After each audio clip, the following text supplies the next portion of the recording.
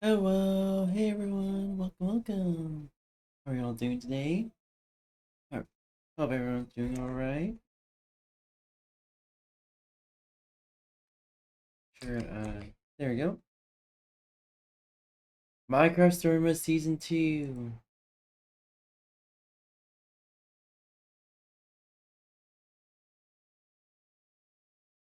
We're gonna be playing more Minecraft Story Mode, we're gonna play more Minecraft 4 mod packs.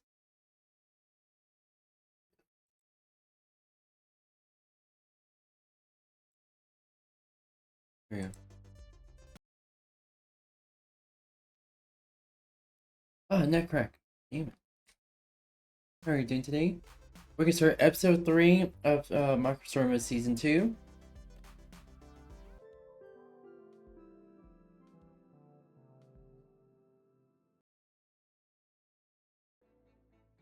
Previously on Minecraft Story Mode. The world can be a very scary place. Let's fucking go. It can be larger than life.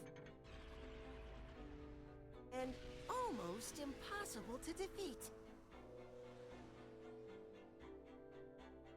The stress of saving the world can turn even the best of friends against each other. And not everyone will be on your side.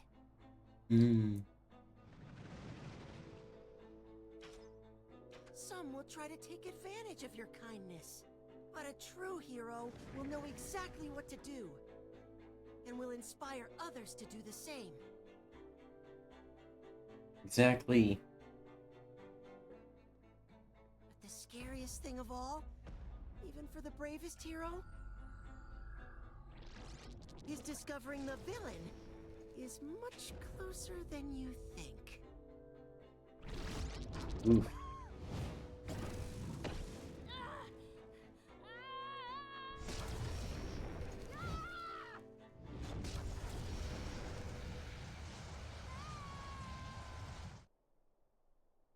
We lost Petra. We need to get her back. We need to get our wife back.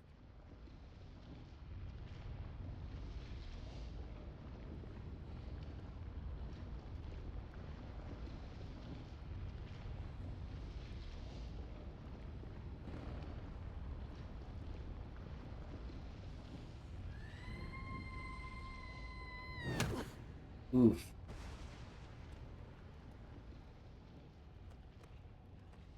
What the heck is this? Where's my stuff? The gauntlet. I hope Petra's okay wearing it. Gotta get back. Find the admin. Find my friends. The guest will kindly follow the orange line in the floor to the check-in zone. The guest will kindly follow the orange line in the floor to the check-in zone. Hey! Disembodied voice? Where am I? Where are we? The guest will kindly follow the Lizard. Ooh, lizard. Hi, Rai. How are you? Also, I got Soundlords working on, so I can hear it on my OBS. Oh, look! An orange line.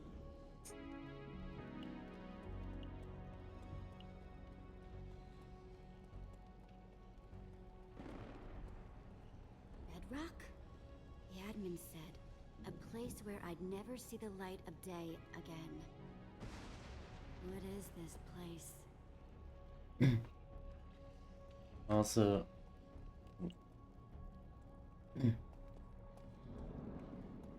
I got distracted. How was your day? Oh, it was great.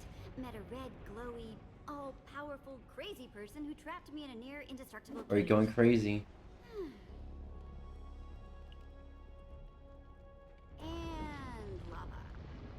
sure this is leading me to a place full of sunshine and cheer. Ooh. Yeah, I got distracted before stream.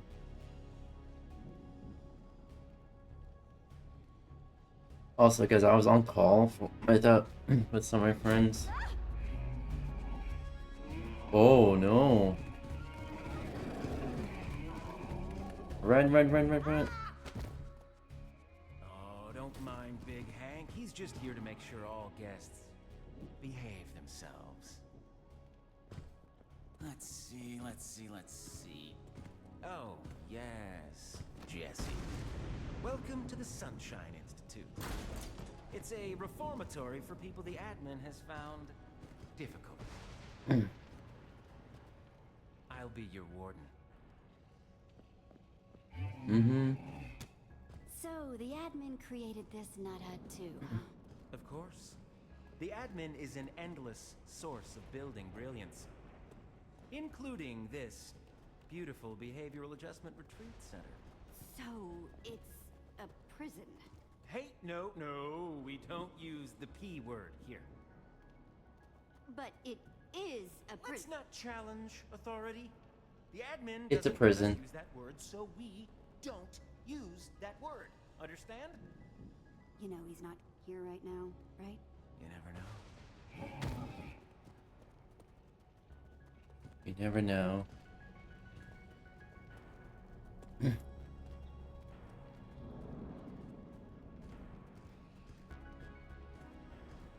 What about my friends? I need to get back. The admin put his gauntlet on one of them. Who knows what he's making them do? He gave them the gauntlet? Oh, man, lucky them. That means they're the admin's favorite. How great would that be?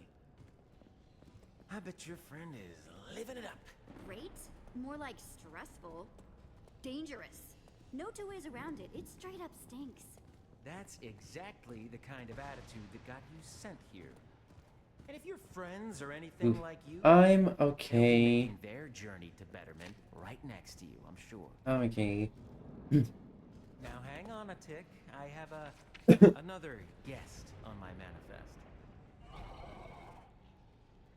Male, grizzled beard. I got a little Hair friendly is bullying described for as stream. majestic. Or nothing bad, it's just Long friends list teasing. of aliases here. Friends that didn't tease me over Yeah, that's and junk. over taste of food.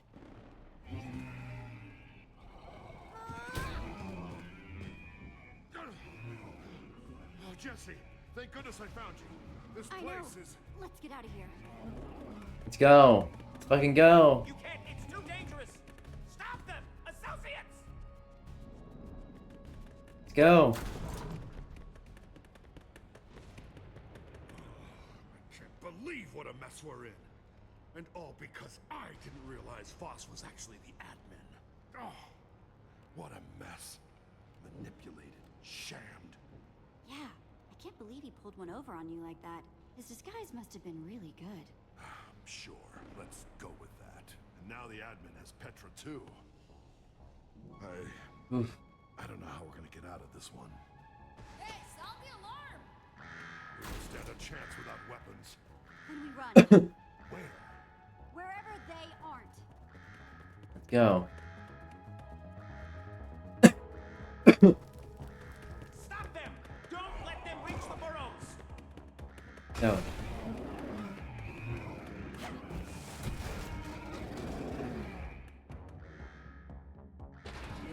Prison break. I'm not chatting because I feel cheeky. Alright. Just get well rested, okay? You can lurk and you can get well rested, alright? You don't need to be moving around too much. Make sure you hydrate. Well, at least there's the best thing you could do is to try to sleep it off, because you won't have to deal with the nausea. No, that's what I do, even though I'm probably gonna puke anyways.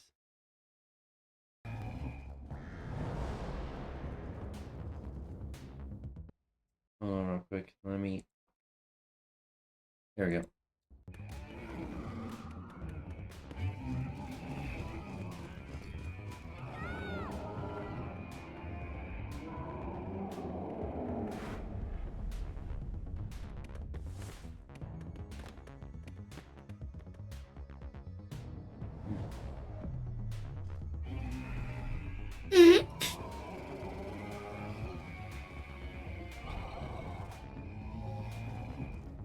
Ooh.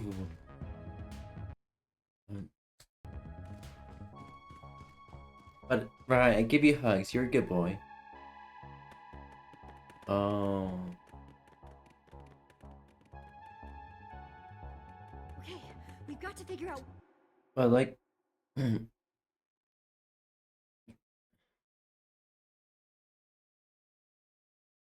I mean, it's probably obvious, but at the very least, if you stay awake, it's gonna feel worse. And from experience, that's yeah.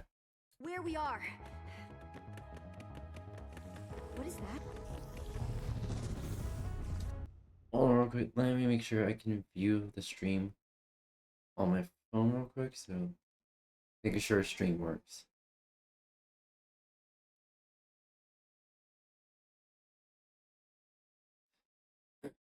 All right, there we go. Whoa! E.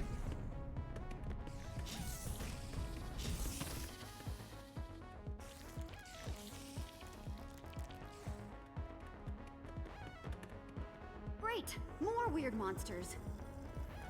What are those? Are those zombies?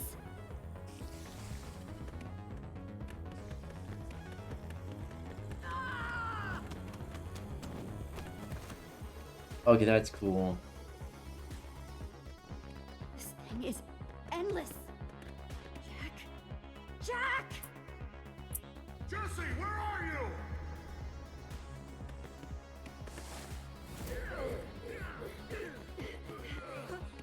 Gotcha! Ow! Really wish I had that gauntlet right about now. Ooh. Rather than need to change my whole bitch.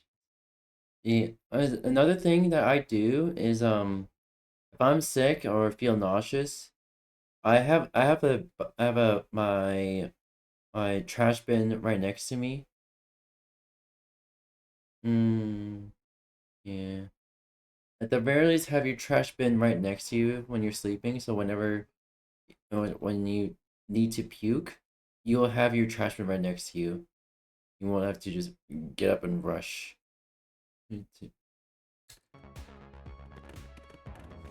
Yeah, maybe not this way.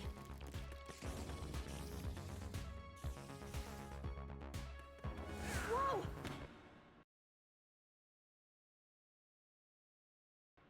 What are those things? A spider?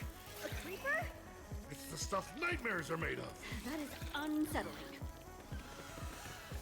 Of course. What the? Why would there only be one? There's never just one. What are these? Oh no, oh no, oh no!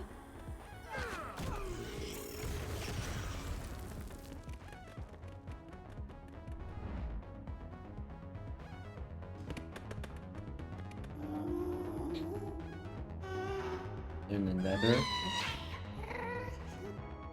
Coming! Ooh.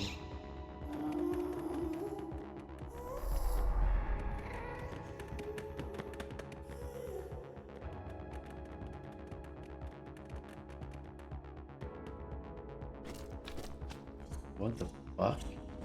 This is getting bonkers. Gotcha, gotcha, gotcha. Oh, nice moves.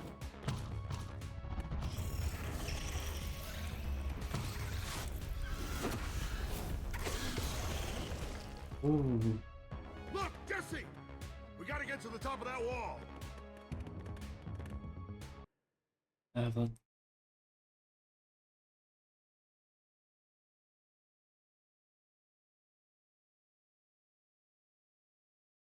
Yeah, I understand. But just try to have like at the very least have a like have a grocery like a garbage bag that's double bagged. So whenever you eat, so you just have it right next to you or like in your grasp. So you won't so when you need to puke, you just have it right there.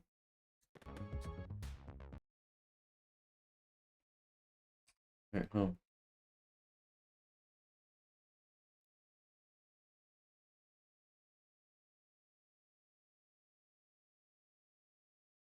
Alright, Jet. There we go. I hate the feeling too. It sucks ass. Right, I give you hugs and I give you head pats, and mwah, you're a good boy. You are a good boy, okay? Mom loves all her blitzies. Oh, crud. Golem! Ooh. Oof. 5 minutes, and already apprehended in an escape attempt. That is just rude. Take this one to the mushroom.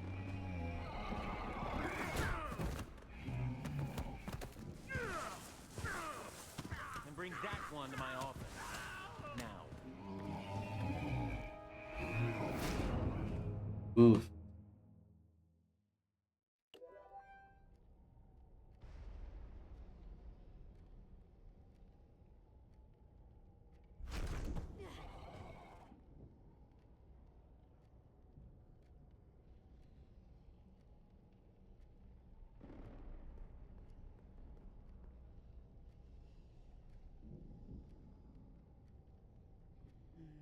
Close the door, would you?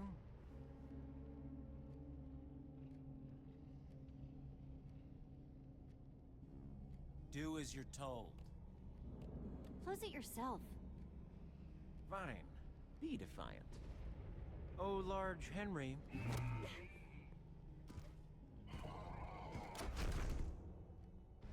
Defiant. Disappointing. Looks like I'll have to keep an extra eye on you and your crew. My crew? Oh, let me show you.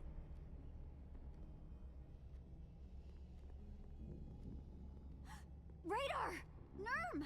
You see, here at the Sunshine Institute, there are 2 types of guests.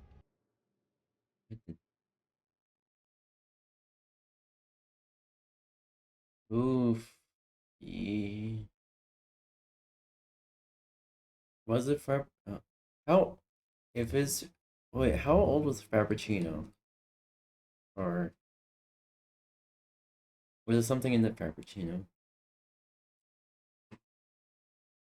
Either way, it sounds like food poisoning, which is probably even worse than having normal stomach bug. People who make the admin extra angry, such as yourself and your punch-happy friend down there.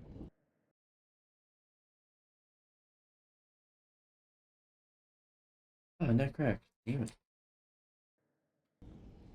And there are people who the admin sends to make sure the... Let me make sure I drink some water. Sorry for pausing so much.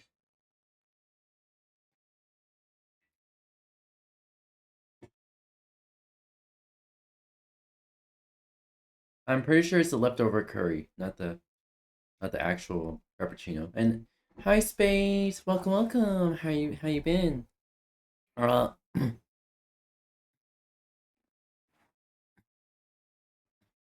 Space, do you have plans today? Cause I'm planning on playing more Minecraft horror mods, and I found 3 more horror mods to play.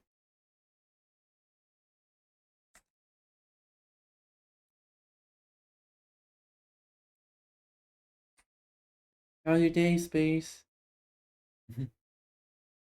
First group will Good? be... That's good. well behaved. Your friend with the glasses is surprisingly feisty for such a skinny guy. If you know what's good for you, Warden, you'll let them go. Oh, I'm sorry, but threats definitely fall under the category of not well behaved. Bring up Jesse's leverage, would you? Skinny guy, glasses.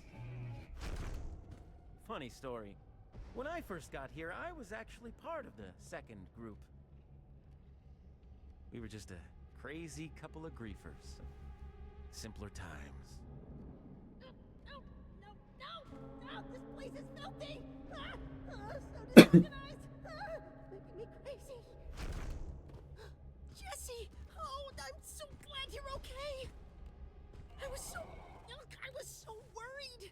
I am so sorry. This is all my fault. What are you talking about? Meet the Iron Breathtaker. Iron bars to hold the victim in place below. Sticky piston above to shove an iron block down over their head.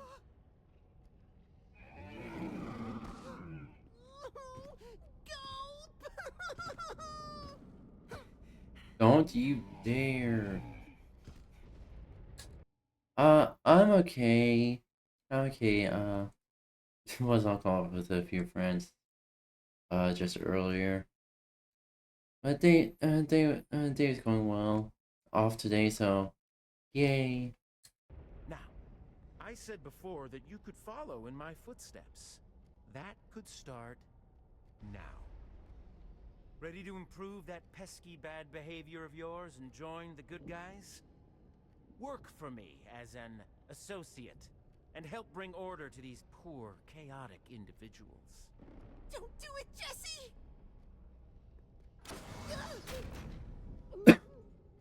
What's it gonna be? No freaking way, Warden. Go eat a slime ball. Ah, some people. Don't say I never tried to help. Whoa.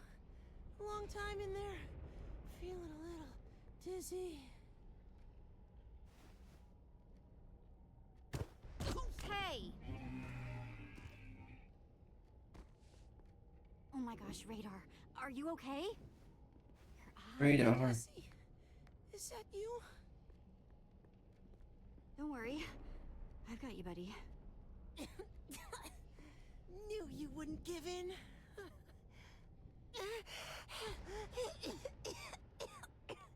We're still in this together. Let's go. We are still a team. Now and forever. I'm just hoping this now isn't forever. But thanks, Jesse. Well. Jesse. Stella. What a... Stella. How... Well, I appreciate you letting me out of that ice. I can't let that disrupt the new professional relationship we have now, okay? I'm sure you understand. I knew a I day should of never reckoning let would Stella come for out. my rival. Oh, you two know each other? Yeah, still not your rival. Never was. Never will be. Yeah, still not your Careful, rival. Warden. This one's crafty with the mind games.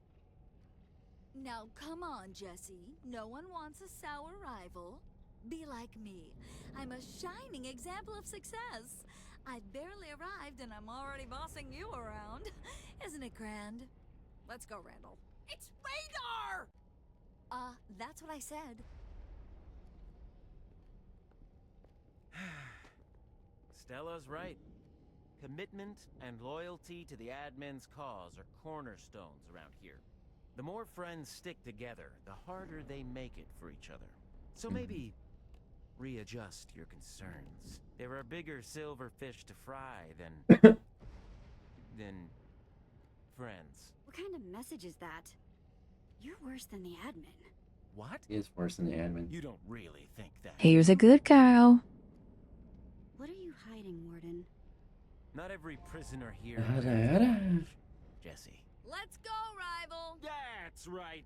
Go along, Jesse, to the mushroom. Exactly what I was going to suggest. That almost got me. I'll have your job before you know it, Warden. Be careful what you wish for, Stella. Yeah, I don't like Stella. She's a bitch. She's a bitchy bitch.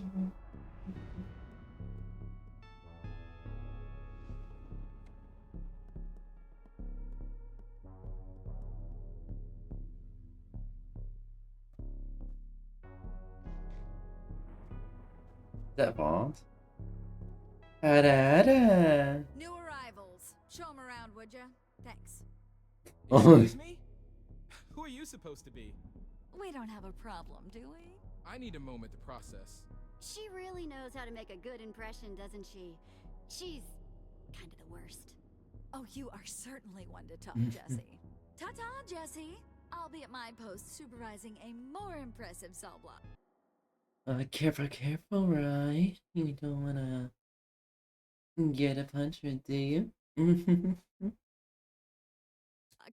Don't be too jealous. Or do. I wouldn't blame you. You okay, Radar? Wish I was. I need something to eat. Get my strength back. You're in the right place. Guests make mushroom stew here. Guess I just need some mushrooms then. Here's one. Mushroom!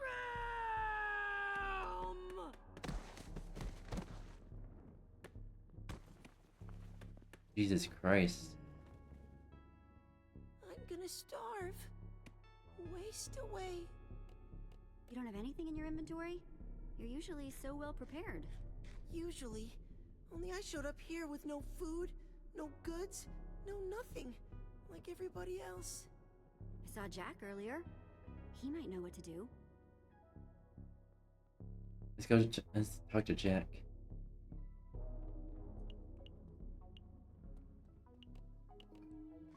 Hey, how's it going? Noticed you got a cookie there. Cookie? What cookie? That was just a wood slab. Crazy McCrazy thinking they saw cookies over here. Go grab a mushroom.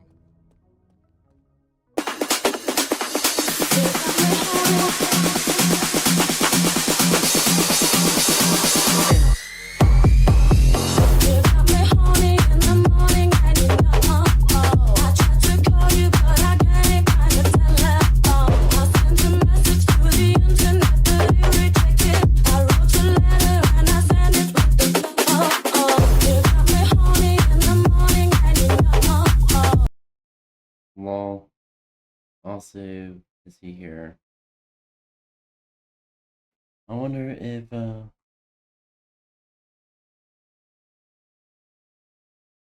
add a new alert button. Something that's shorter and probably won't gonna cause any copyright.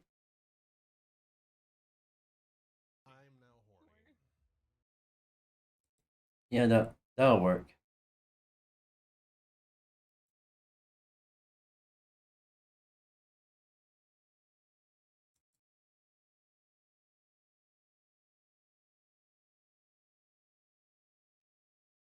So I need to use the restroom.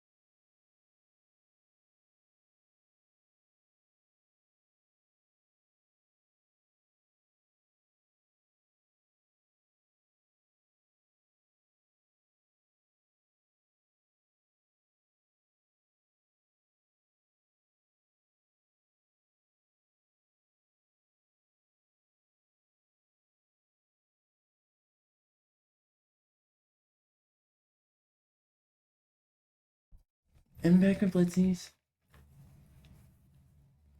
Alright, I'm back.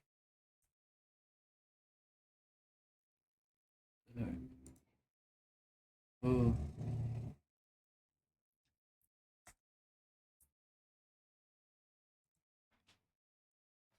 Oh, real quick. Alright, there we go. Alright. Alright. Oh.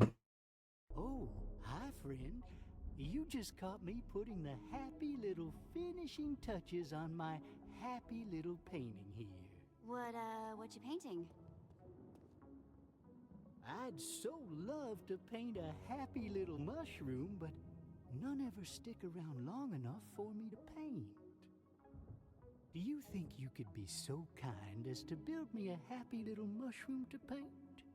Here's some wonderful dirt for you to use. I want McDonald's.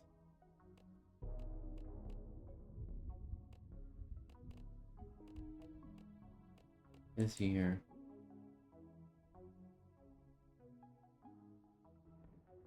Can we...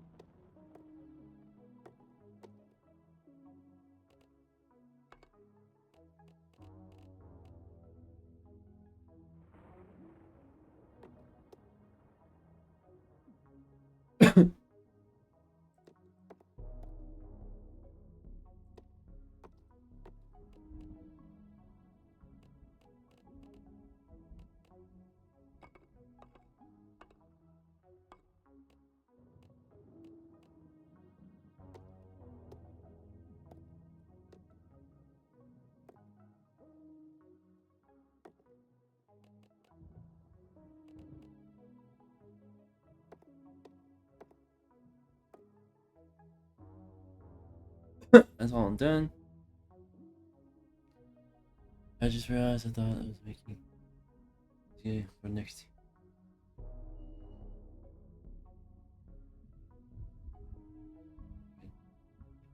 I hope it's not.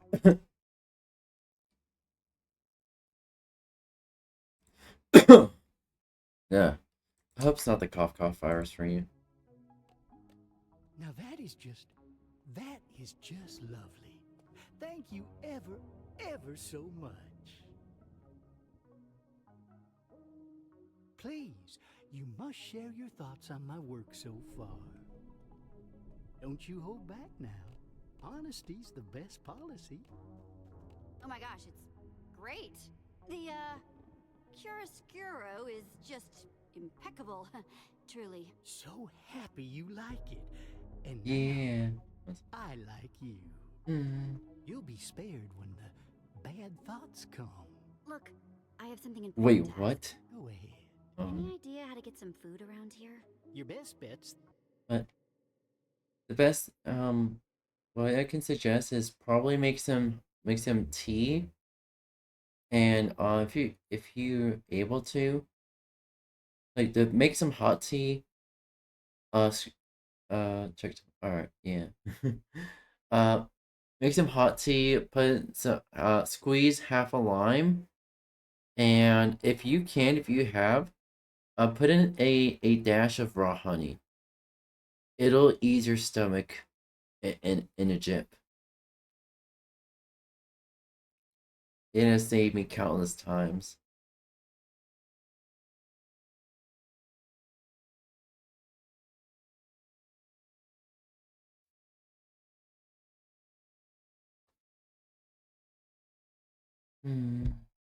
I give you hugs. Give you hugs.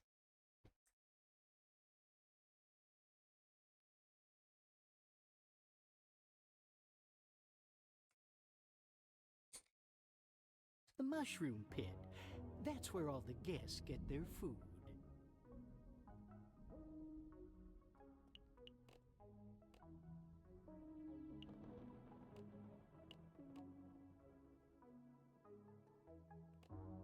Well, howdy, friend. What can I do you for?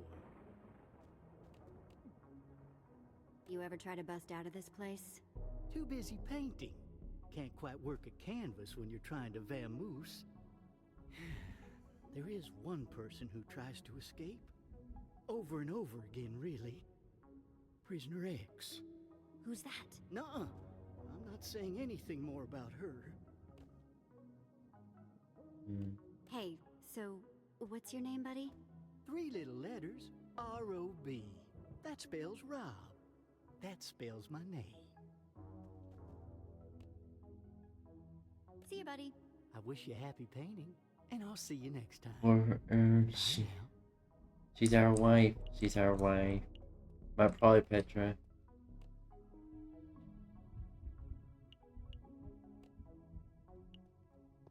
Hey, are you busting out of here? Everyone gives up on account of the mining fatigue, but they just don't got the patience. It just takes longer, see? Just a little bit at a time. Mm-hmm.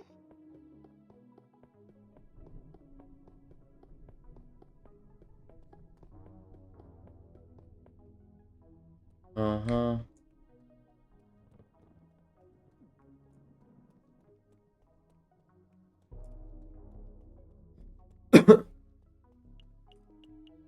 Jack. Jack! Nerm! Hey! Hey, Jesse. Man, I'm glad you're okay. When I saw the admin teleporter take, you know, it was, well, it was, I mean, I know I saw you at the entrance, but, Jack, we're kind of in a tough spot here. Spit What are it you out. trying to say? I'm trying to say that I was worried about you, okay?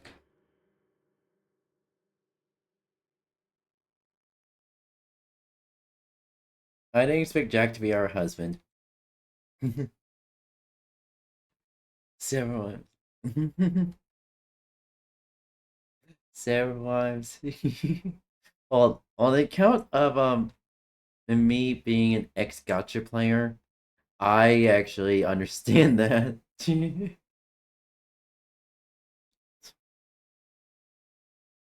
Us gotcha players have several wives. All of them being somewhat younger.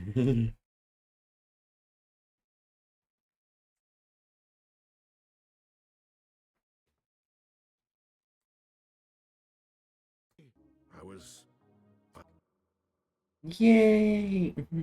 Also, right, I read all your messages earlier. I got distracted while I was talking to some friends in the VC. Sorry. And also I give you hugs. It was nothing about you, alright? Okay? And boop. I give you a boop. ADHD Gopher. Now I realize. Now I realize something. Probably what I wanna do.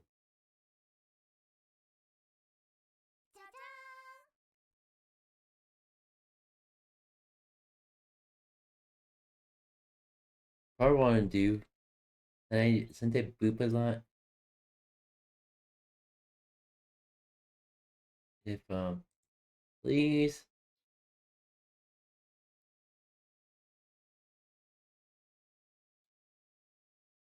Oh yeah, boop already exists. But also I probably did just sound alert. Just a boop sound alert.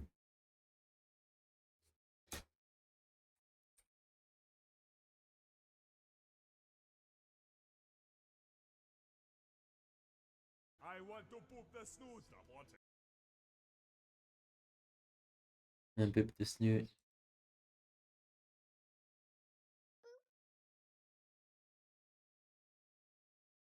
Just a simple boop.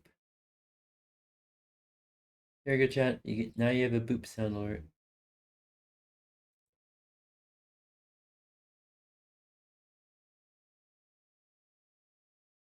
Ah, yes, boops. Boop. Boop.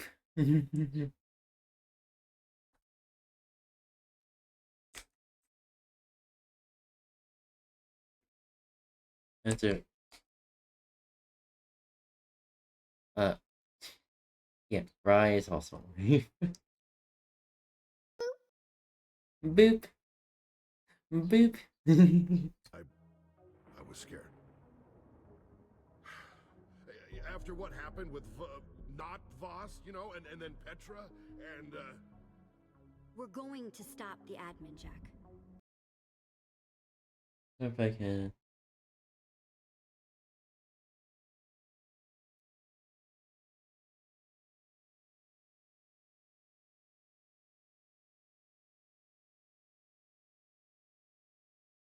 X. Well,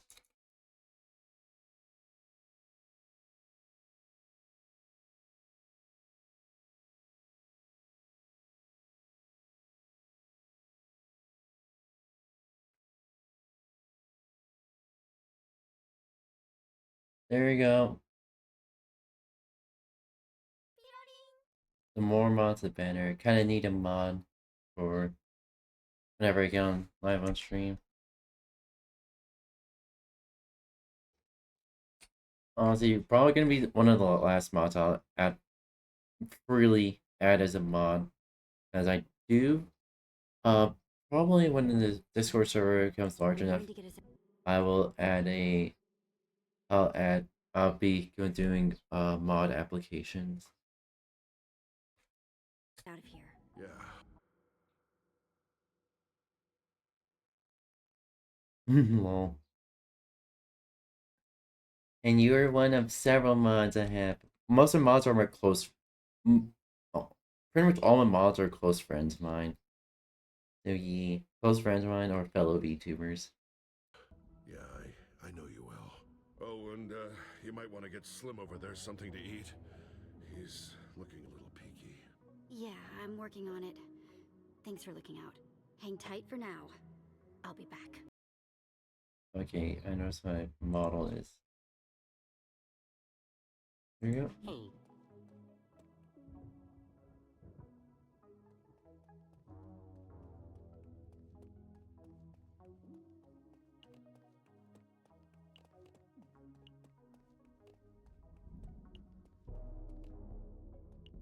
Let's look at that.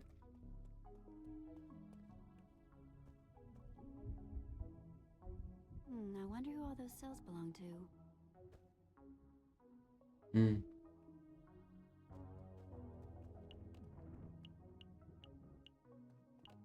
I hope you're learning how to be a cooperative champion. Wait, what?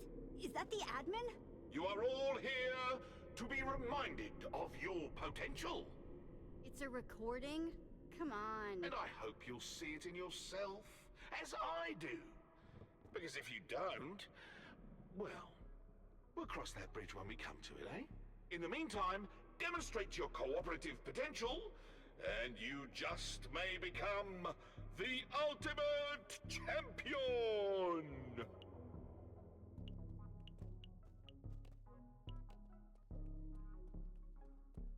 Fox blood. So what he has to say. Hate to stare, but you're... Weird looking? Huh. Maybe you just need to get out more. This is what people look like where I come from. Noted. Sorry. Associates, admin here with a reminder. So, Helping others what got you tossed in here? None of your business. Was it embarrassing? None of your business. What if I go first? There was this gauntlet. Stop it. Right. Let that be your mantra. Good day. Alright. Got any idea how to bust out of here? Hey, you're one of us. I can tell you. Really? No. How'd you get that bowl of stew there? I don't know what you heard, but you won't get any free food from me, fresh meat. Get out of here. And associates, admin here, reminding you that despite being so close to finding a suitable champion, the spot remains open to all. Especially any wannabe adventurers whose names might Hey, rhyme with are Nessie. you okay, buddy? Yeah, I'll be fine. Good day. Just a little hungry, that's all. Get right. Look at Raider some food. As Jesse walked up to Brick, Jesse noticed that he was narrating all of Jesse's actions. How do you know my name? Jesse was surprised to learn that the reputation of the Wither Slayer, the leader of the Order of the Stone, had spread so far. Brick was curious what Jesse thought of someone who narrated every action around himself. Brick waited for Jesse to say something. Jesse approved of Brick and his quirks. Jesse winked with approval. Like this. Brick was happy for the approval, but didn't appreciate Jesse stealing his thing. I mean, come on. It was his thing first. Ever try to get out of here? Brick knew that the only way out was through the burrows. A seemingly endless labyrinth filled with monsters. And who the heck knows what else? Brick also knew that only one person has ever tried to escape. But Brick never speaks her name. But Brick will never speak of Prisoner X. So Jessie never asked again. Right. I need to get some food. Any tips? Brick looked out on the mycelium field, knowing that at any time, mushrooms would pop into existence, and that all fellow prisoners would have to fight to get one. Brick hoped Jessie was a worse fighter than he was, but from the looks of it, Brick is in mondo trouble. Waiting for. So, what are you in here for? Let's go. Brick remembered Kinda. the day the admin, annoyed with Brick's constant need to narrate, sent him to the Sunshine Institute to break Brick of the habit. Brick was promised release if he stopped, but nothing will ever break Brick's spirit. He will narrate forever. That's it for now. Thanks, Brick. You're welcome. Brick told Jessie, you're welcome. Ooh. I don't have anything to craft yet.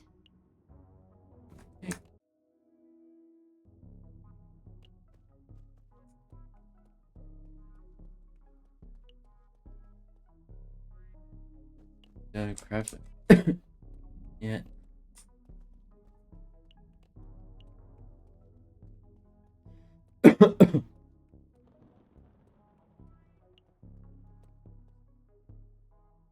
Definitely not getting back out that way.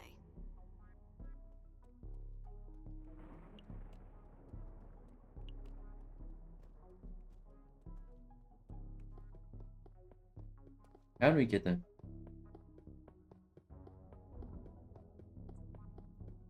What is that guy up to?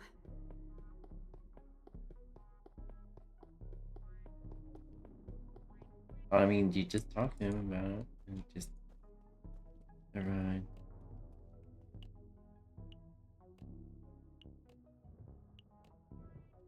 Well, howdy, howdy, friend. What can I do you for? So, how did you make the admin mad? Oh, he didn't care for my painting, so I threw TNT at him. He didn't care for that either. See you, buddy. I wish you happy painting, and I'll see you next time. Bye now. Bye, Bob Ross. Hmm.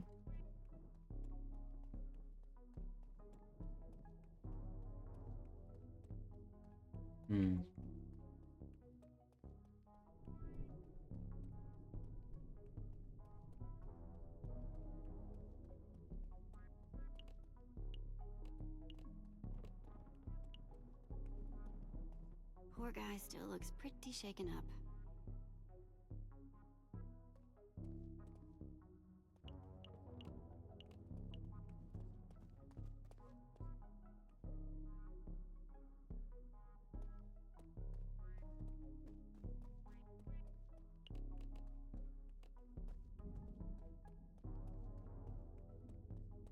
How do we get them mesh?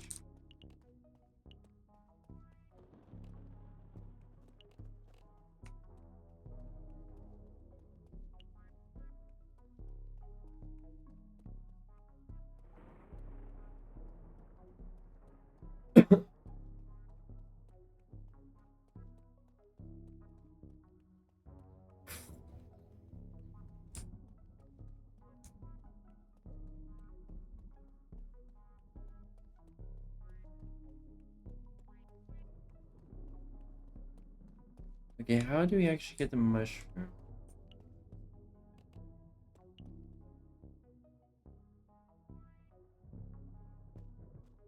Mushroom! Mine! This one's mine! Not if I get it first! Roar!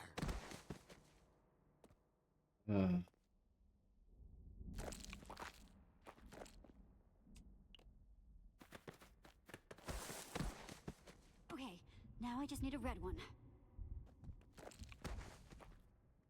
Nice. I got him. Thanks for picking those for me, noob. Whoa. Nothing personal. I'm just mega hungry. Ha, give me that. I'm so sorry.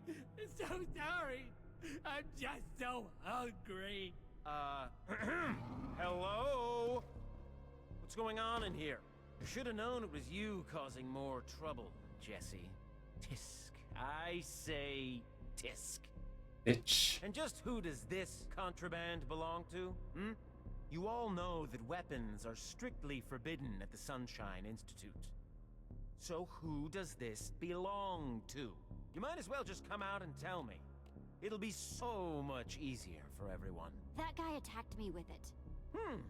What refreshing honesty. More like what a refreshing lie you mean, you rotten snitch. You know that misbehavior means getting sent down a level. Nah, you deserve it. No!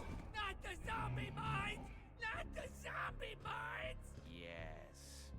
Perhaps a little time harvesting rotten flesh will teach you something. Take him away. No more fighting. No more rule breaking. Any of you. Jeez, what a jerk. At least now I can make some stew for Radar. Ooh. At least figured it out. Took me about an hour, but to figure it out.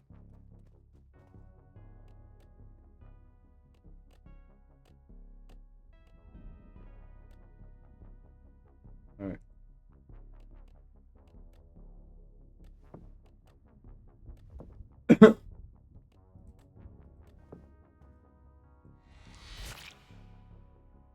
Well, it's not much, but hopefully it'll help Radar get his strength back. Alright, give Raiders stew. Voila! One fresh bowl of mushroom stew. Thank you, Jesse. You have no idea how happy... I mean, I guess I'll drink this slop. Alright, act tough. Interesting attitude there, buddy. I'm gonna have to really step it up. I mean, this is prison. So from now on... I'm Prison Radar. I'm gonna get my own mushrooms. Make my own stew. Disregard my bedtime. Break whatever rules I feel like. Hey, that's the spirit, Radar. You look awesome. Let's go. Thanks. I mean, Let's tell me something I don't know. Now step aside, Jesse. go, Radar. Prison Radar to show this world what he's made of. That's right. Come at me, dude. What's going on? Prisoner X has escaped. I repeat, Prisoner. Also, right, feel free to message me at any time. All right. Come on. X has escaped.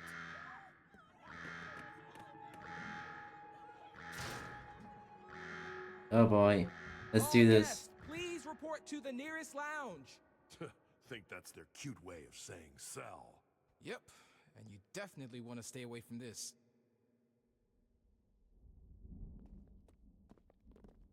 Ooh.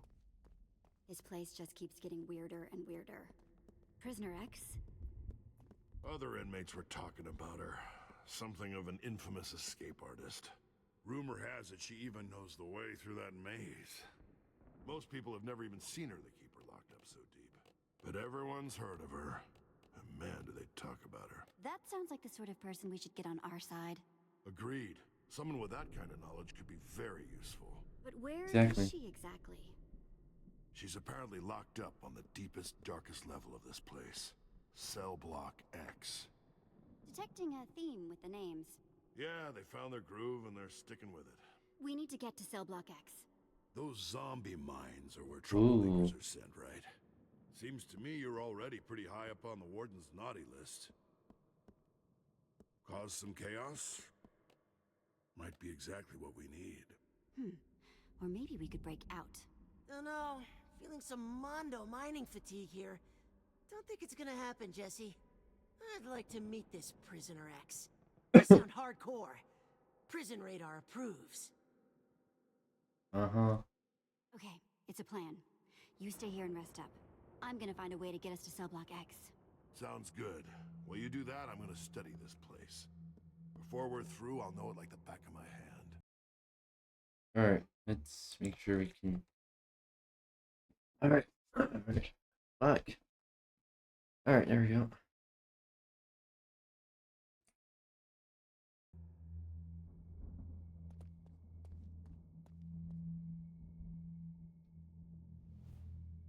But how to get sent down to the lower levels? Hmm.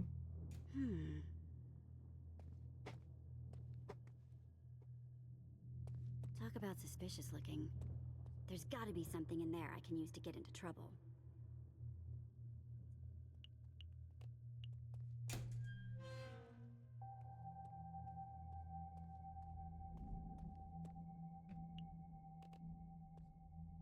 Listen. Huh.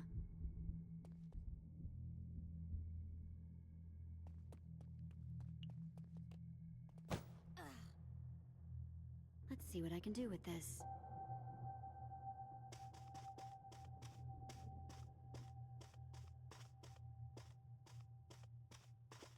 I think there's another room back there. But how do I get in?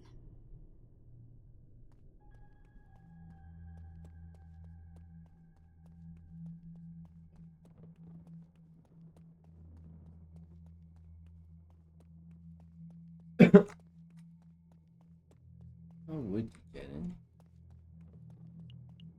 Oh, painting. Punch. Secret buttons. Nice. Now we're on to something. Okay. Time to see what tall, red, and gruesome is hiding.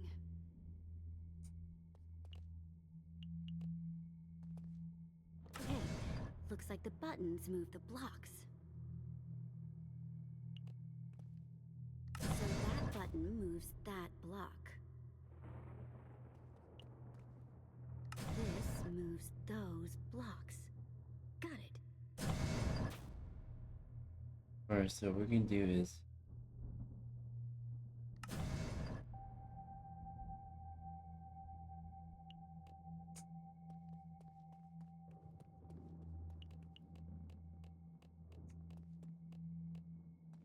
And 3. I did it. Yes! Oops.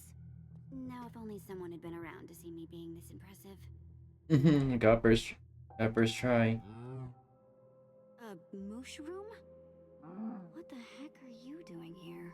Sounding me like I could ask you the same question. Mind explaining what you're doing in my most private of spaces? Visitors ain't welcome, and you are most definitely a visitor. Just looking for cell block X, big guy. Well, it ain't here, short stack. If you hadn't noticed, you left the hole open. Get out of my cell before you regret getting in it. Who's this weirdo? Holy cow! A mushroom! We can feed the entire room! Hey, hands off! Sharing is caring.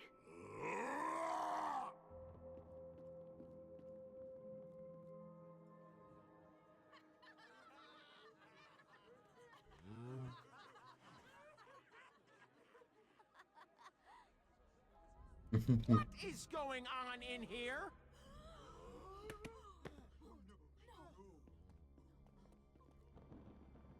Of course. It's you. Anthony, Shears. This is your last chance to right some wrongs. You shear this mushroom, and I promise no pain will come to them. And if I don't? Then I can't promise to keep that promise.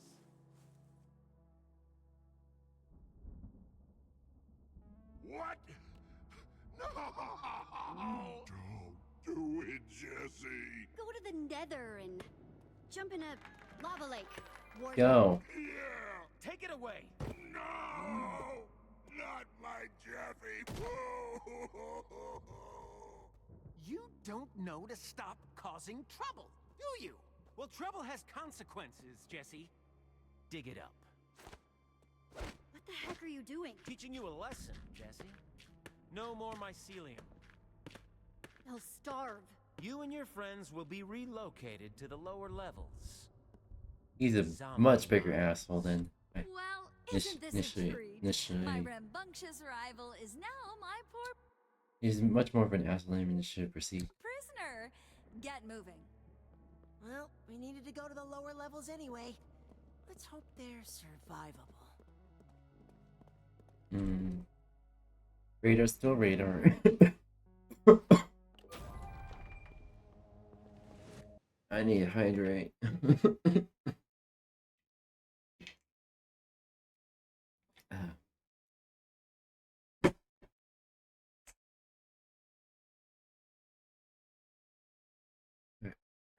Alright, there we go.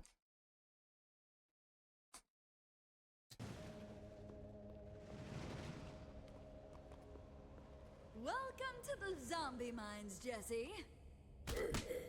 Ooh. Just when you think you've seen it all. What exactly is this place? Every few minutes, a million gross zombies spawn. The equally gross prisoners dispatch them and collect the zombie flesh, which is... Gross. I get it. But why? Don't know, don't care. Do your job. Zombies won't fight themselves, so get to fighting. That is sadistic. No two ways around it. Yeah, but it's how the place works. Survival of the fittest and all that. Though survival of the grossest is more accurate here. You brought this on yourself, Jesse. I don't get it. You could have just joined the admin and never had to suffer a second. Instead, you chose to throw it all in the lava pit. Yeah, I think all of those people cheering for you 24/7 have made you delusional. I'm a rebel. It's just who I am. So it would seem. But consider this a warning. Don't mess with the admin. You will not like the outcome. I'll give you one piece of advice. Just one. Try not to... Oh, you're live? Ooh. Ooh. Do you want to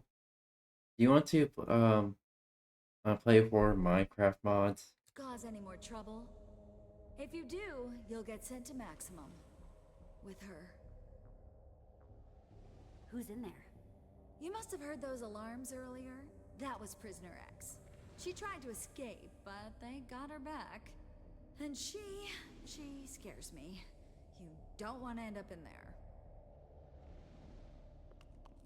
So play nice. Come along, Luna.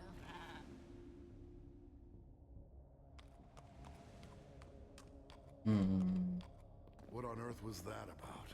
Sounds like that vent is our way to Prisoner X.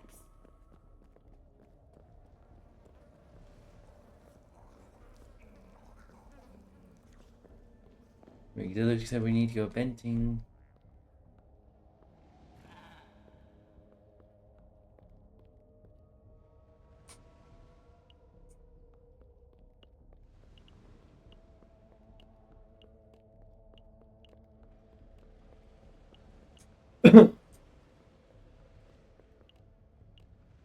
Let's talk to Radar.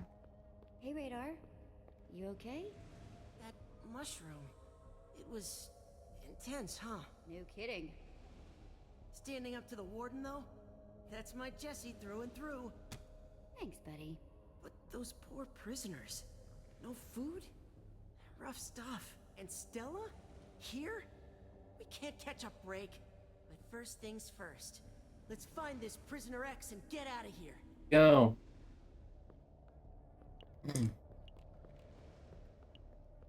Hey, what is this?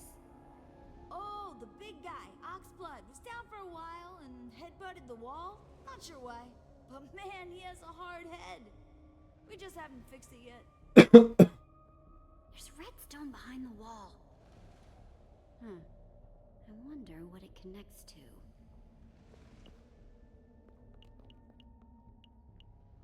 Talk check. Hey guys, Hmm. found anything? Nothing of use. Especially since I refuse to look away from those zombie spawners. Don't want any surprises when they go off. Hmm. Keep your eyes open. Let's see what this is. You know, the name of the place has sun and shine in it. And this place doesn't have either. Zombie and despair might be more accurate words. Yeah. I think those are accurate words.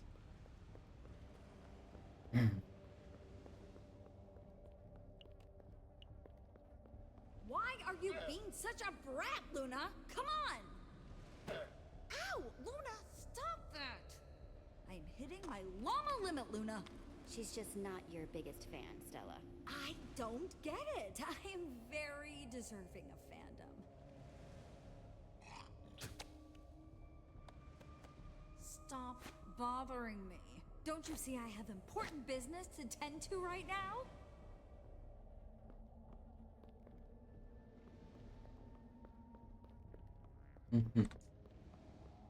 Alright, let's try to... We're gonna be looking at the door.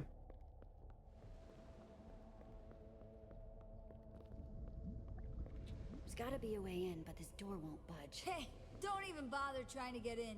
See those item frames? Only the admin and the warden have the right items. And they could be anything. Besides, why would you want into Prisoner X's cell? That's just bonkers. Stay away. You know how certain things are your business? This ain't one of them. Well then, someone is salty. So that redstone leads to this door. If I can bypass the redstone circuit, I can open the door. Hey, guys! Over here! Ooh. Okay. What did you find? We need to find something to bypass a redstone circuit and get this door open. This Let's door go. leads to Prisoner X. She can help us get out of here for good. Hey, Jesse, stop loafing around. Well, there is someone in here who came from the outside who may still have a hefty inventory. Stella.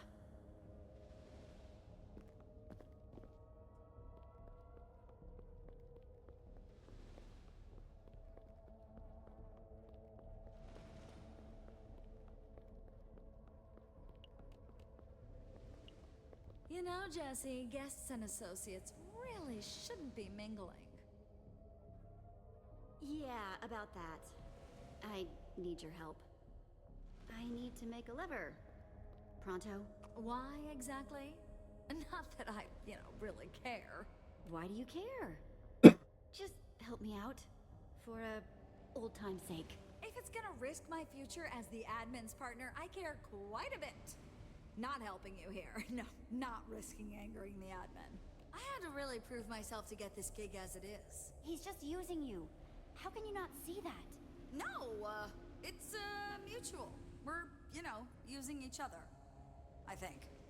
Maybe you make some good points, but not enough of them. I have a place here. Respect. And power, and the works. It's actually very prestigious. Many people would love to have this position. Yeah, but what about Champion City? You're gonna abandon them? Absolutely not. They'll be fine. They will be just... Oh, yeah, who am I kidding? I have done so much for them in the past. I mean, they can barely make bread without me supervising. Okay, look. Maybe this isn't my dream destination. This place is horrible, and I am worried I will never get the smell out of my hair. Here's the cobblestone and stick. But you need to get me out of here. I know we've had our issues, but I also know that you're a hero or whatever. Sure, Stella. We'd be happy to have you. If you're happy, I'm happy. Alright. No matter how many worlds I see, it always seems to come back to levers. Exactly.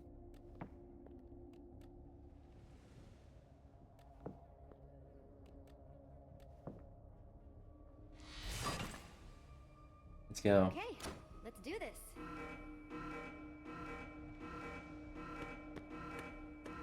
Zombie wave incoming! Prepare yourself!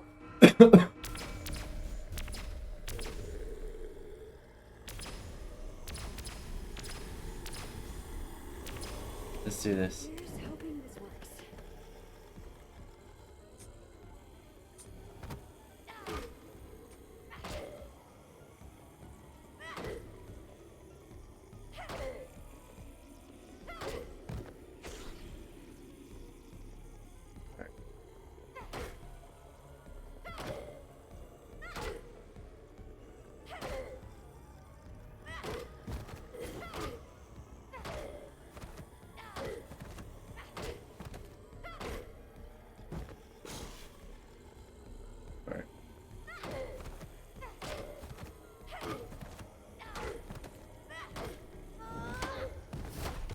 I noticed something. Whenever I attack and the bar goes down a bit, I immediately dodge and the bar does not go down. What the fuck is going on? Attacking takes less energy than actually dodging, so wow.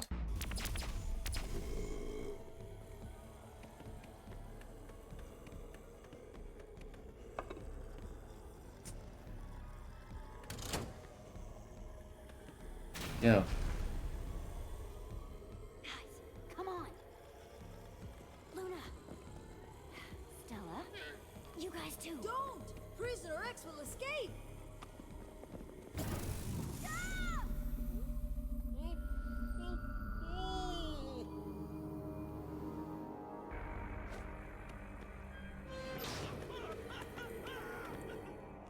Oh no. Wait, what? Nerm, stay close to me, okay? Guys? Petra? Petra?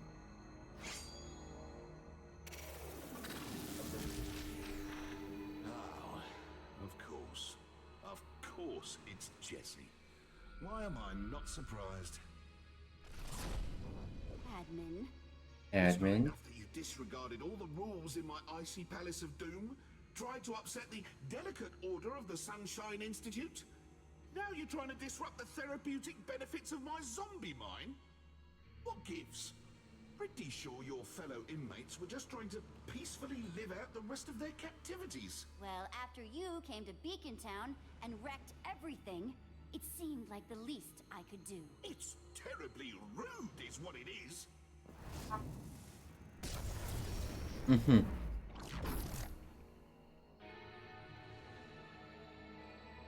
Admin!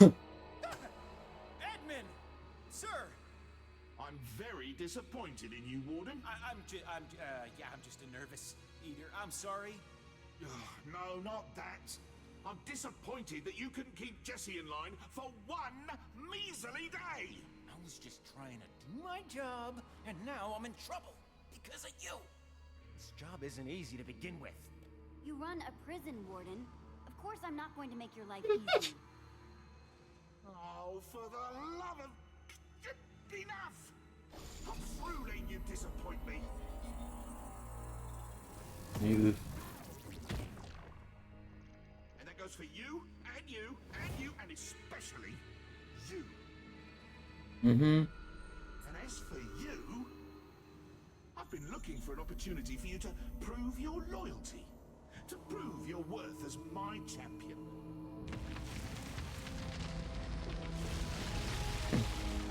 Oh no.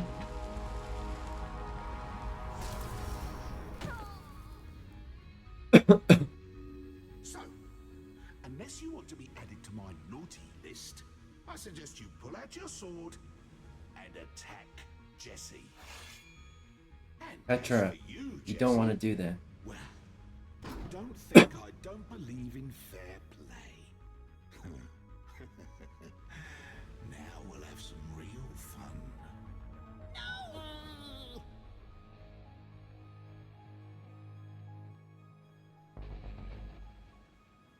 I had such high hopes for you, Jessie. The highest of hopes. You could have been my champion. You gave it all away.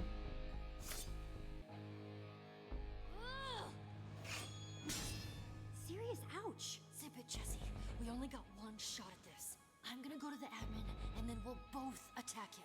Just trust me on this one.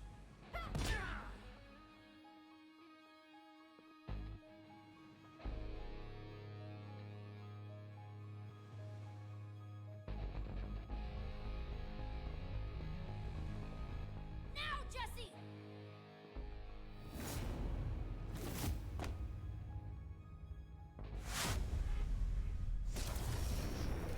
Oh no.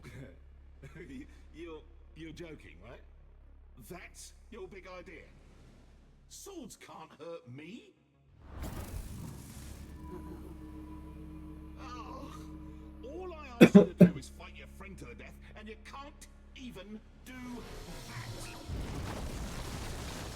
Yeah. I want you to be my We ain't friend playing. anymore, and I don't want you to be my friend either. In fact, as far as I'm concerned, this whole place can burn to the ground. What about Prisoner X? What about all of us? The Institute remains inescapable. So what do I care? I'm leaving. And I'm never thinking about any of you ever again. Guess I'll just be my own friend now. Can't dwell on the setbacks. Gotta keep looking forward. That's so sad. Oh, spare me the pity party.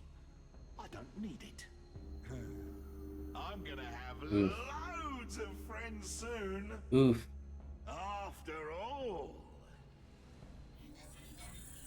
Everyone loves Jesse, right? No. What the fuck? No way.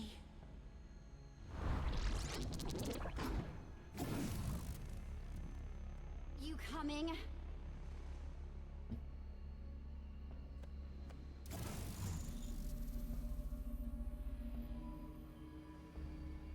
I got your back, Jesse. Trust me. I take care of Luna for me. Coming, darling admin. Stella, it's just the beginning. Your other friends will fall in line too. Lucas, Axel, Olivia, all of them. Don't worry. I'll take good care of Beacon Town. You are gonna pay for it. Dearly.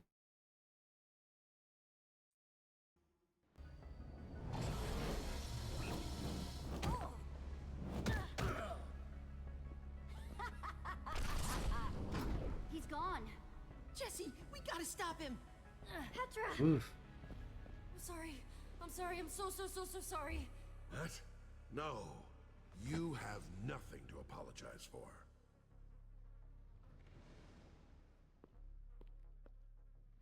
Let's hope Prisoner X is really our ticket out of here.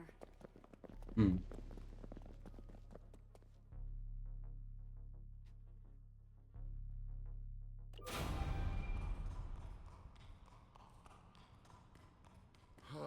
I'm so glad you're all right, Petra. Yeah, that was pretty bad. After he took me away, I was in this weird place. Time and everything was so strange. I felt like I'd been there forever, and I started to worry you'd given up on me. That sounds Oh, horrible. no. Petra, are you crazy? We would never give up on you. Yeah, what Jesse said. Well, that's a nice thing for you to say. I saw Beacon Town, Jesse. They were all worried about you. No one knew where you were, or if you were alive. I'm sure the admin's heading there right now. Wearing We gotta Jesse's stop mug them. to boot. It's freaking messed up, yo. I don't care about who's wearing my face. I just want to make sure Beacon Town is safe. We made it. Whoa.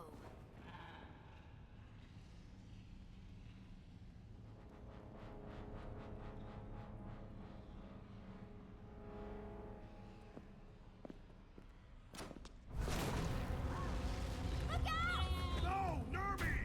Oh, that's so not good. Oh shit. Yeah, talk about some intense security. Just stick close to Jesse, all right? We'll be fine. Don't worry. Yeah, you guys go on. Get Prisoner X. If I wanted to imprison the dreaded Prisoner X, that's where I'd do it. I think that's where we need to go.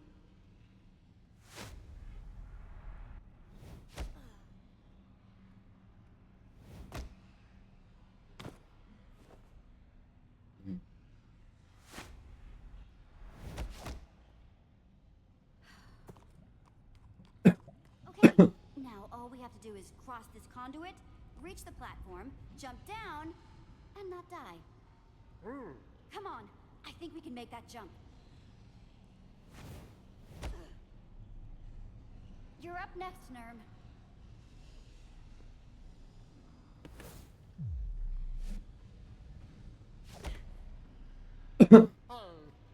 Okay, now you learn.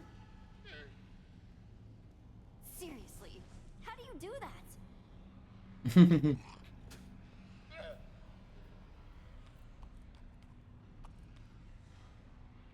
Last jump.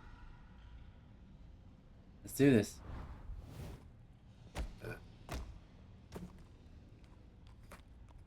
Ooh.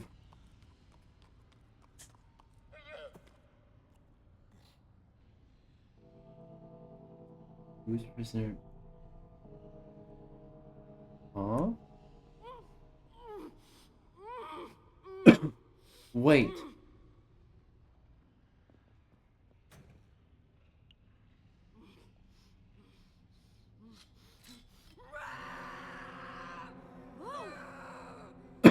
Who are you? I'm Jesse. You must be Prisoner X. Bold of you to come here, not knowing who you're dealing with. I could shove you right into that lava, and you deserve it for being so trusting, so gullible. Just one little push. Do it and you're stuck here. Forever. So this is a rescue attempt? Oh, how heroic. Look, Prisoner X. Zara. You're supposed to know how to get out of here, right? What? Where did you get that idea? Oh. No one's ever escaped the Sunshine Institute. You try to escape all the time. Why would you do that if you didn't know the way out? I get bored from time to time. I like to stretch my legs, beat up a few guards. It doesn't mean a thing. The admin stole my identity, and he's running around with my face, doing horrible things in my name. I gotta get out of here now. Romeo was here? Just now? The admin was, but who's... Romeo. That's his real name. You didn't think admin was his given name, did you? That was not the name I was expecting. Like Jesse is any better? Not judging, just surprised. But Jesse is better. Much better. You must really be something if you made him so mad. He almost never comes down here in person, except to put the warden's feet to the fire from time to time. Well, there is no more warden. The admin fired him. That's fantastic. We won't have any trouble escaping with that little creep out of the picture. So now you want to help me? Any enemy of Romeo is a friend of mine, I always say. Well, I've never technically said that. But I think it sounds pretty good. So glad you changed your mind. You changed my mind, Jesse. You're obviously a formidable ally. But don't forget, you do need me.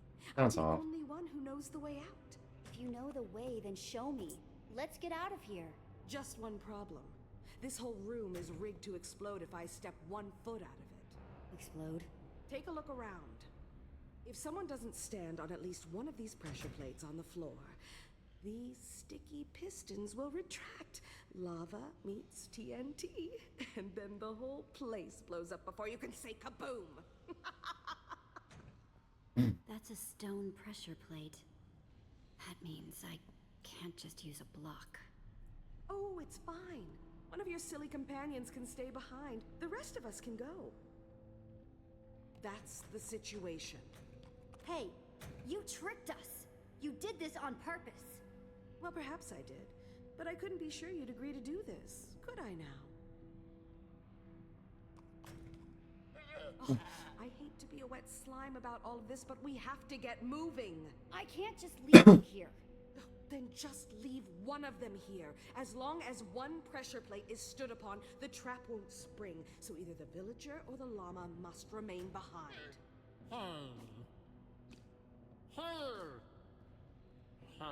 Nerm, no! You can't do that. Oh, come on. We seriously don't have time for this. I'm leaving. If you're interested in escaping the Sunshine Institute alive, I suggest you do the same.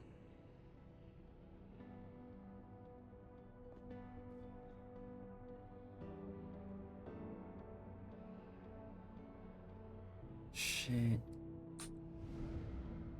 I had to choose. You sure about this, Nerm?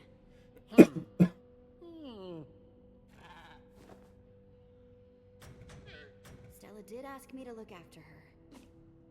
Come on, Luna. You gotta go. I'm so sorry, Nerm. You're as brave as they come. Oh,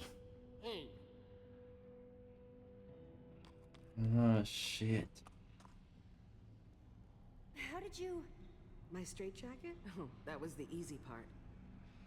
If you're done with your tearful goodbyes, we have a prison to escape from.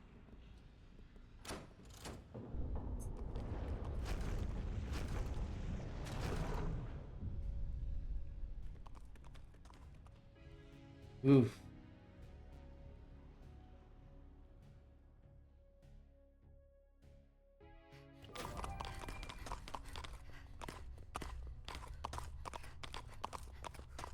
Oh, Prisoner X, I presume? Yeah. Guys, this is Zara. Zara, the guys. Hello. Where's Nerm? Oh, your villager friend offered to take my place so my cell's booby traps wouldn't go off. What? No. He did that? And you let him? Nerm did it to save us. You would have been proud of him. I mean, of course I would have been. I always am.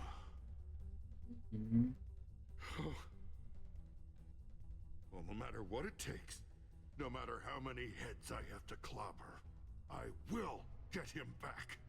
She better be worth it. Trust me, I'm worth it. Ugh, can we get going, or is the reunion still underway? Yeah, we're going. Come on. I was about to say, is that Elgar? The guests have escaped their lounges! The warden's been fired! Zombie meat is back on the menu! When I find that warden, I'm gonna make him pay for what he put me through! Yipes. Wouldn't want to be the warden right now. Oof. The prisoner in this place wants to tear him to pieces. Oh, fuck. He better watch his back. Alright. There we go. Alright. And his front and his side. Yeah, lots of watching in his future. Not my friend, not my problem. I'm moving on. Oh, alright. I never knew your heart had such icy tendencies, Jesse.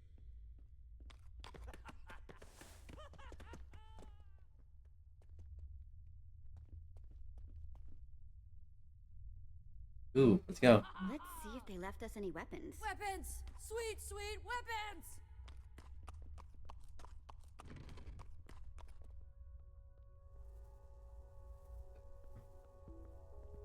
I could take the enchanted iron sword, or the diamond sword with no enchantment.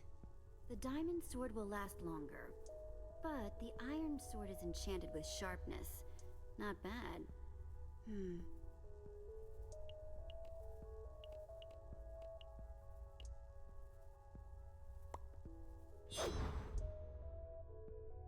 Okay, definitely feeling better with the sword in my hand again. Agreed.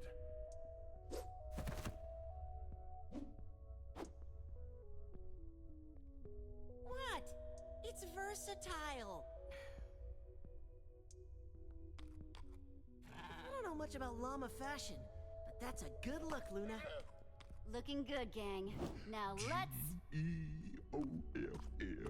That spells my best friend. Love you, Jeffy. Friends reunited! It's a prison miracle!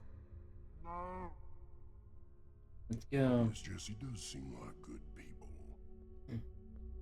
Oh, jeez. Aww. You're holding us up. Move along. Now. Prisoner X. Oh, jeez. I don't want no trouble. I'm out of here. Come along, Jeffy. That was frighteningly effective. Well, now that that's over with, can we get moving now, please? Let's go.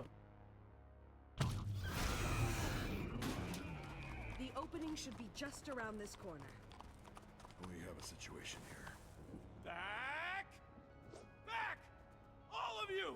One more step and it's kaboomsville! Jesse! Warden? What's going on here?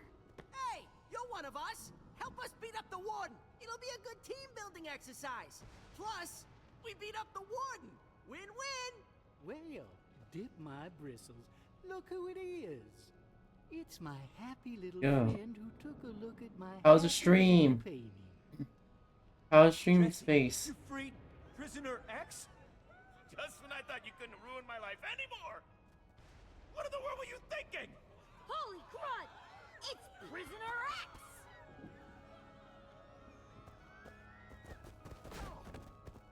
I think you've clearly lost your mind. She doesn't deserve to be locked up. None of us do. Did you know she was once an admin too? The admin had to take her powers away. She tried to destroy him. I promised the admin I'd never let her free, no matter what. And I'll What did you do for stream? keep that promise. Even if I need to blow us all up to do it.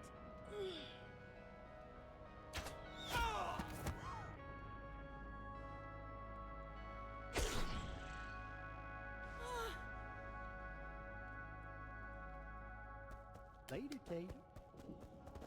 Bruh. What the fuck? Not gonna let it ruin the moment. Why are you all staring at me?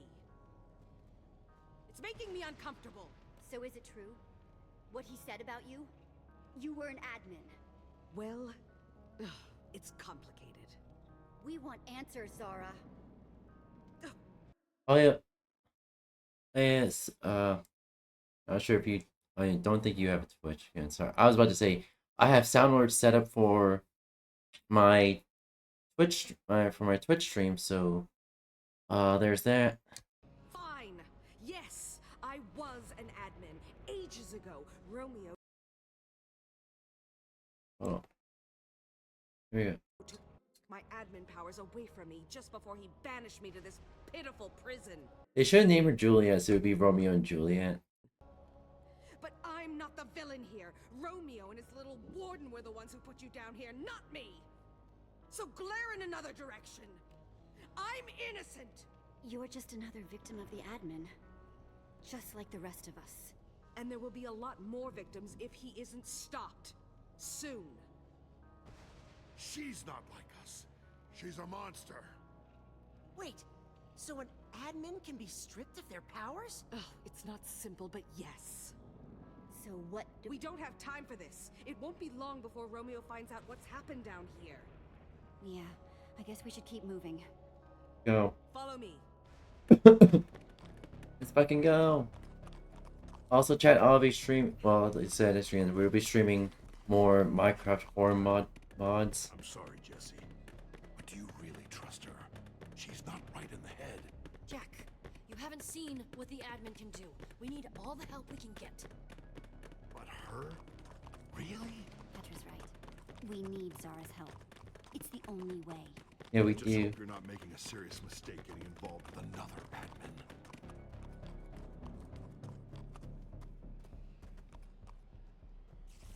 Romeo did always love creating new nightmares at every opportunity. Run! Way ahead of you. Oh boy. Seriously, what's with these monsters? They're all glowing. scary looking, Jesse. Then let's be scarier.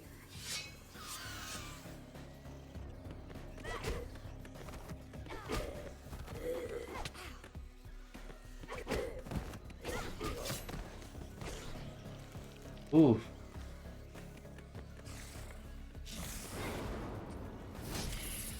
How many of these things are there? Never just one. Never.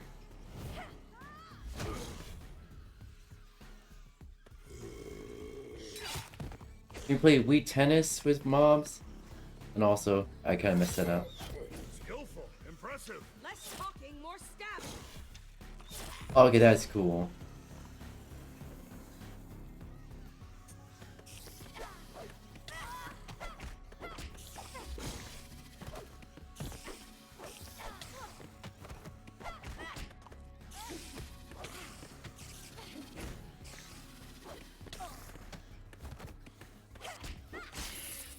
Ooh. Zara.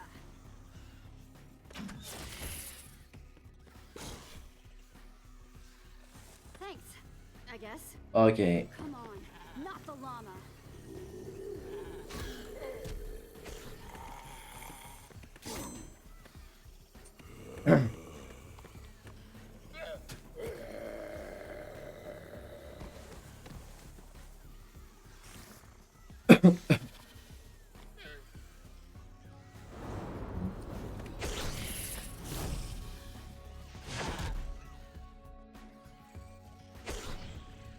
Thank you, Luna.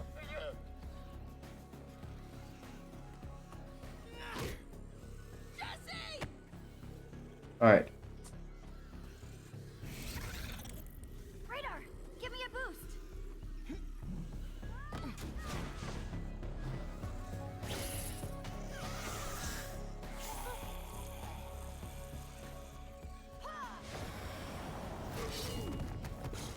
Wow, that was amazing. Alright, got this. Woo! Oh.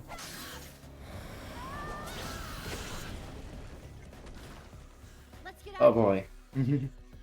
Nice shortcut. Come on. I tell you what, she is as crazy as a hopped up ocelot. Oh yeah. Does that mean anything?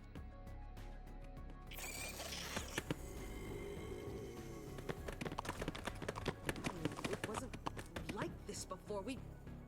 There's got to be a way. Zara?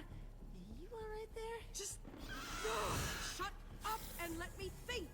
See? I told you we shouldn't have trusted her. She's lost. I said just let me think.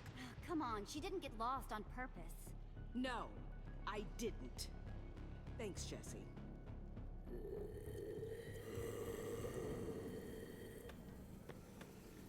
Wait, we can just build to the top of the wall. And get to the other side that way. Yeah. Sounds good to me. Let's do this.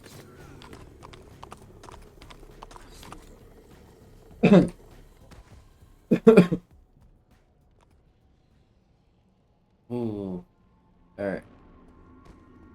What do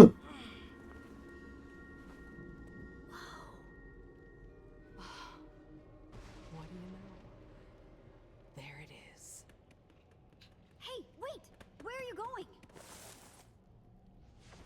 She ditched us!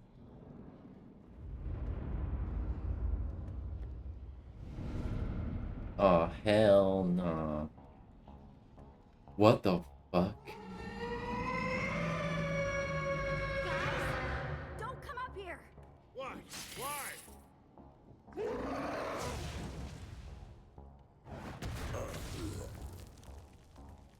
Oh, okay, got it.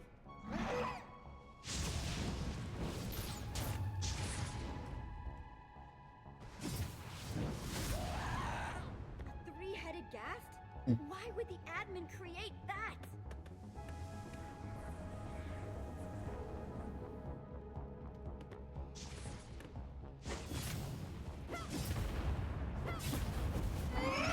Okay, 3 for 3. Oh, hell no.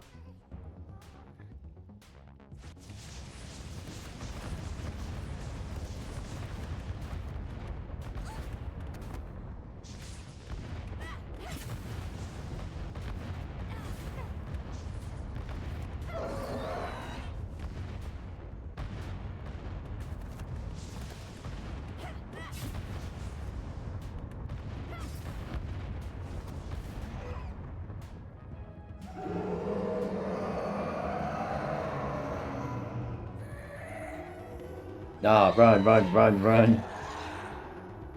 They're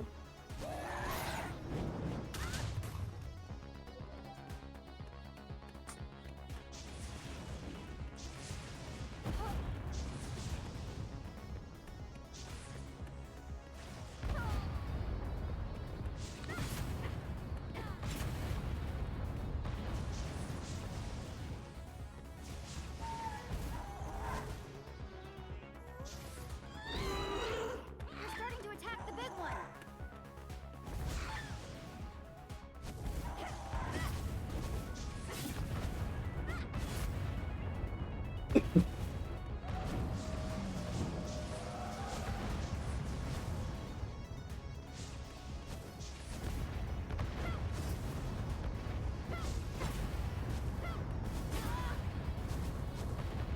Damn it, damn it, damn it, damn it. Well, how long can take this?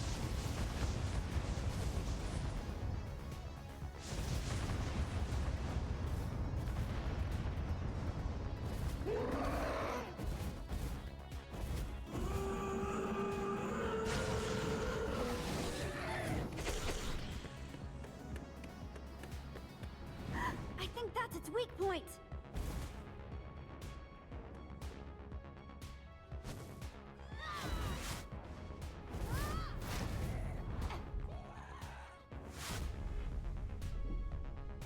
Let's do this.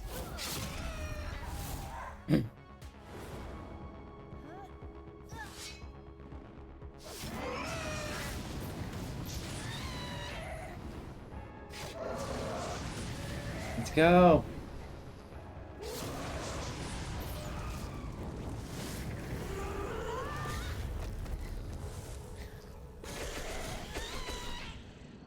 Okay, that's cool. Jesse, you're amazing. That was unbelievable! And you stuck the landing. Nice. Oh, that. It's just my perfect reflexes and photographic muscle memory. Well, there it is, guys. Okay, that was Time funny. to get out of here. That is sparkly. The sparkliest. Ooh. Diamond? Where is everyone? That lunatic is gonna be inventory if she's not careful. So? We should lend her a hand, shouldn't we? But she sounds like she's in trouble. We're not abandoning her. I told her I'd help her escape. Time to prove it. We can't just leave her. Come on. Oh, I can't believe we're doing this. Yep. Awesome model glitch.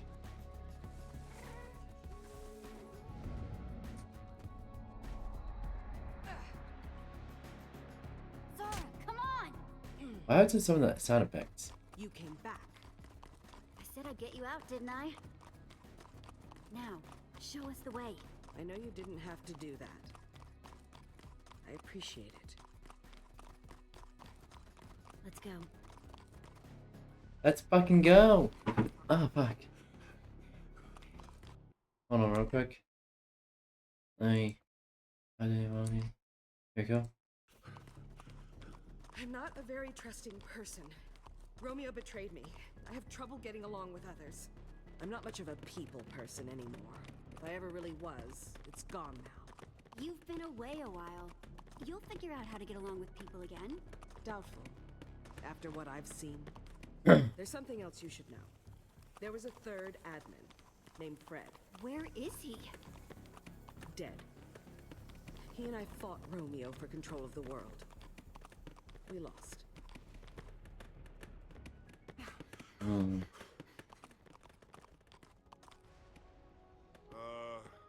Where's the rest of it? Yeah, how are we supposed to escape? This doesn't even go up that far. That's because we're not going up. We're going down. Down? There is no down. We're standing on bedrock. You can't go any lower. You might think so, but that's where we need to go. Below the bedrock.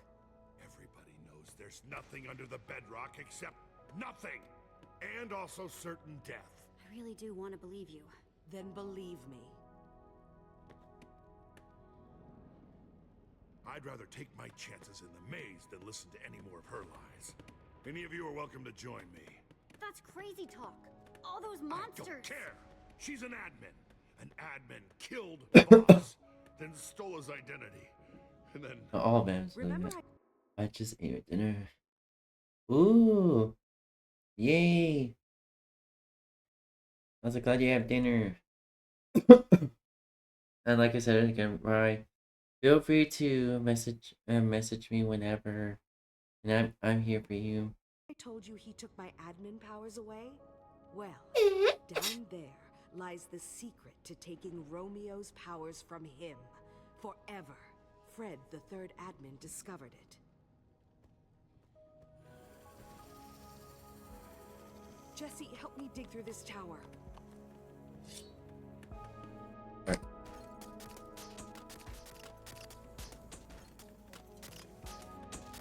See? I told you. These stairs lead to our salvation. Now there is a good reason to get a move on. Yep.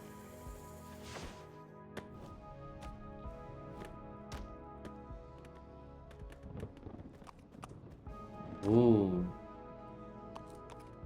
Okay, mod view. Yeah, mod view is confusing. I understand that. And that's why I try to stay away from it.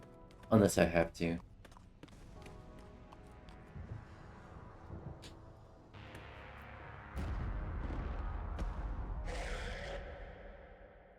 Ooh, oh shit.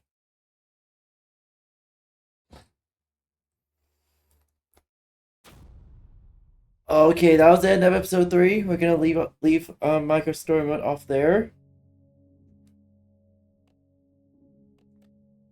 Alright.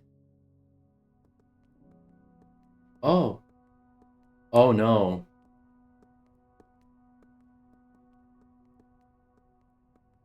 I can't let anyone run around disguised as me or my friends. The amount of chaos they could cause is, well, it's unthinkable. That's why I summoned you. What are you doing? Track them down. Make sure they're behaving themselves. Man. Oh, jeez.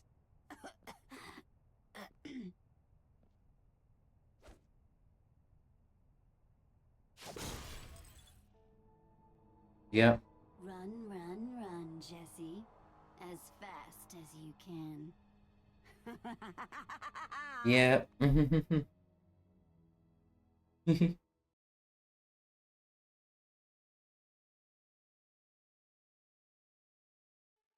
Alright.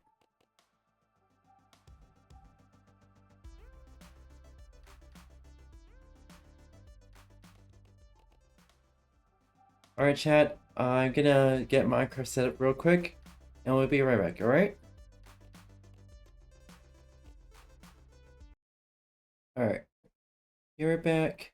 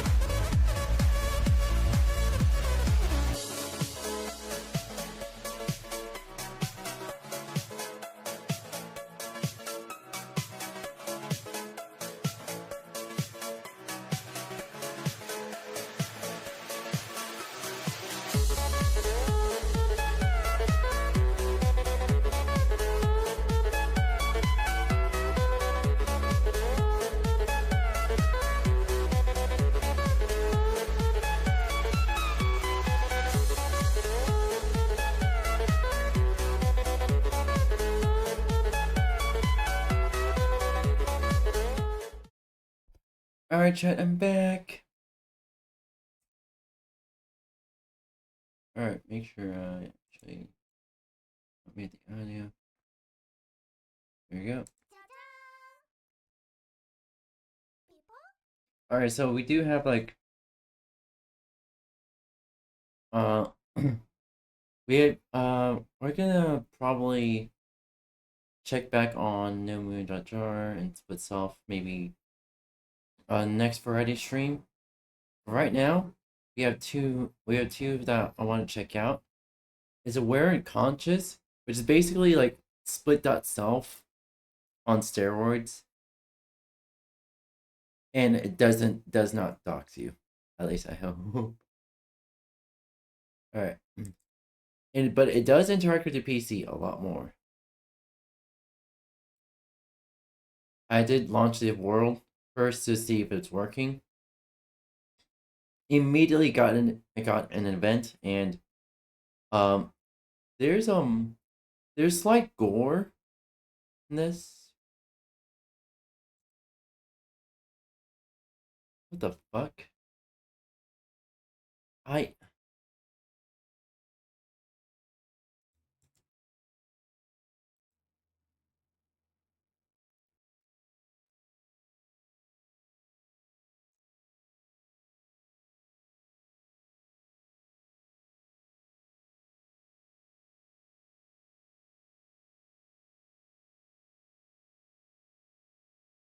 I see.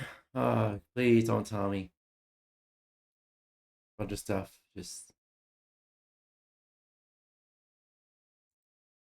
breaks.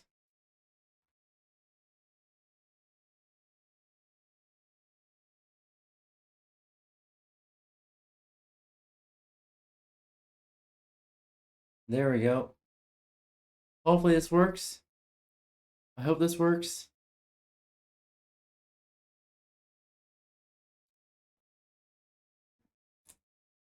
Mwah! Does it have trigger warnings? I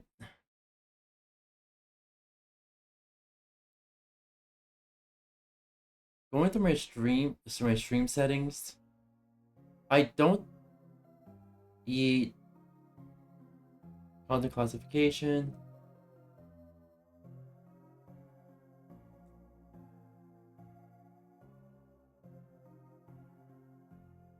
There we go.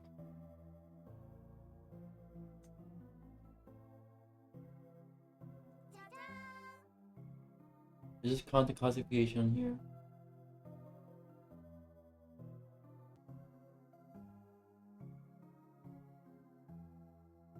Okay, temporarily. Stream is temporarily 18 plus. Hopefully, you're still able to see the stream. If not, then I have to revert it. Can you still see the stream?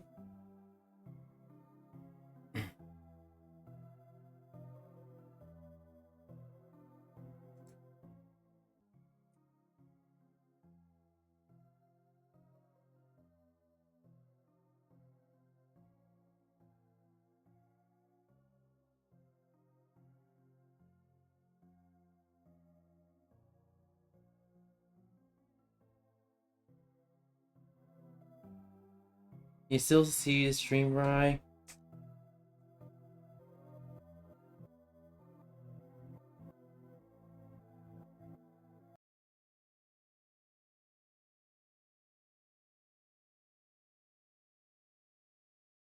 Can you still see the stream?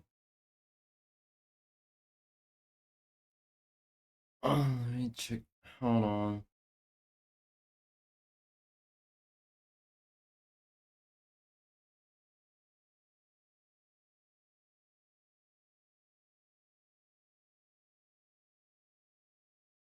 Since I'm not getting any response from Rye.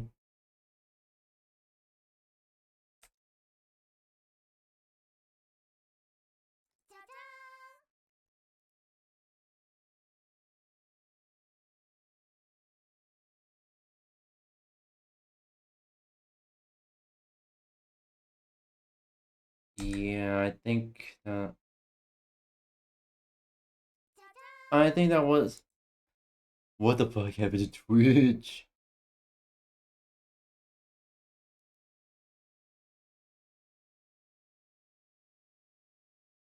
Okay, let's see. Because pretty much Rye's my only mod for my stream.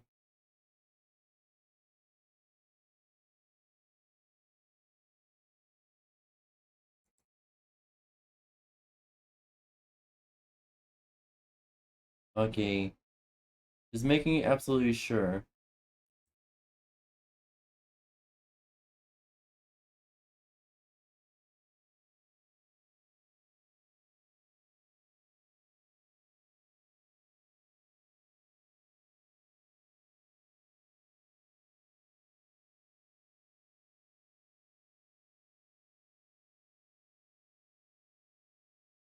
Alright, making absolutely sure.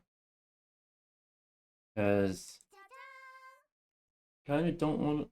Well, I can't. Probably I prefer a mod. Have a mod on. Have a mod. At least one mod on stream. On stream also. Okay. I'm just making sure. Making sure everything is still working and mods and still have access to my streams. Alright. Alright. Here we go. Oh, come on.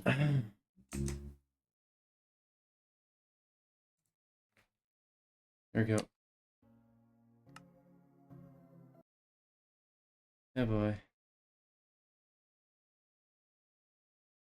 What the? Oh my fucking god.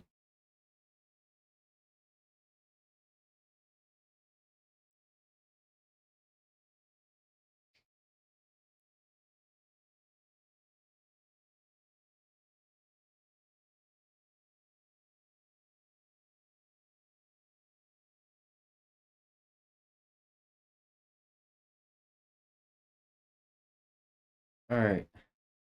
Hopefully this works now. Because this was working just before. I tested all the mods on here. It worked perfectly fine. So I don't know why it's not working now.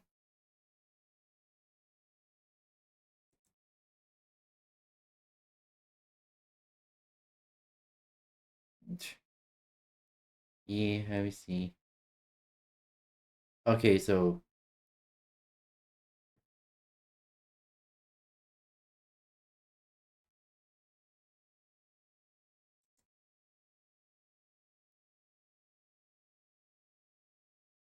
trying to see what's going on, what I can do to actually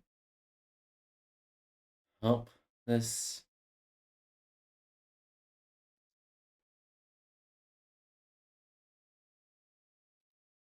What if process failed?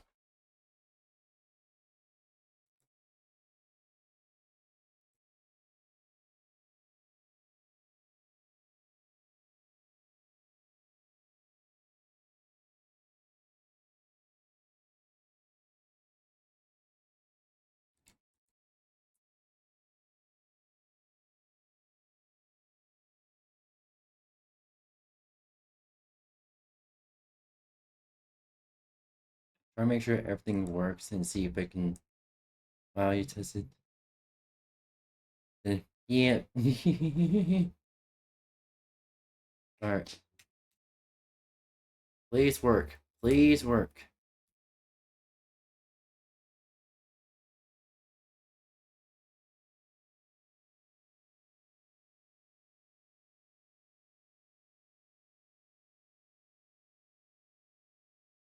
Alright. You're cute. You're cute.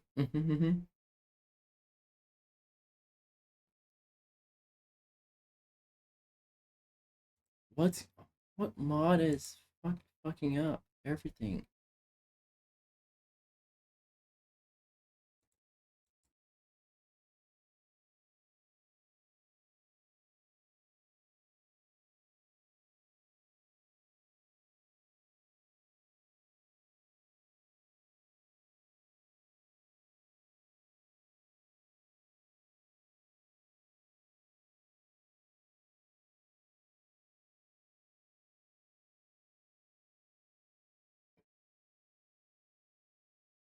Alright.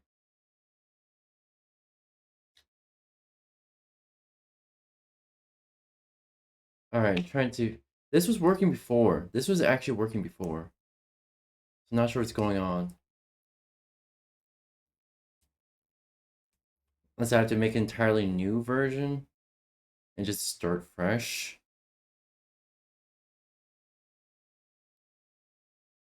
This was working with all the mods I previously...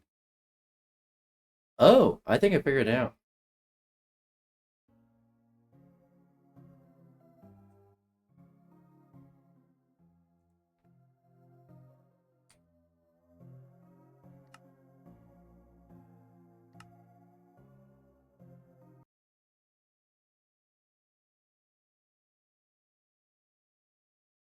Alright. What the fuck? Oh my fucking god. Okay, I'm just gonna have to start a new world. I think I have to start a new world at this point. What do you mean exit? Motherfucker!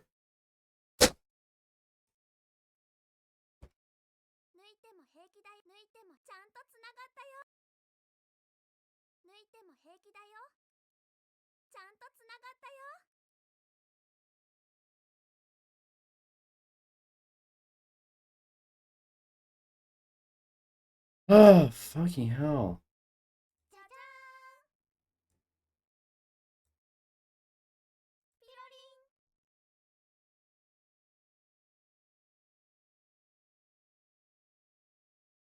When everything seems working and then just... Oh, I'm not just not gonna work this time. Fucking hell.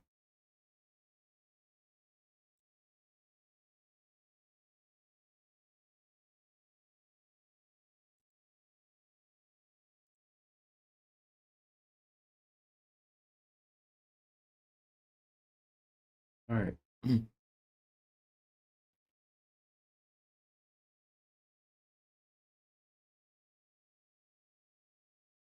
Sorry. Oh my god. Wow. You get. Also, mwah.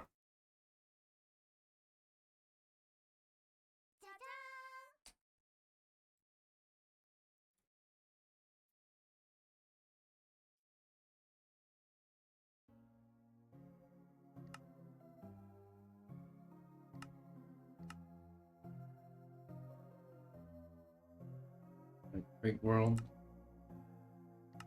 On.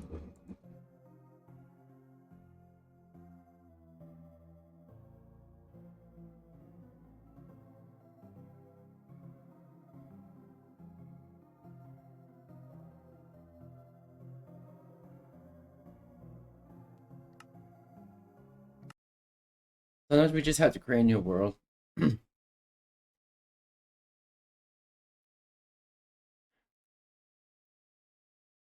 Motherfucker! Fuck you then! Fuck you! Mother... No, fuck it. I have to re-implement it. Fuck this shit then.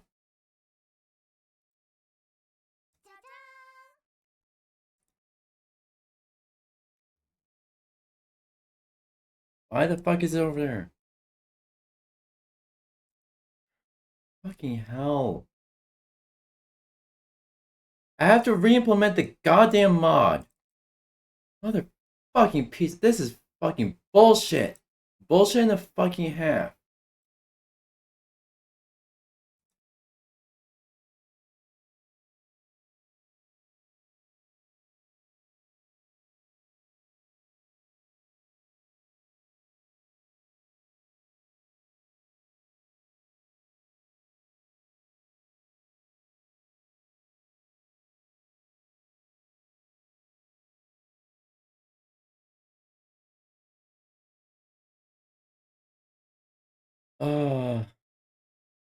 I can reinstall it. I can, but I want to see if I can. Because if I reinstall this version of Minecraft again,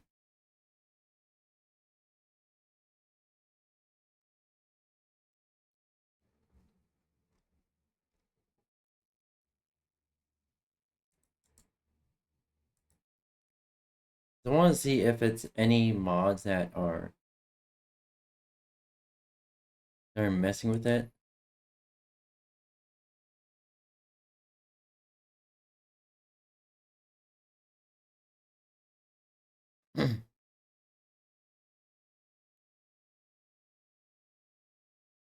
Live.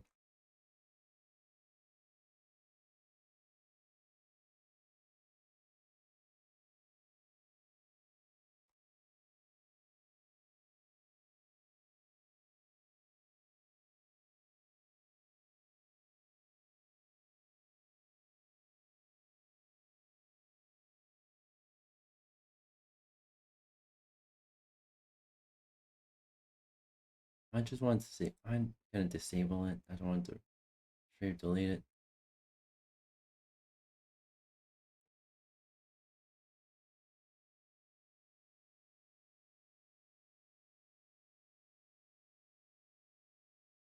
What we oh.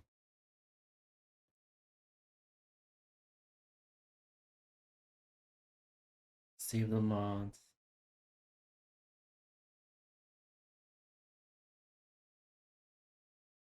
Let's launch it now. I don't know if this works, but you can run Windows 9 also check on it. Probably. Oh, fucking hell.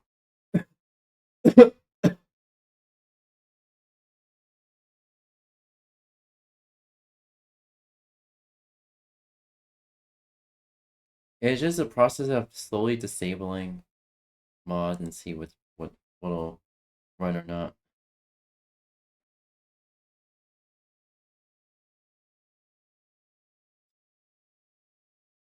Was it the server-side vein miner? Or just a combination of those?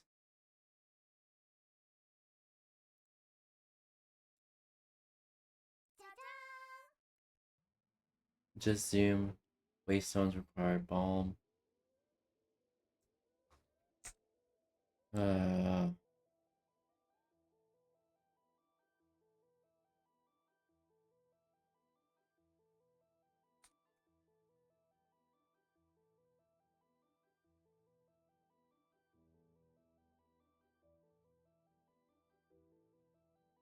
Waystones. What?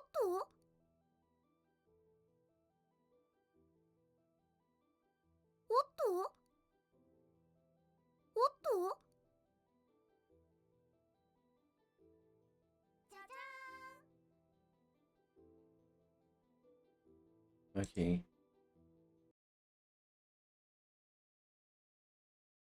Now I can probably try to run it again. Now, I don't like trying to like debug while on stream.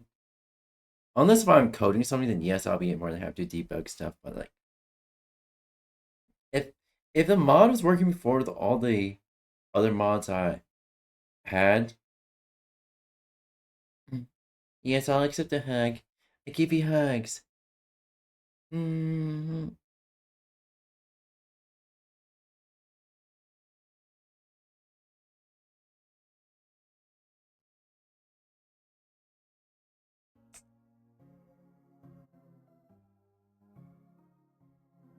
It seems to be working again.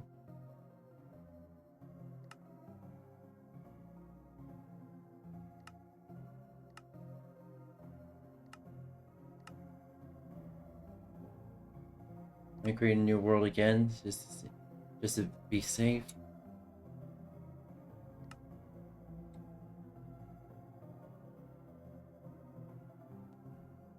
And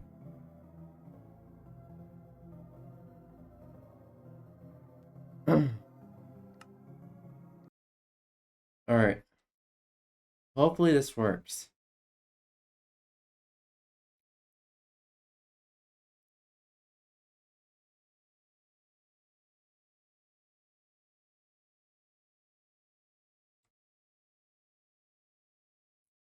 It looks like it's working. Okay.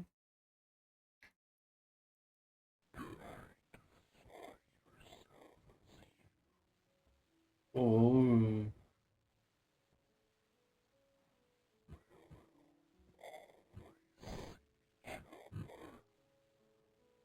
Motherfucker.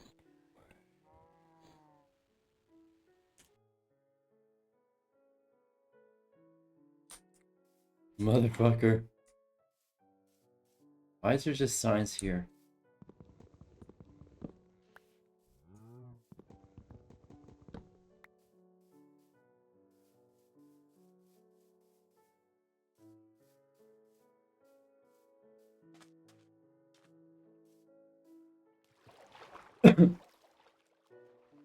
What the fuck?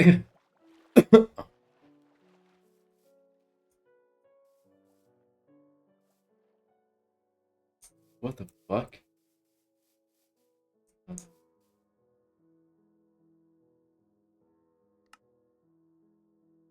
Okay.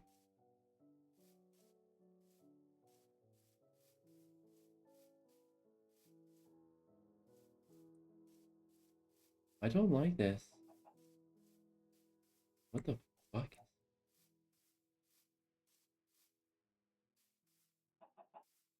Oh my god.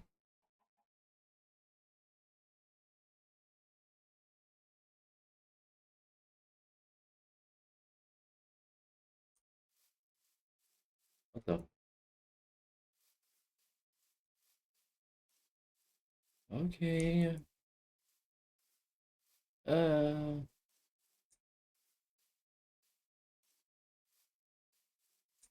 More we follow it, the more.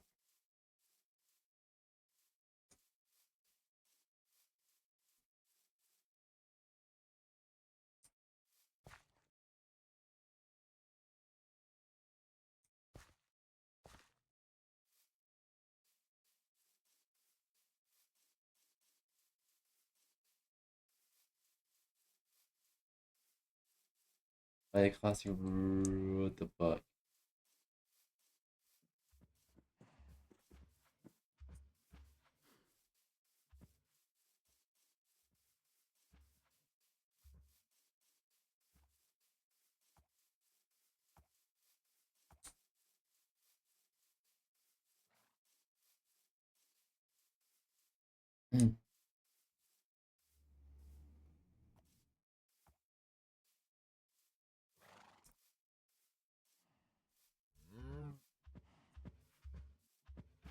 Is that in the air?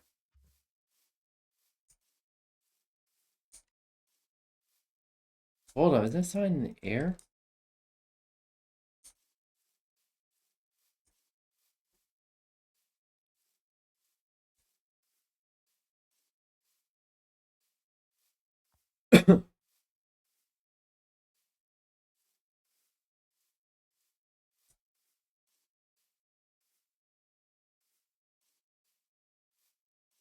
Was that? The fuck?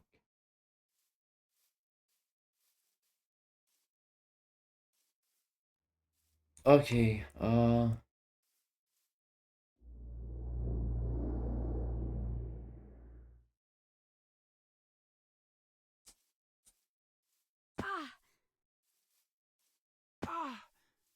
don't understand any of that.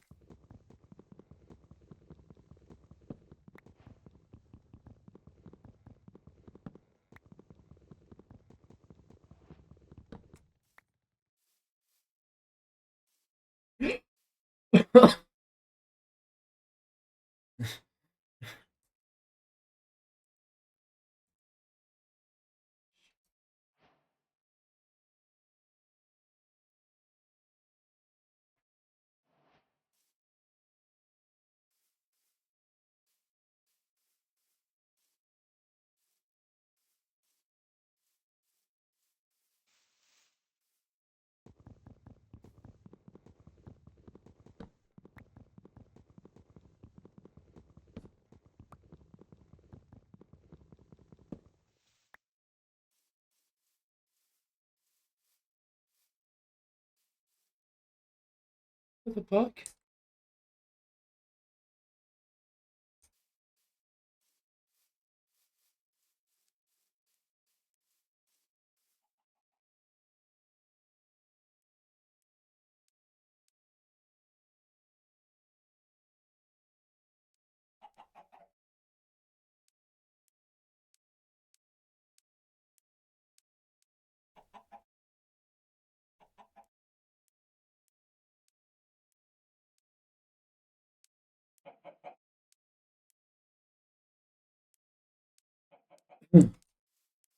Dick! What the fuck? Dick. Kind of startled me a bit. Okay.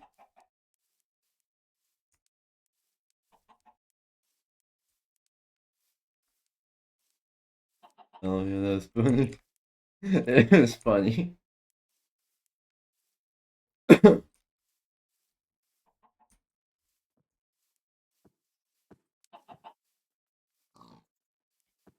What the fuck? What the fuck?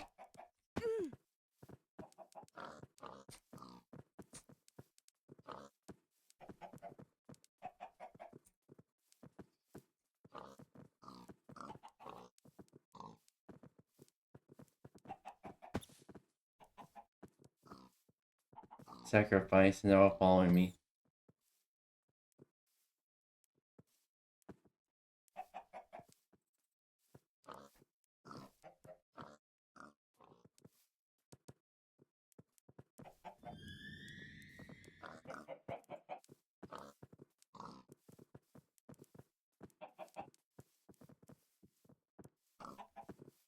Jesus Christ.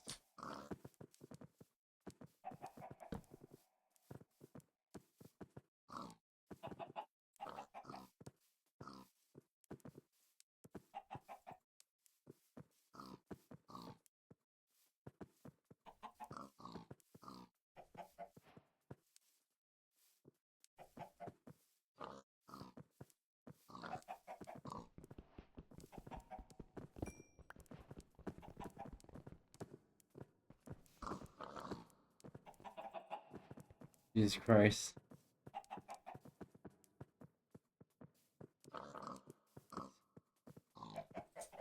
What are you saying?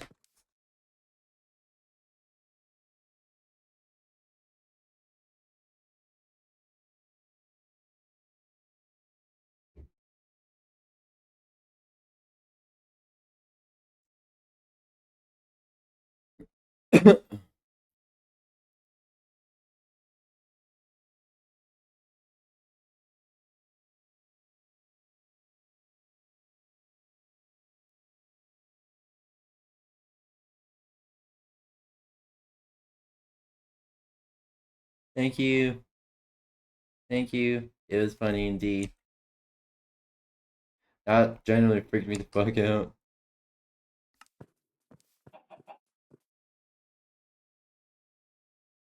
Alright.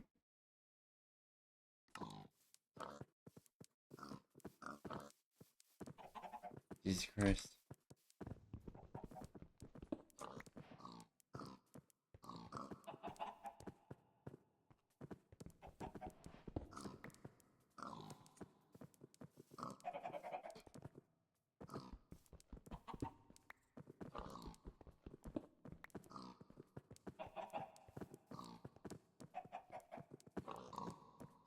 Being a 4.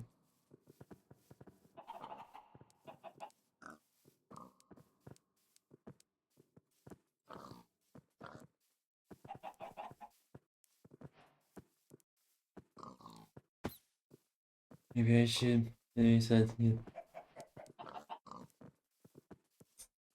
Oh my gosh.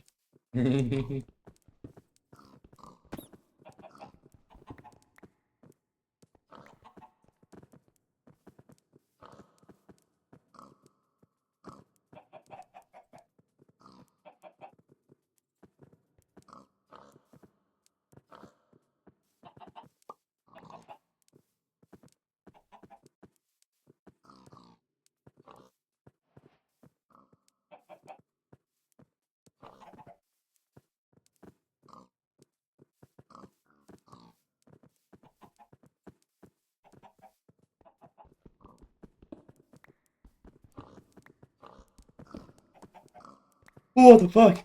What the fuck? I feel bad. I need to take some pills. What the fuck? Oh.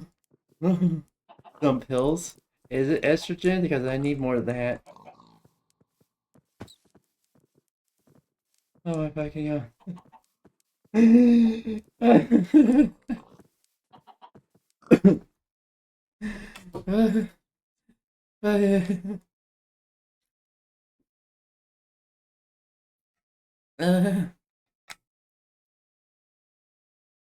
Fuck. Fuck. Resume.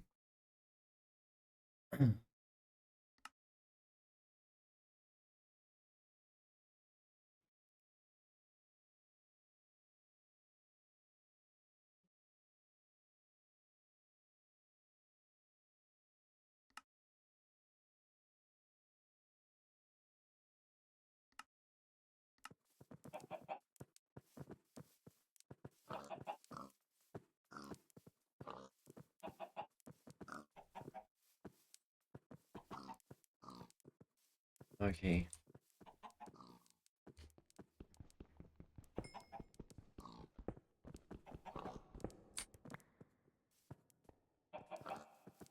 This for now to make.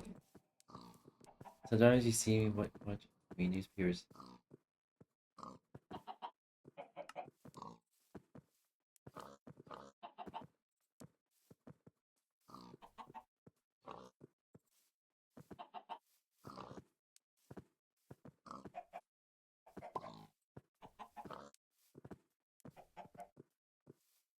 Alright.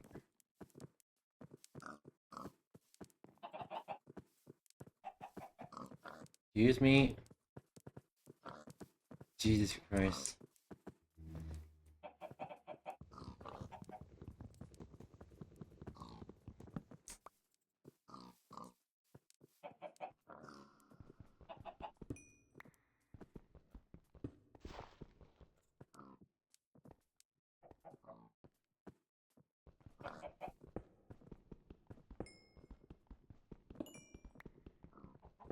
Sometimes I wonder why you keep on playing horror mod. Like give you more than estrogen.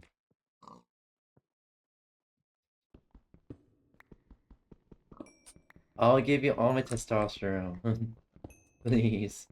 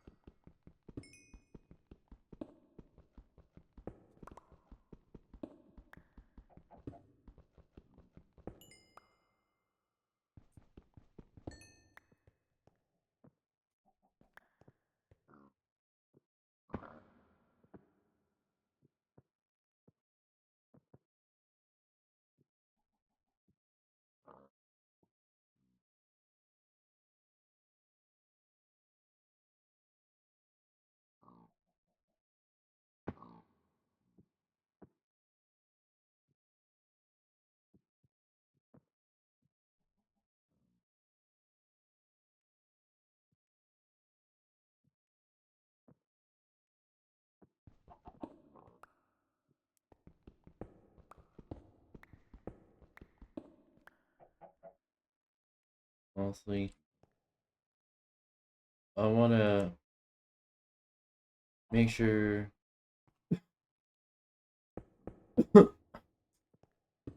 I'm trapping myself here. We're living underground.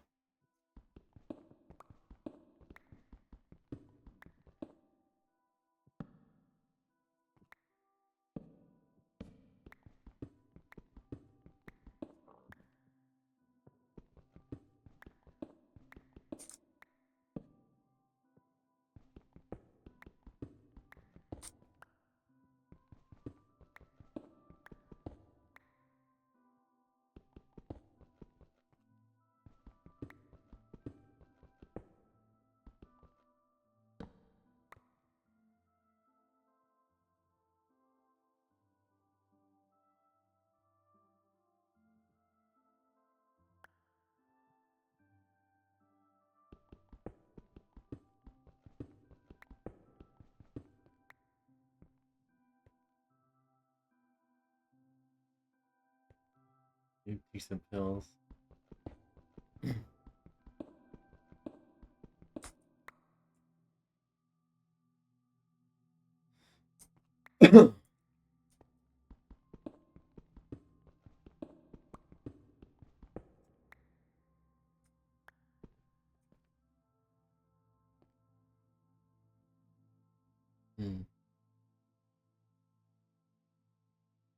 What's going with all the...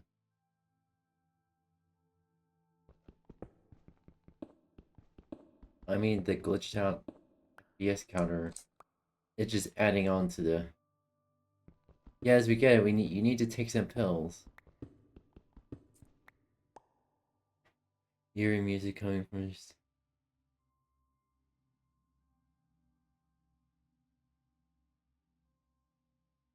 Eee!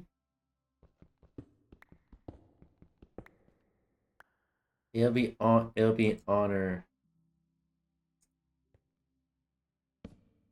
It would be an honor to... What the fuck? Get a boyfriend hoodie. Two... Oh, they're trying to get to me. But they can't.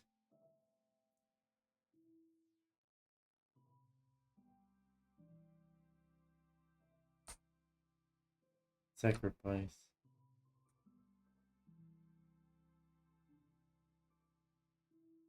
They're trying to get to me, but they...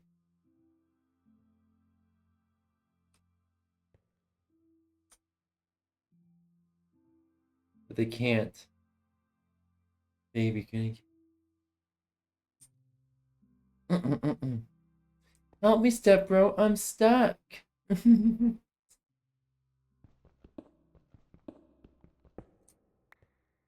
worry, I have cheek.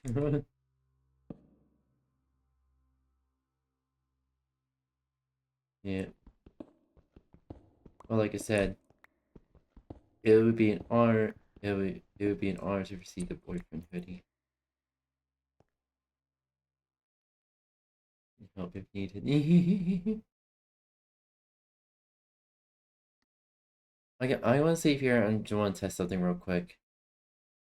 So, with the same with some of the mods, and quit the game here. It's the same with some of the mods that I disabled. Okay, gotta remove that.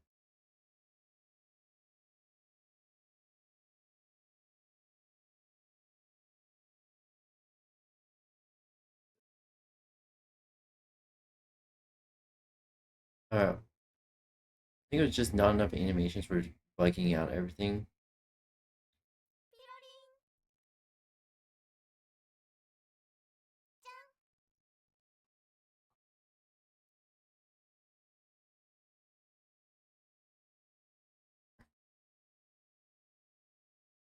I just want to make sure everything's good.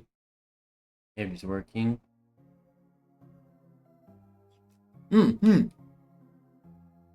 What the fuck was that? That flash on screen.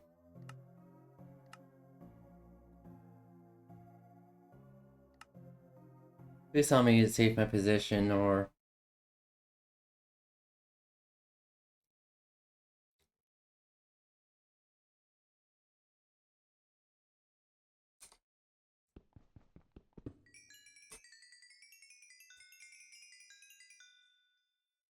Alright.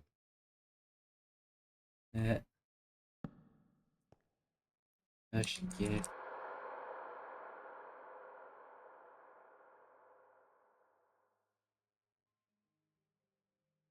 What the fuck?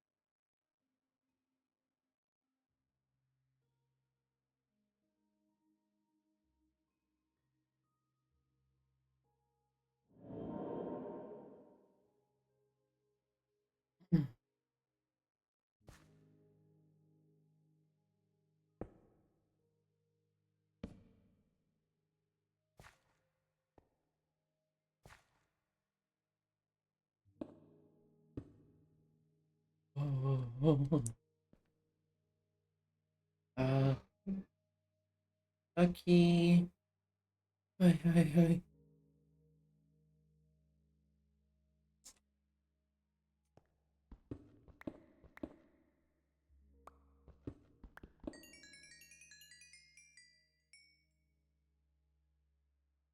I swear I'm not doing that.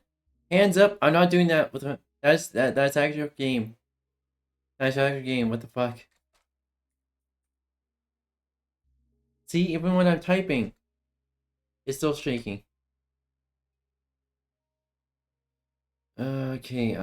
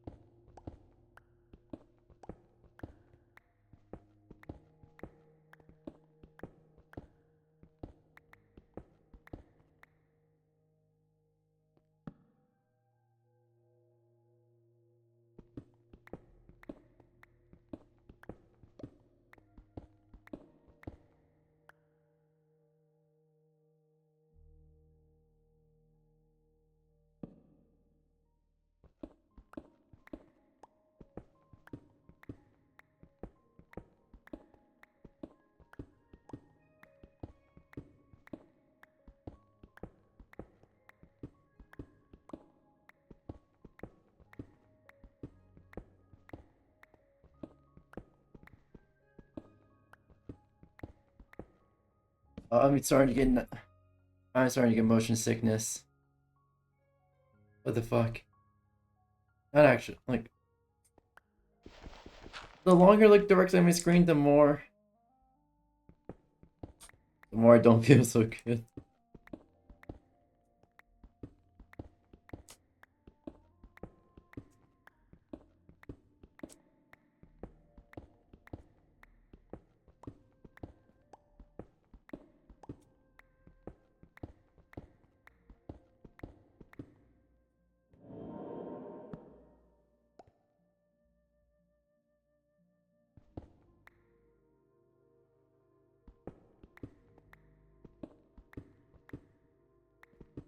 Oh my god, this is...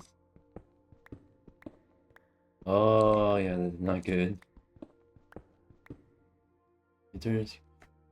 Yeah. Options. Explicit settings.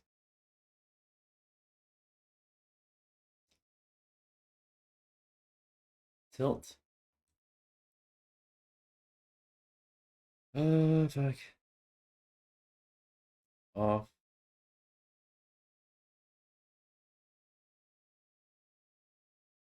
And all.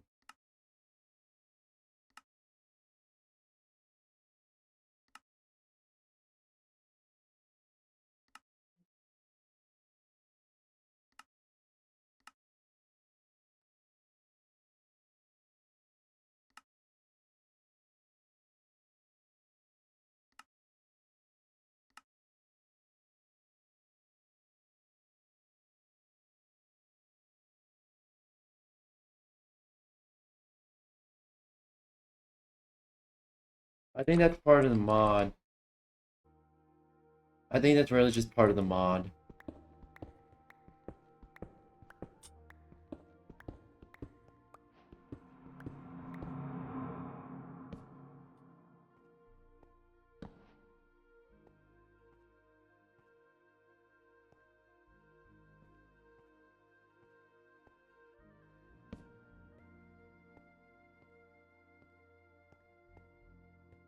Well, oh, conscious and awareness, basically the player slowly becomes an insane, or at least the player character.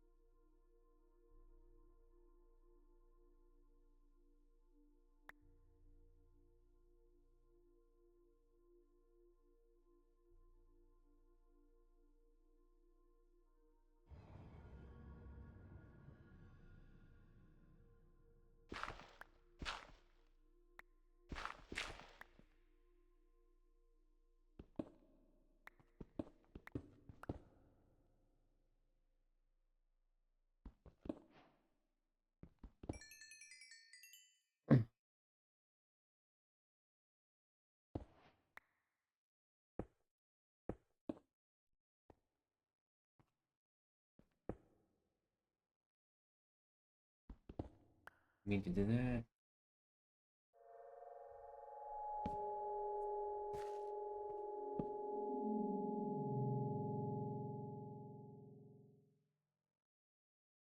Yeah.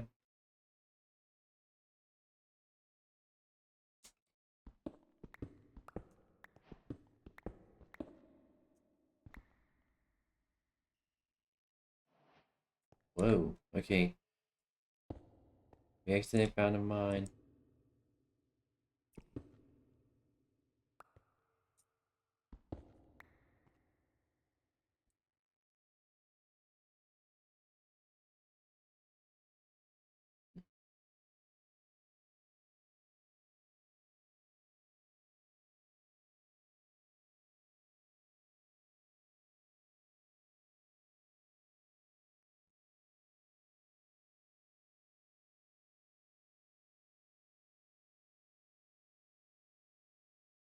Absorption.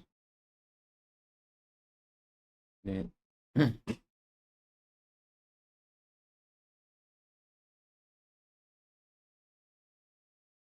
Times 4.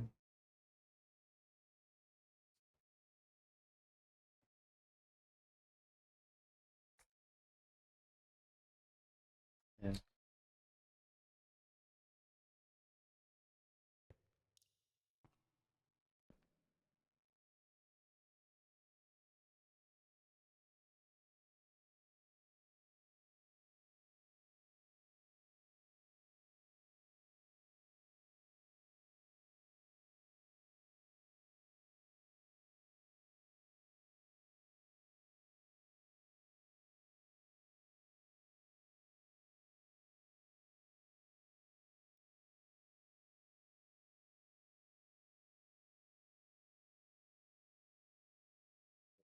Yeah.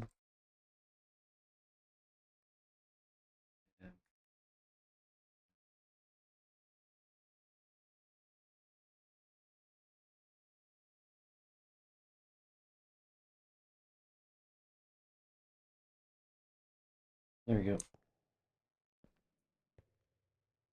In fact, this mod can show IPv6 creepy. Yeah.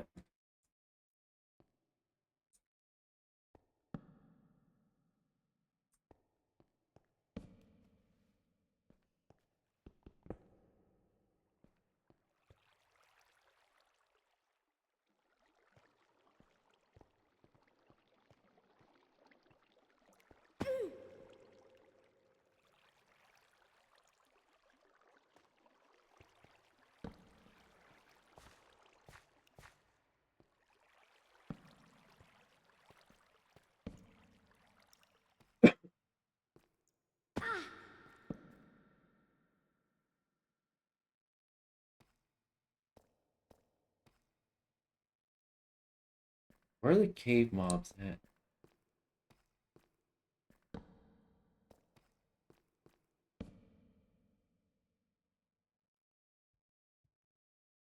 God, I barely see anything.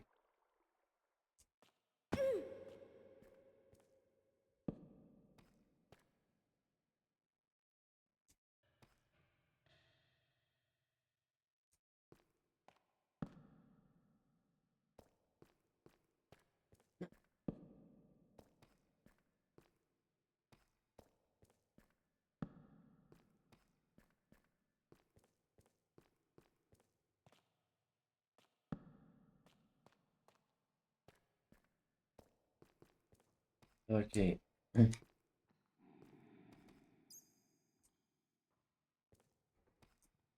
Red mobs.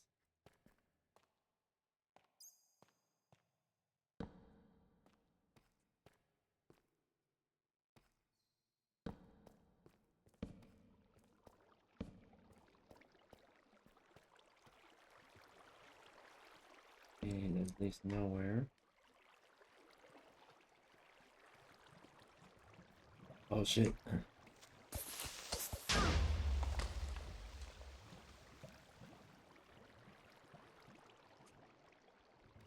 Oh. What popped up my good chat?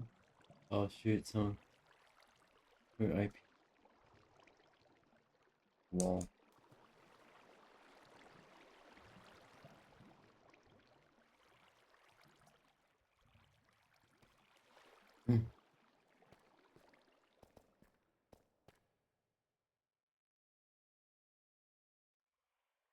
It's not.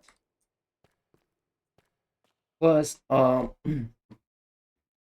plus they would actually get in trouble with they would actually get in trouble with federal law enforcement. They actually did.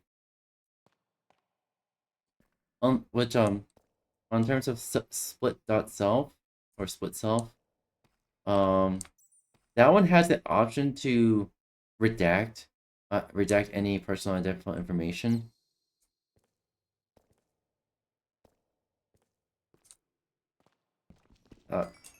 However, the the Amber Alert effect that's on split.self does it does dox your city location.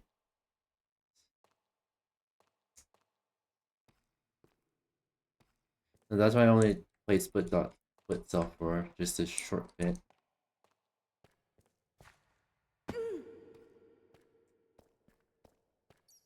I think it's yeah.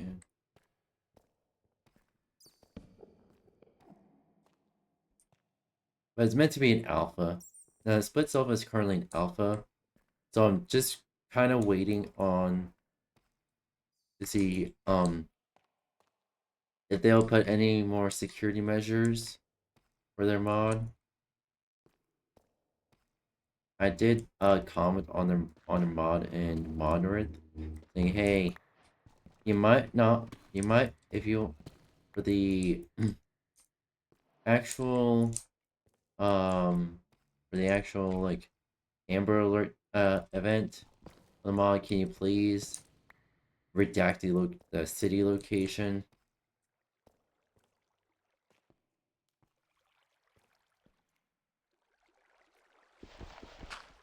Guys, I saw another YouTube video I was playing Split Self.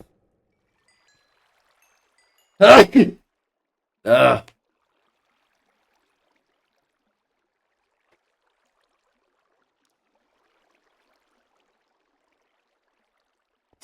yeah, it thank you. Yeah, it did dox his city location, so like despite having personal information disabled.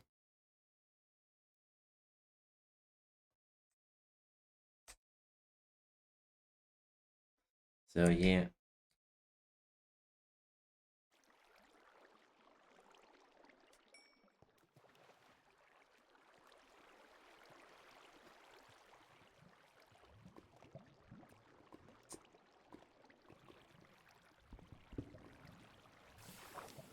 I think I kind of experienced all that.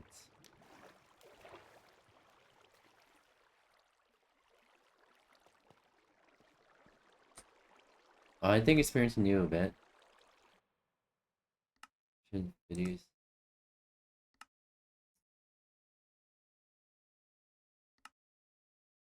Where's FOV?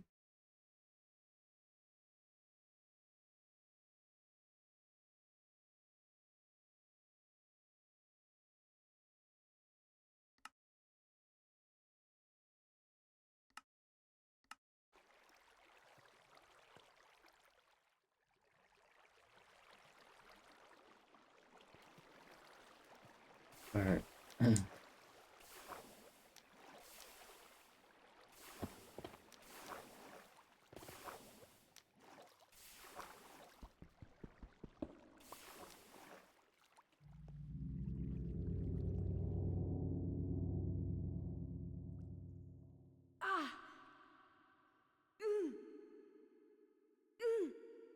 Oh no. Oh no.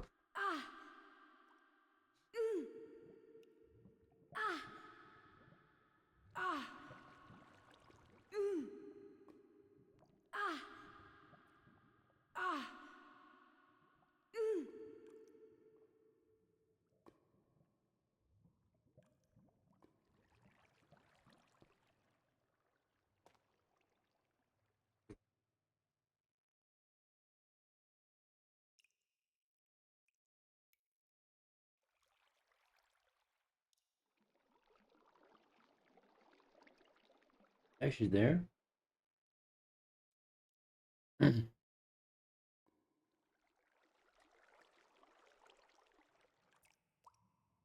What the fuck?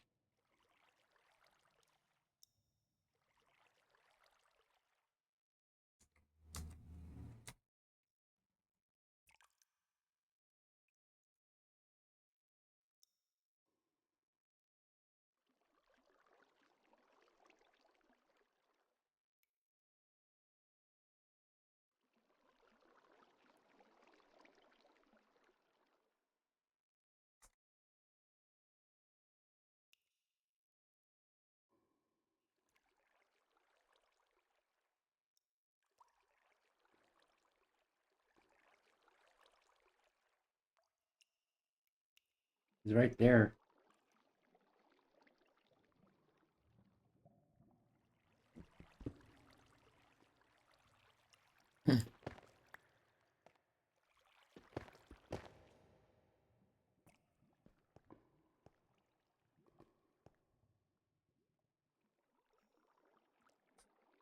Yeah, still see the name tag.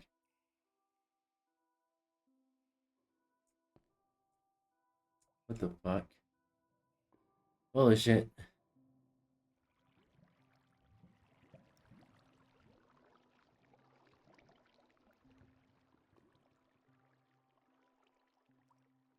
What if you went towards it? Do I want to find out?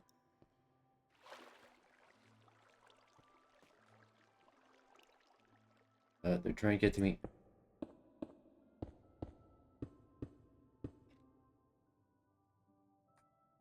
What are they doing? They're breaking blocks? Wait, it can hold a block?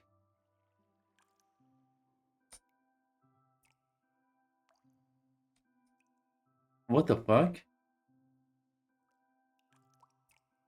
Can it build?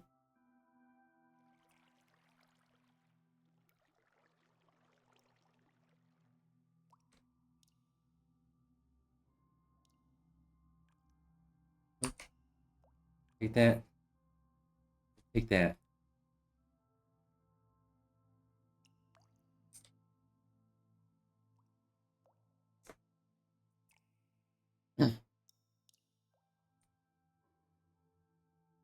I am so confused. Can it, like, build? It's staring at you. Yeah, I know, it's staring at me. I'm staring at it. I think I'm going insane. My player character is going insane.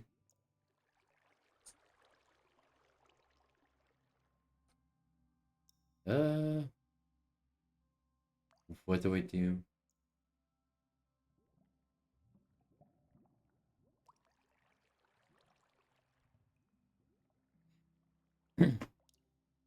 um,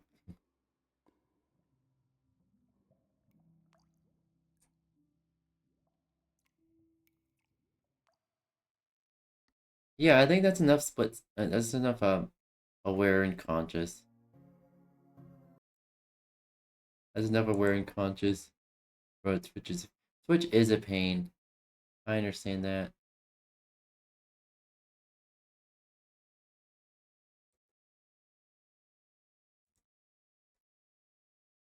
But now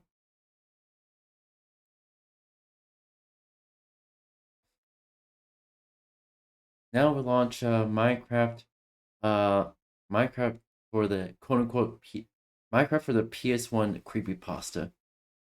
It's never released. It would never release PS1 because it was just it's a creepypasta. It was first on like creepypasta forums and then it turned into a game. Oh, here it is.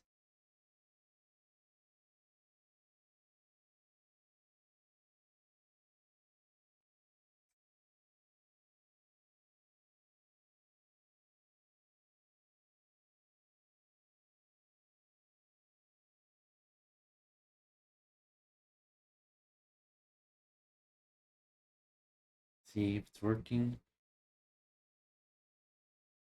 And see if it's working. It takes a while. It has a lot more mods in it. Plus, it's single player only. There's no multiplayer access in this mod, so.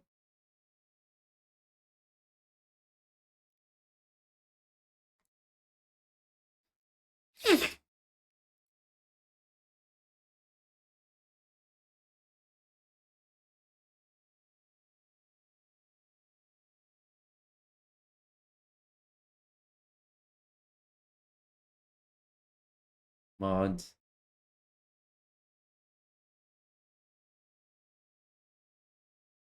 Okay. And launches, please. I just download this mod. No changes whatsoever. I just download it as is.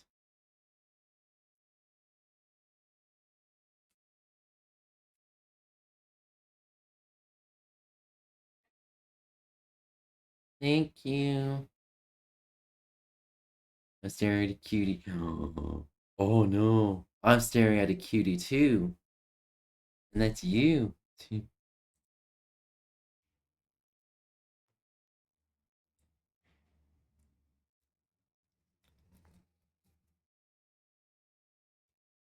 There it is. Oh, there we go.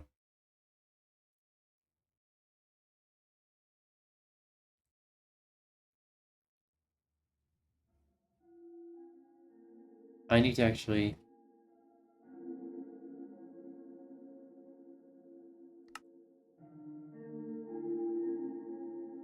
I'll have to find what version?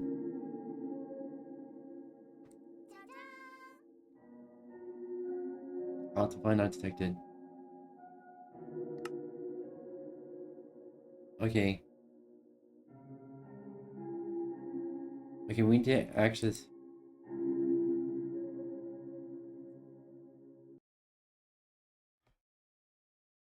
Oh, we need to fix the... Oh, so why didn't it just why didn't it implement Optifine?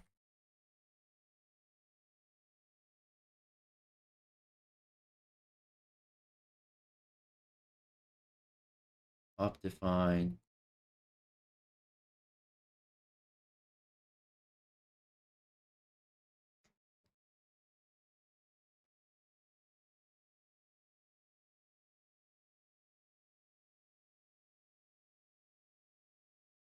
Alright.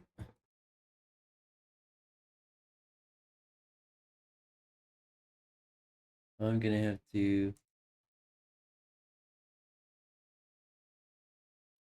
I got to download 1.18.2.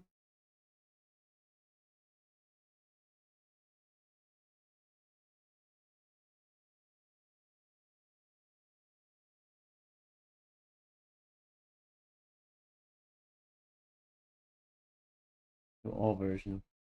1.18.2.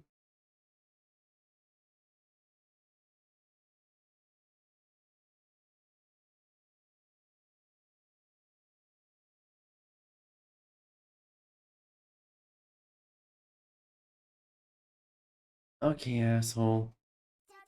I just want to download Optifine.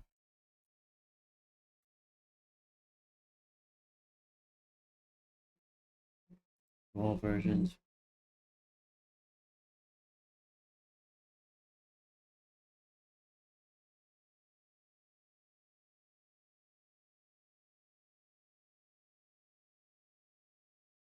Is it just not gonna... Oh my fucking god.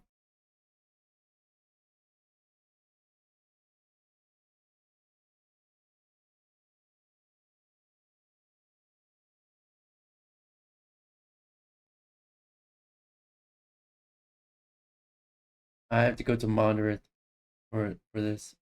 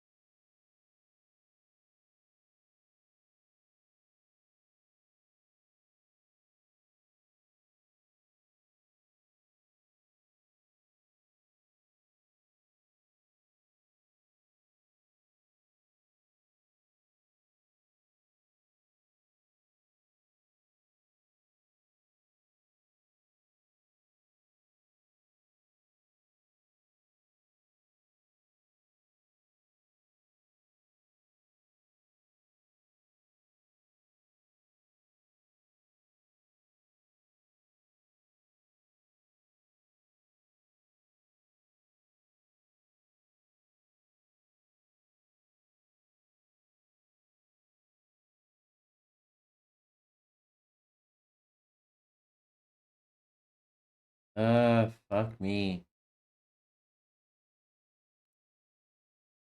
Honestly, what the fuck? Why didn't just... You got your leftovers? First forge.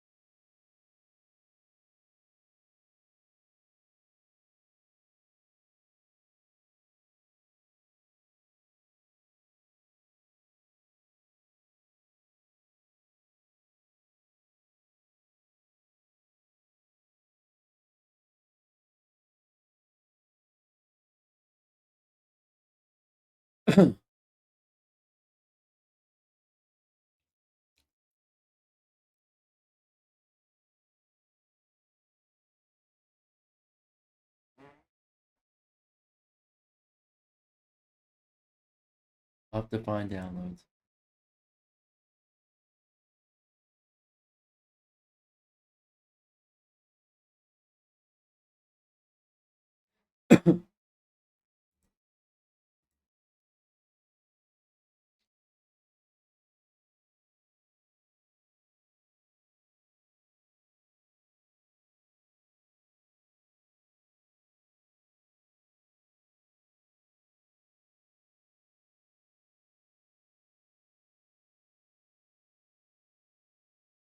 Oh, figured it out.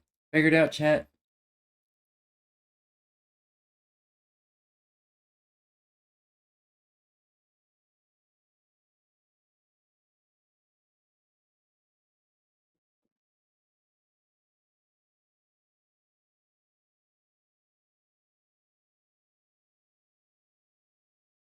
Alright, now I can add from file.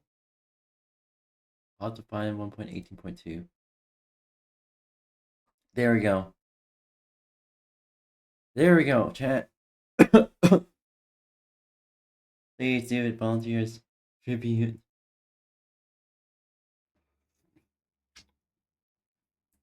You volunteers tribute? Okay, what the fuck?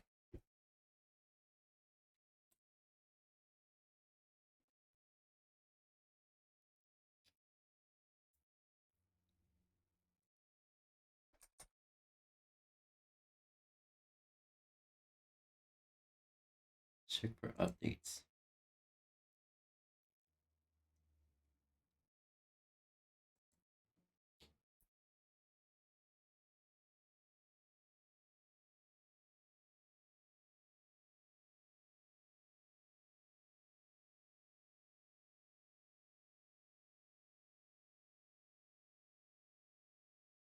Alright.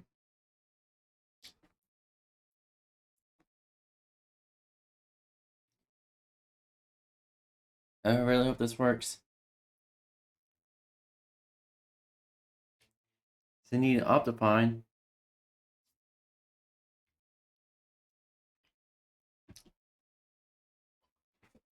God damn it.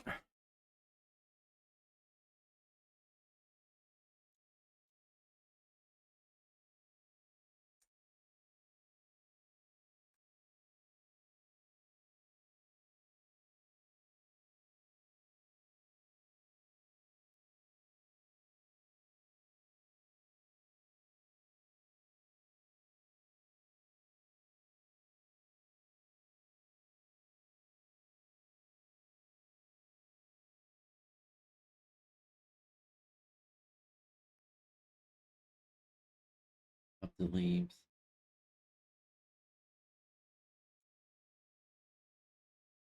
Hold on. Get it.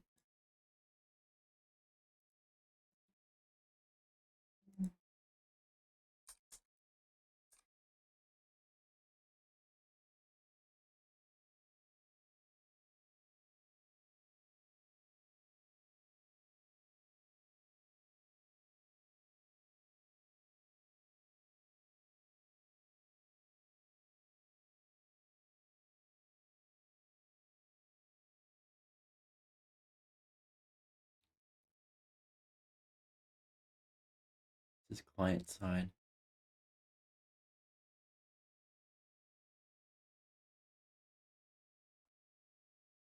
Up the leaves.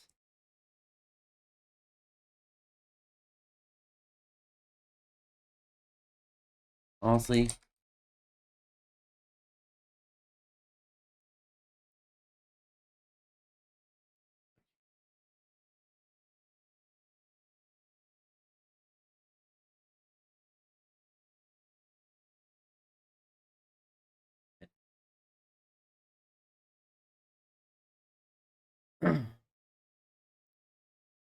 okay. The up the leaves part, maybe.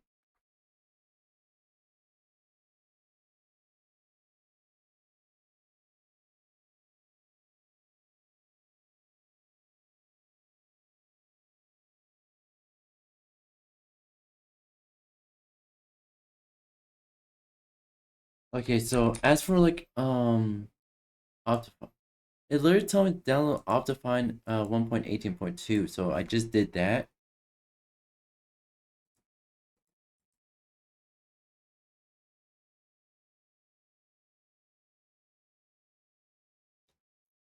Yeah, it's micro version 1.18.2. I got to see.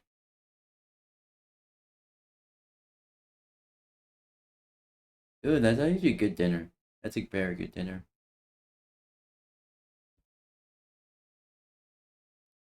But yeah, I don't understand. I literally don't.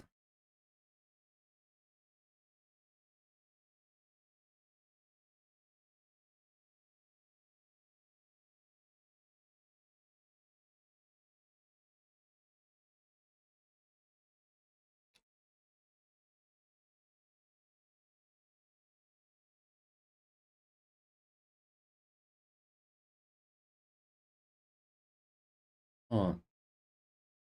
Oh, I forgot to disable Optifine.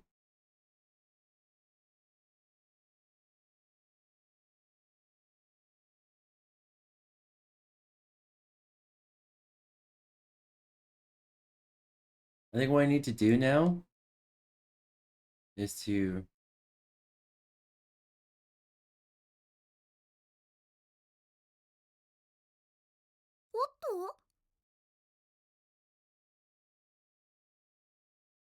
do that.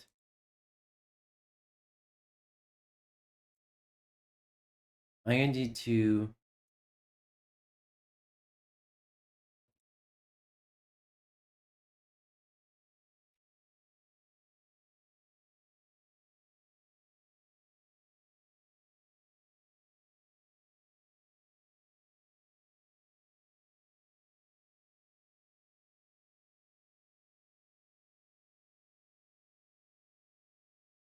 import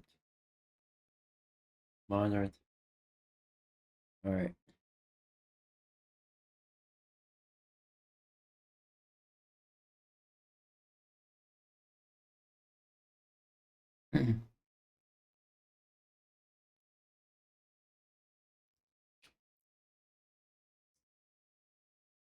All right. I need to just implement it again. See.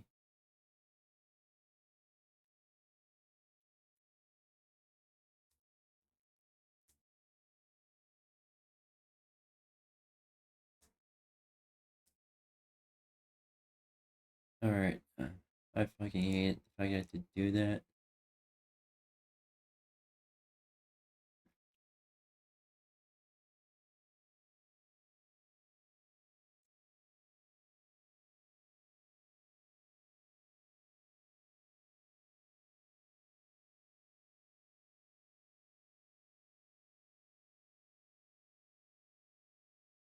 Edit. Add file. Open. Add file. Open. Add file.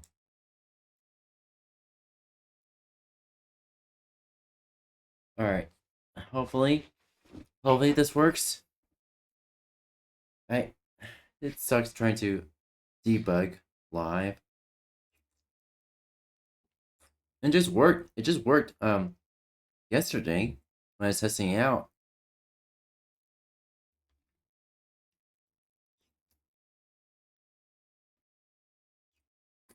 Hmm?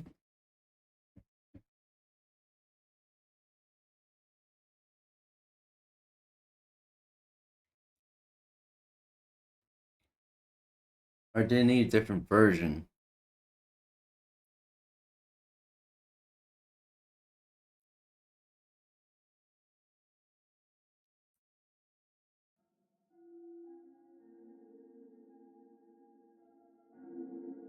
(1.8.2 UH7). 1.18.2 UH7.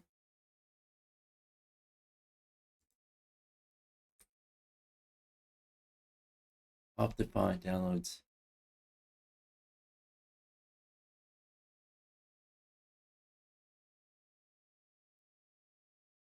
Optif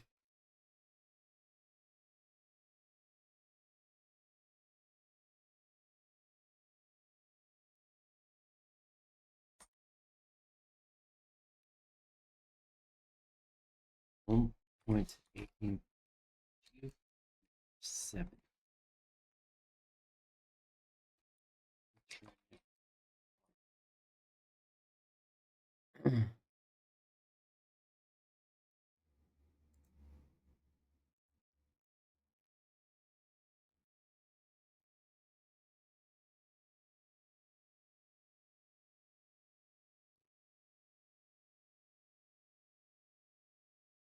Seriously?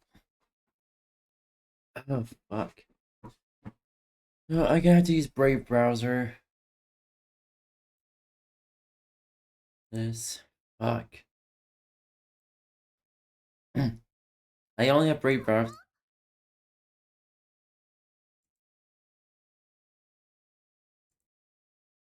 I only use Brave browser for emergencies like this.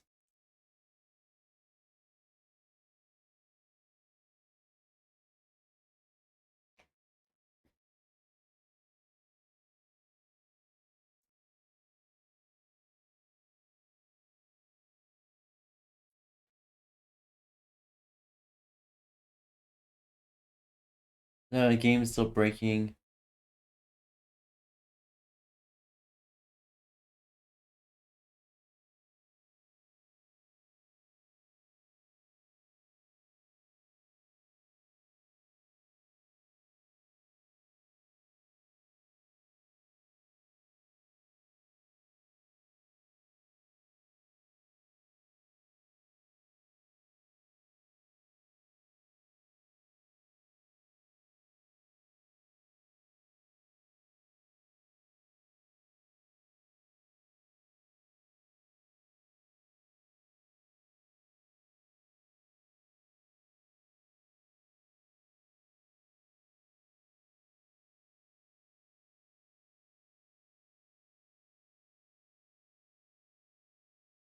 Have to find. Oh, there it is. There's the one I needed. That's what I needed.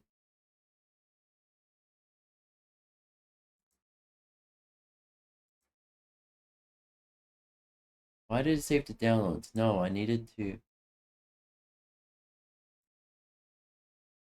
I need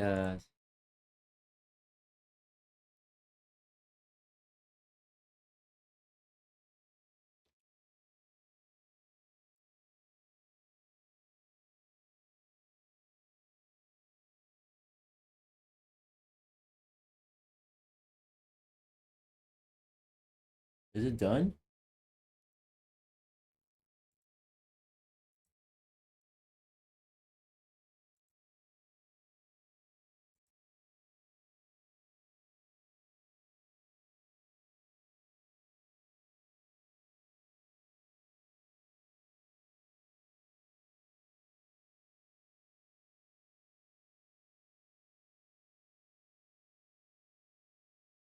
We'll see.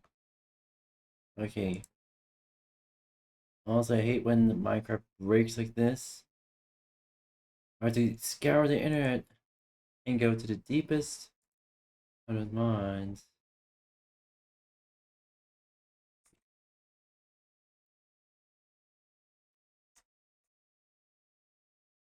Alright. Resources, mods, different file.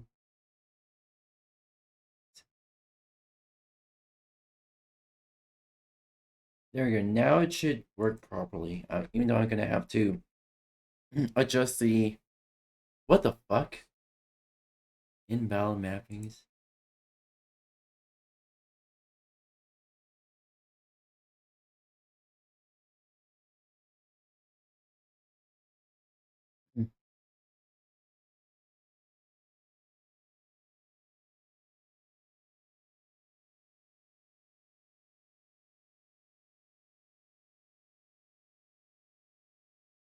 Come on, please work.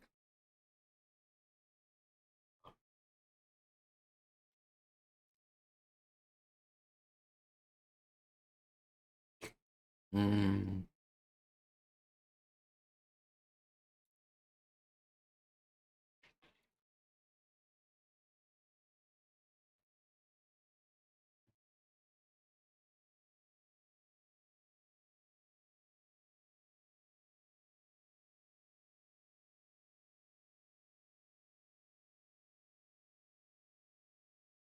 And everything.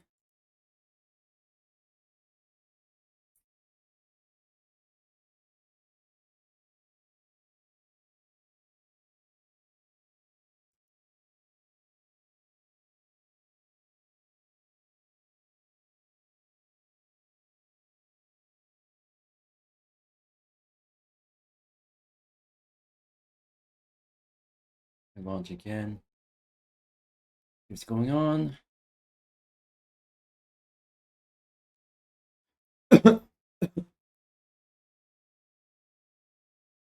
I think specifically Optifine.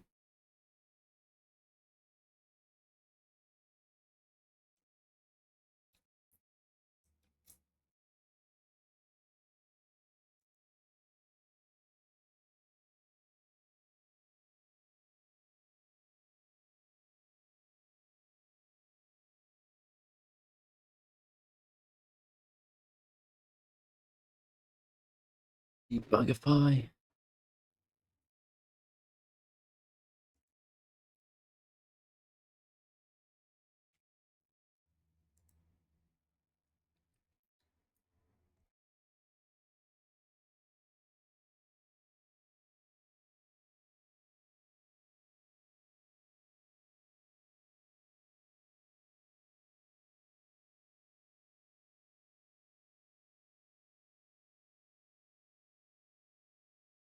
Hmm.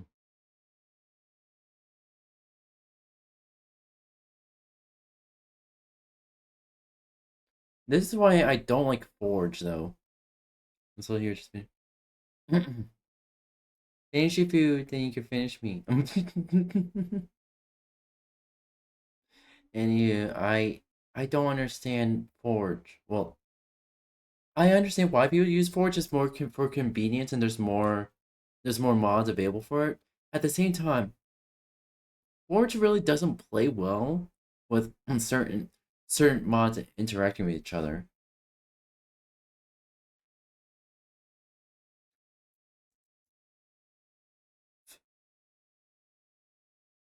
Here we do something better.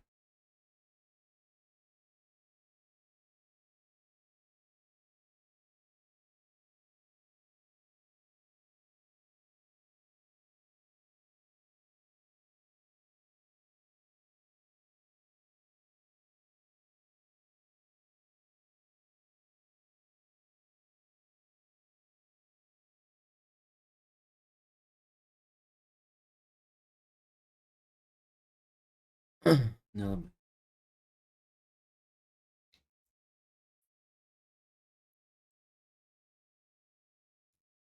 Jesus Christ.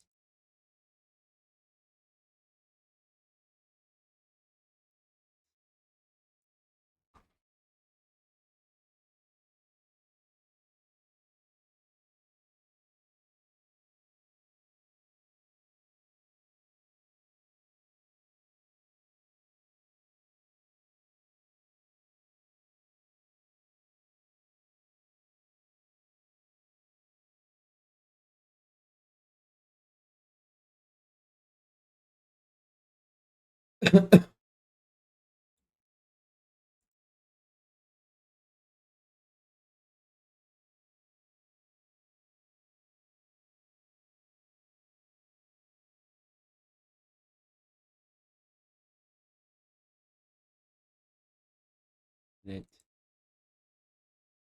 mods.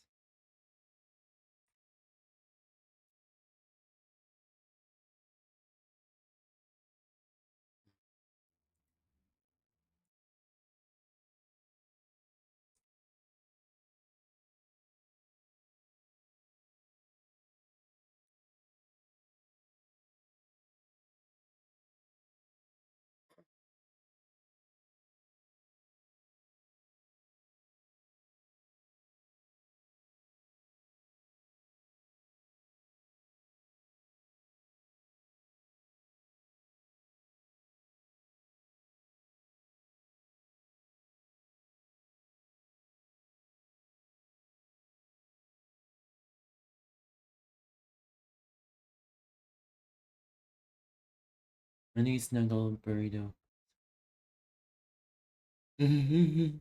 I snuggle you in a burrito.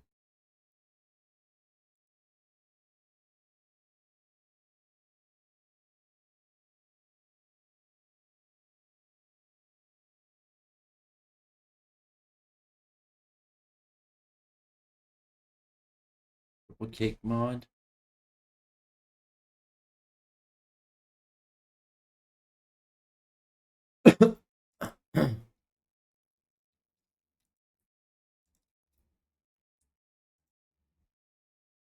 I wonder if it's just certain mods interacting with each other.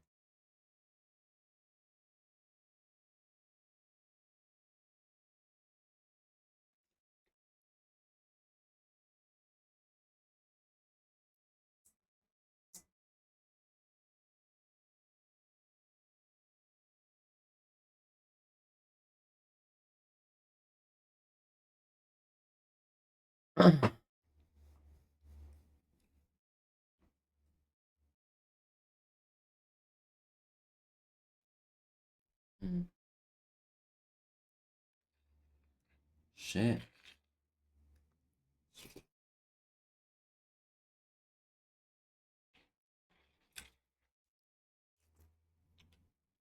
Here's the thing. I played this mod before way before I started streaming at all.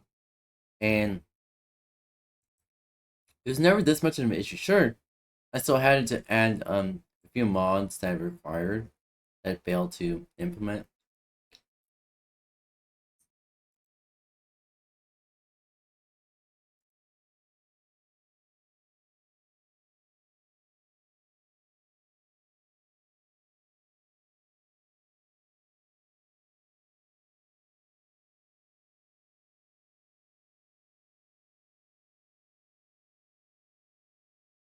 I have to uncheck this just in case. I had issues with that.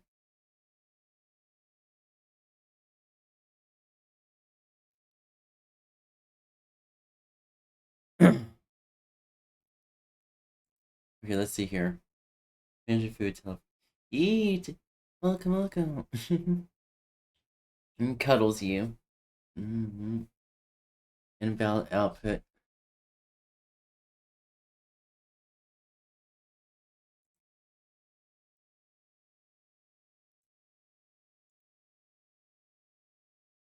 I wonder. Okay, I wonder now. Where is it? Is it crashing because I don't have a controller plugged in? Oh, fuck you for touching me.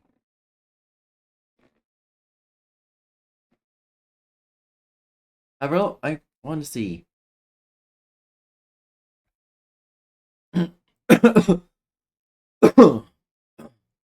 Maybe. Alright, I'm gonna test this out.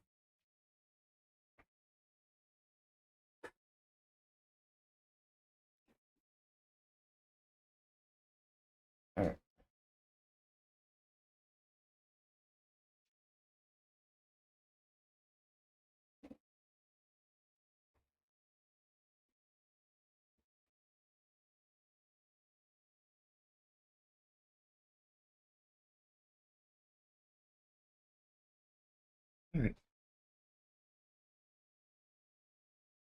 Alright.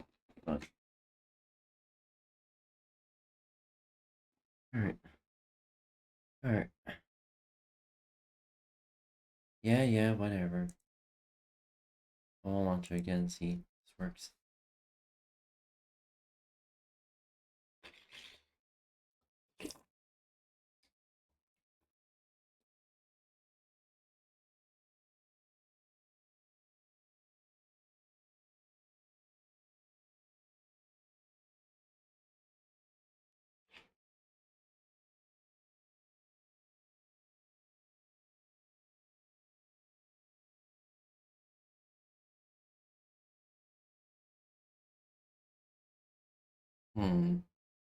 Looks like there's some fundamental issue that's going on.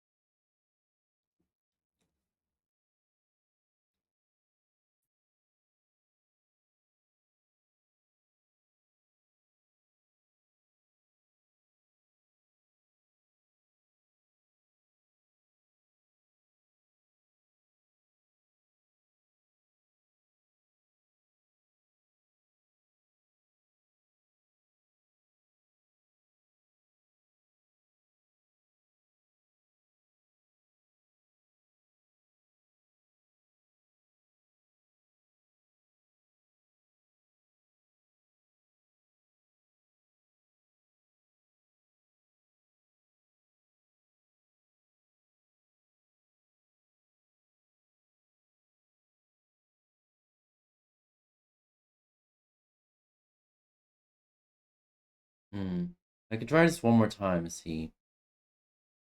At least there's some fundamental issues with mod versions and possibly the because it had this worked before, and maybe the launcher version that maybe screwing these over. It looks like it is working somewhat. It tries to launch.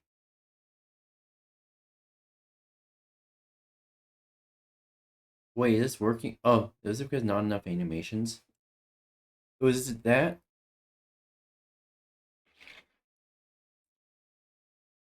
Combination of not enough animations and my controller not connected?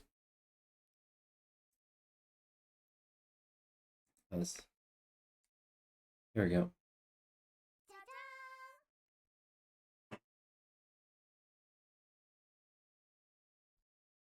It's loading.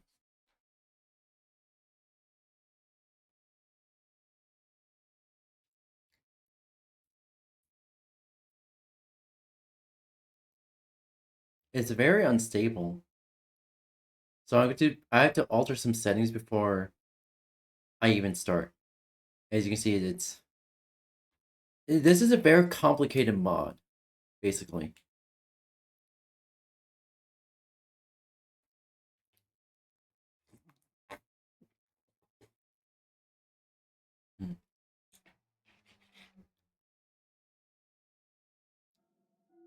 I'm also having some soup.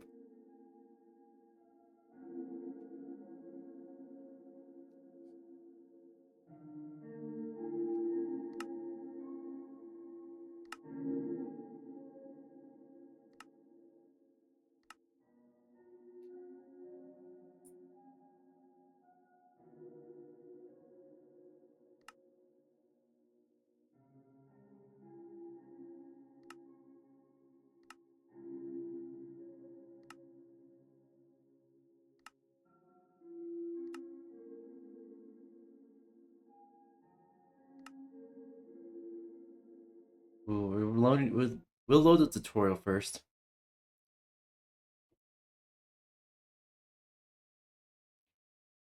Okay.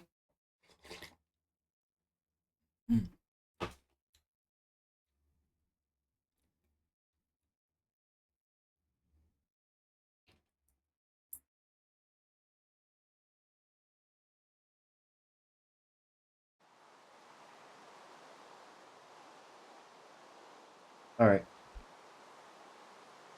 This is supposed to be PlayStation 1.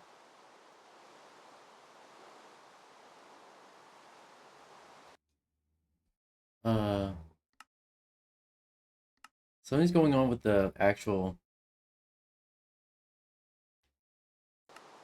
I didn't think that's supposed to happen. But oh well.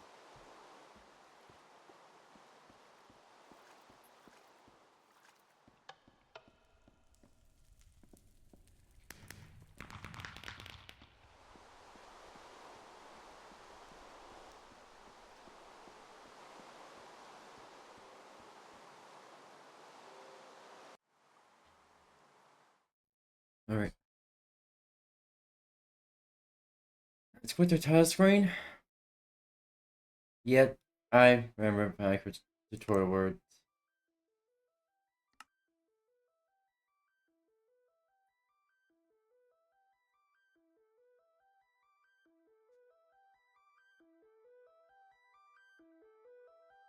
Let's do classic my survival. And the classic console music. My survival let's play.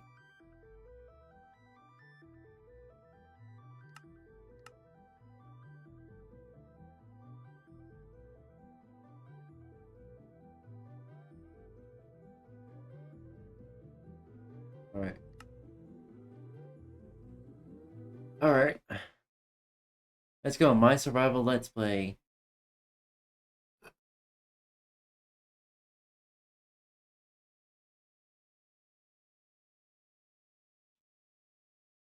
The orientation is off and I wish I could... Yeah, it's 2017 all over again. Yay! Yeah.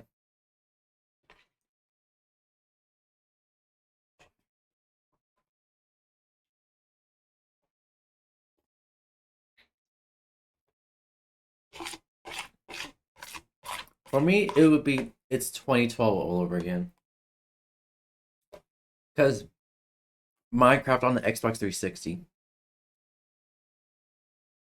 I played with my older brother for the Minecraft Xbox 360 edition. And then I bought Minecraft for the Xbox One. Oh yeah, it's a classic.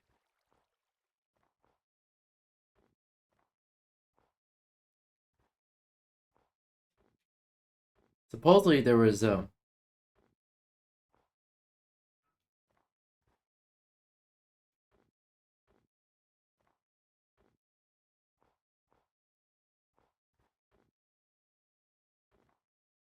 and I can't really fix the TV box.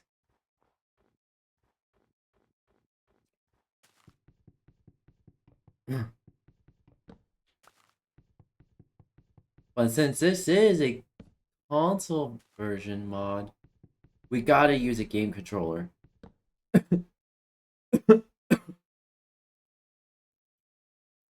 Honestly.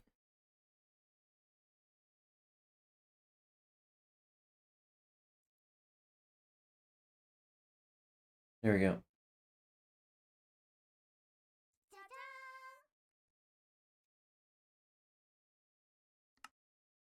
Alright.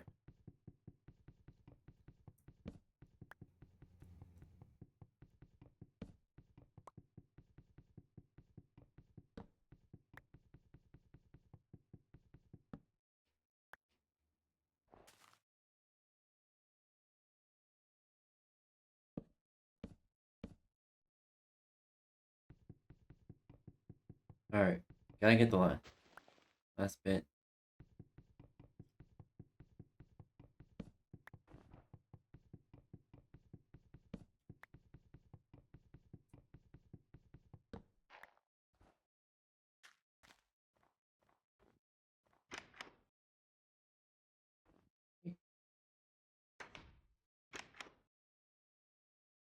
Alright.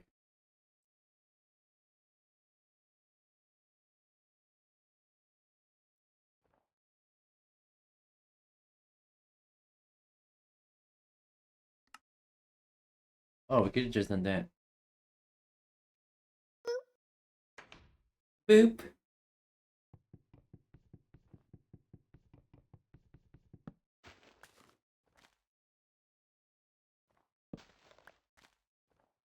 Oh my god,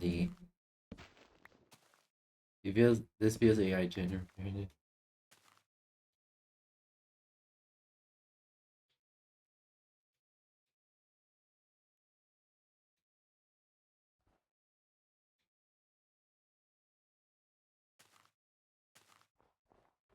Technically, you're not supposed to have anything on your offhand because it wasn't in console edition.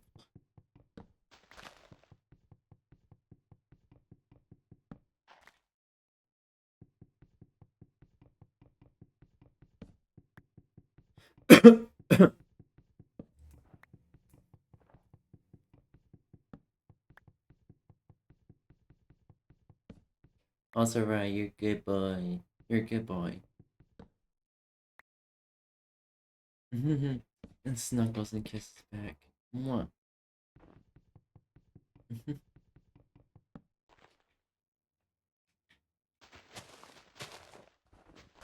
I'm now horny. Oh yeah, yeah. The blitzies are horny. Badass. Do you need some help my blitzies? Okay. We can do it. I switch to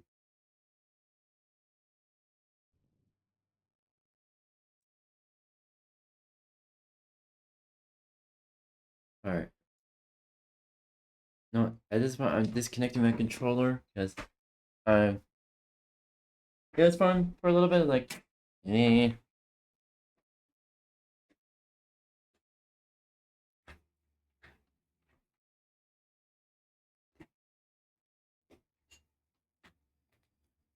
But there are certain games where my sense of familiarity comes with the controller or comes with the keyboard.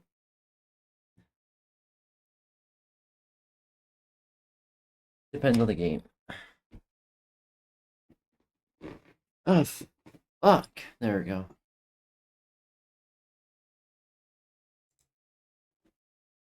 Alright, I need to use the restroom real quick.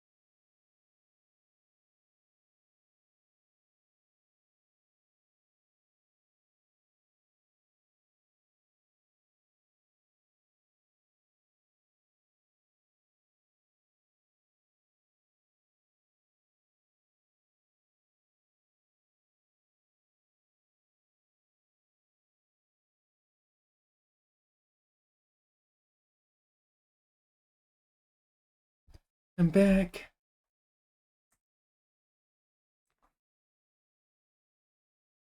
Alright.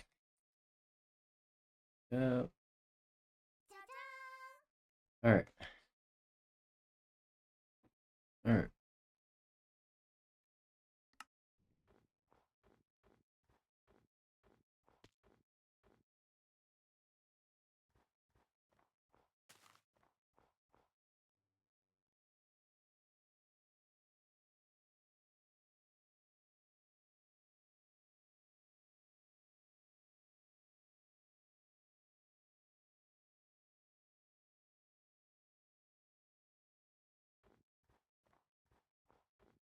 What we can do is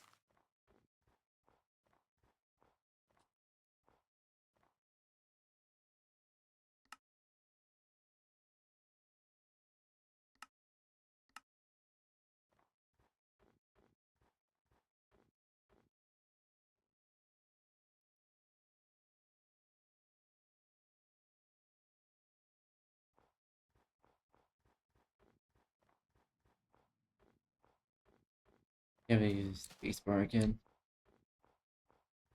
Can't alter the controls.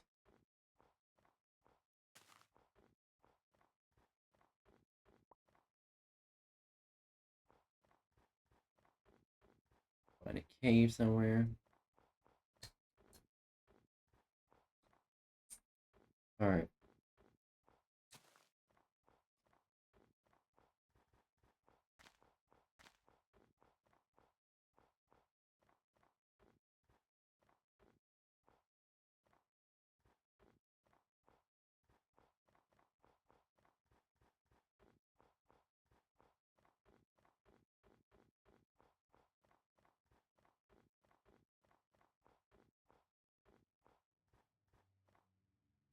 Okay, that's not what I was hoping for.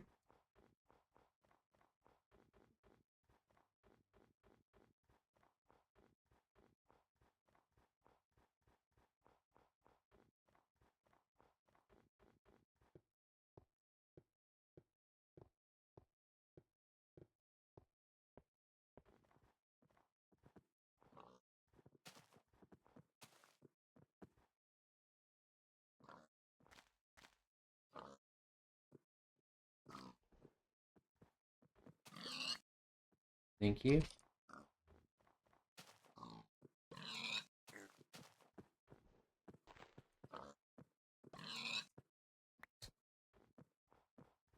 Thank you. Okay. Let's see if we're getting somewhere.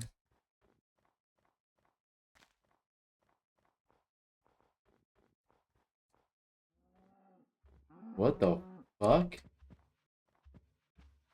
You think they would...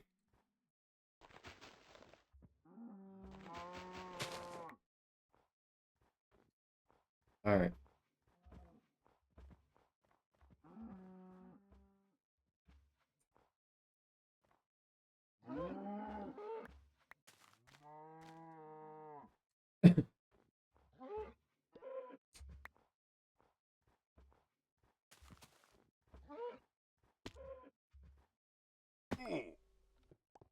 Oh, the classic fall damage sound.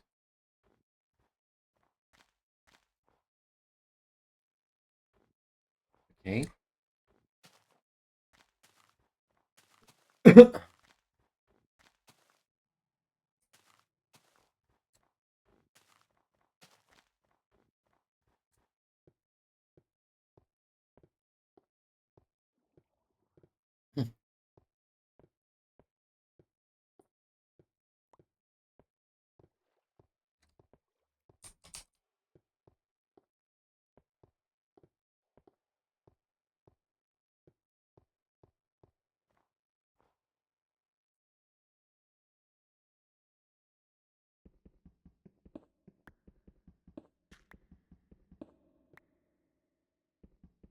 Alright.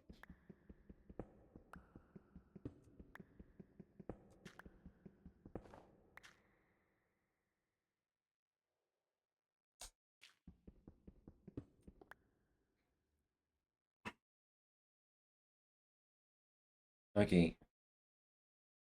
Let's see here.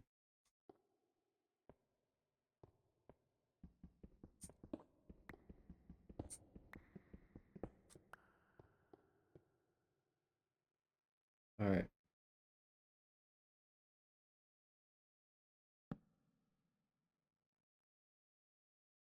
I'm so getting used to this.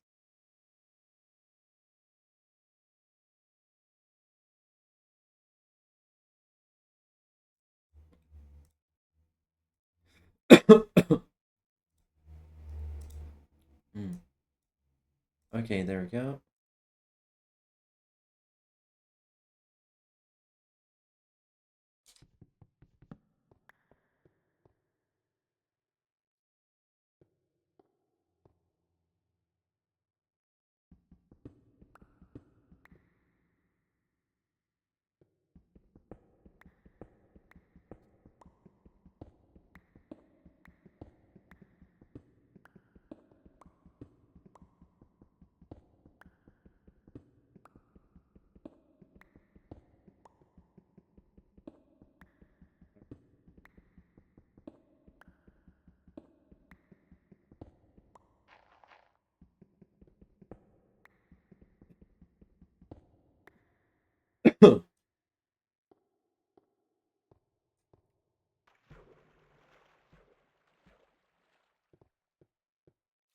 I know Doll has 2D pickaxe. It's just obviously 2D pickaxe. That's nostalgia at its finest. Okay, it is actually dark yet, so I should...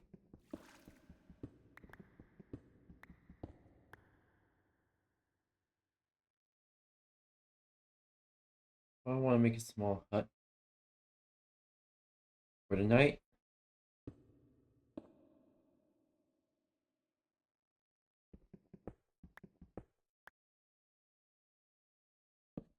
A mini base of operations, if you will.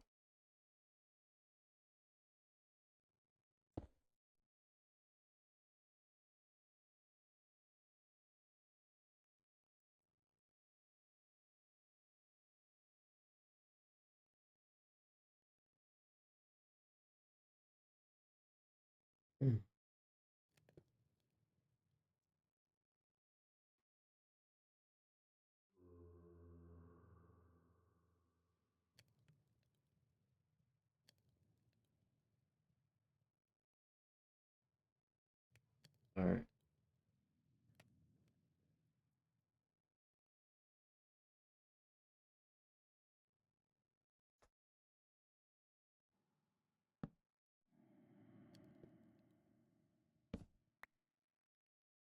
Alright.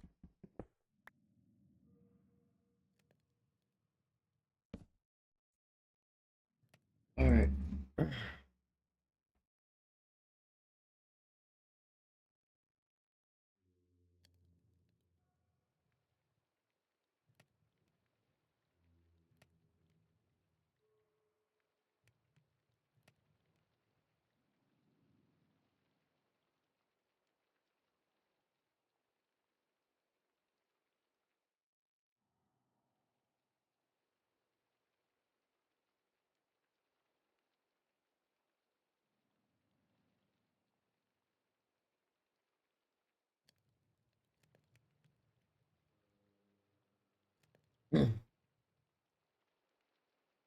Alright. It should be good.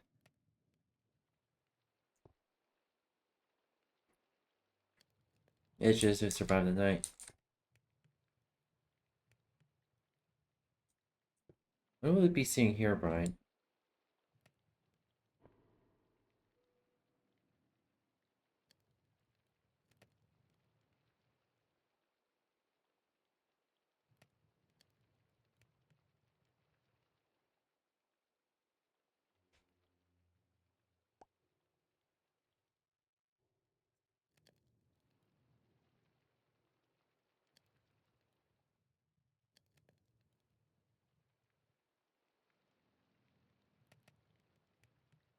Iron pickaxe.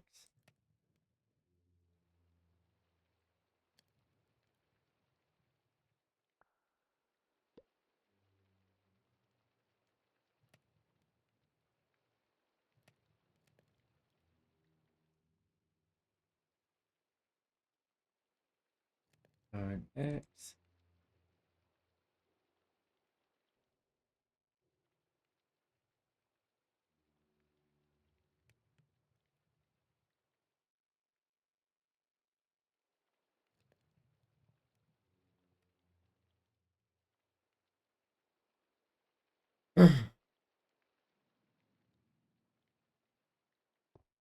I probably want to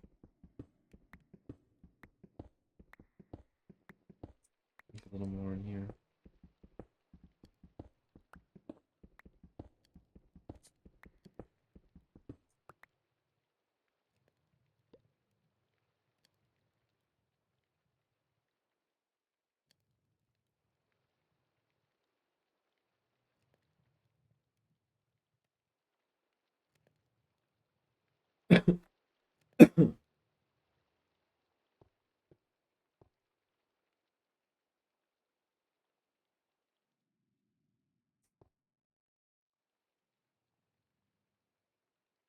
Okay, apples. Okay, there we go.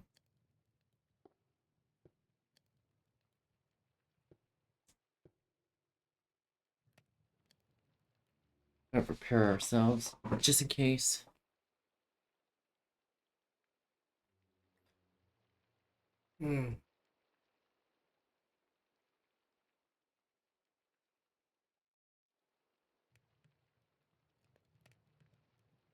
Or assume extensive googling about something.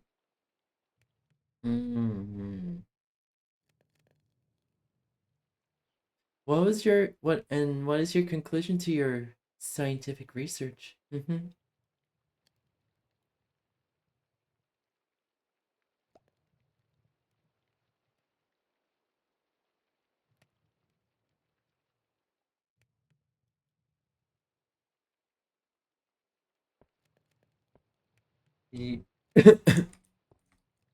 Did you learn that the human body can store a lot of heat that needs to be released?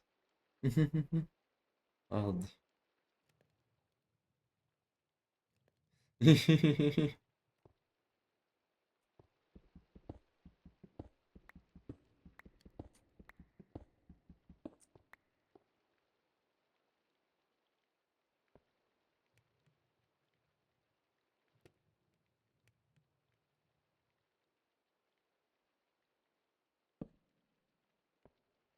we go.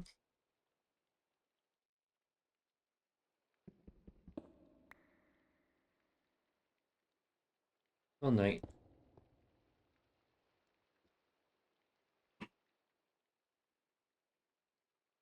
I wonder if we can hear Brian.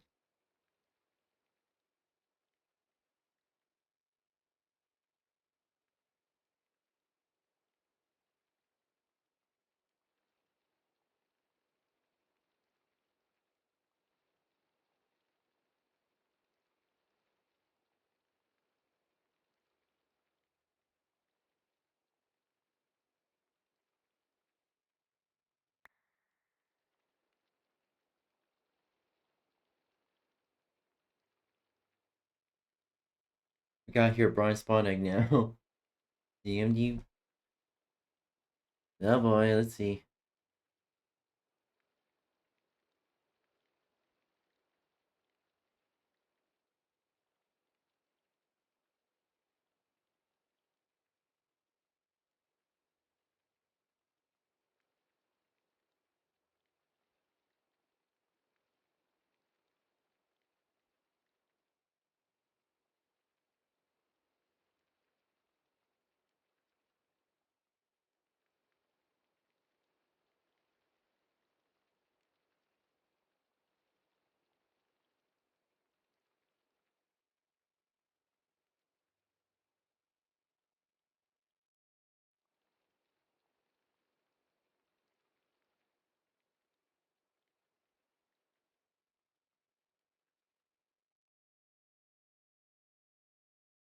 Wow. There you let's see here. The visual is kind of disorientating though. There you go.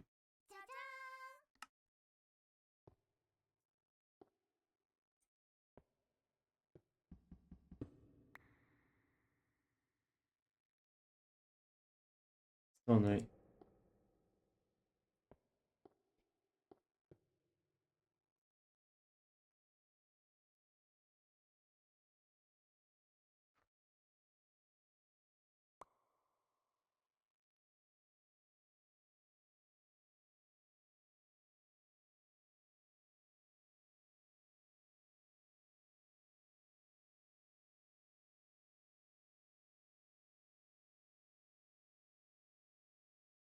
Gotta make our own mini base here, just in case.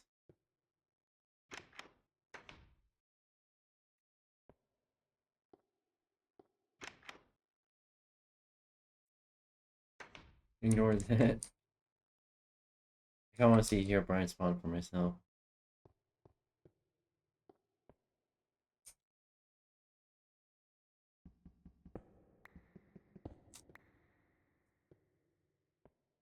Sun is rising. I don't like that sound.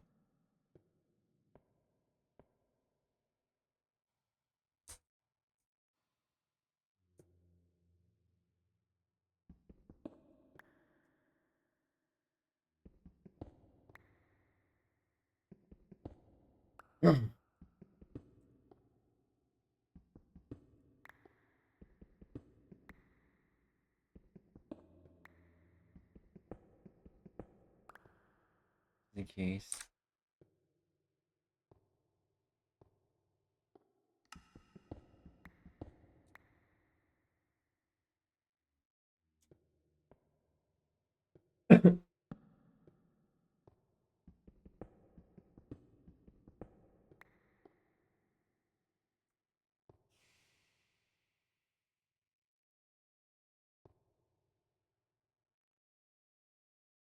Oh boy.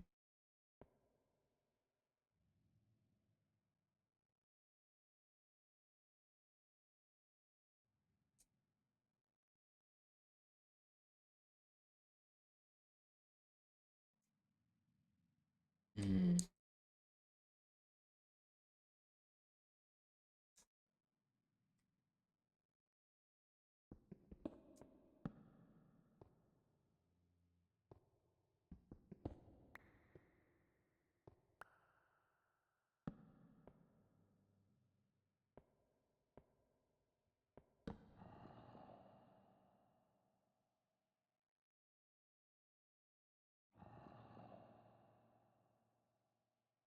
What the?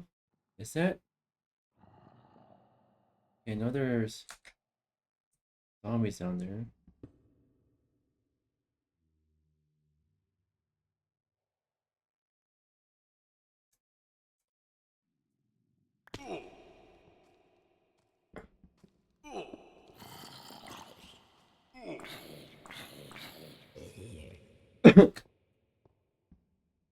Come on, come on, come on, come on.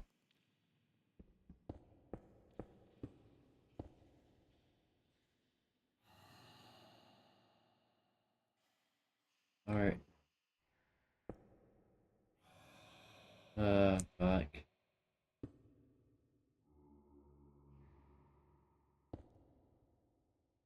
Fuck.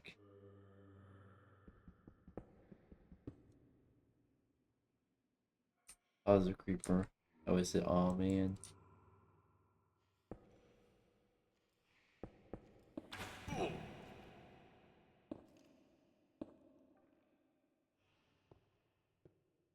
Okay, okay.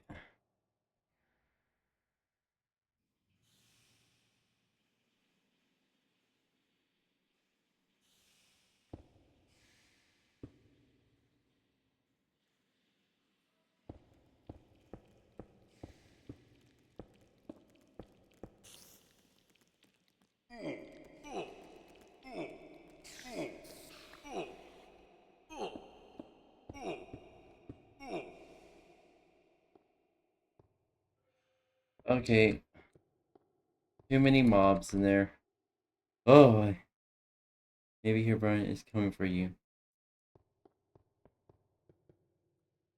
Maybe, yeah, maybe Herobrine is coming for me. But I'm coming for you.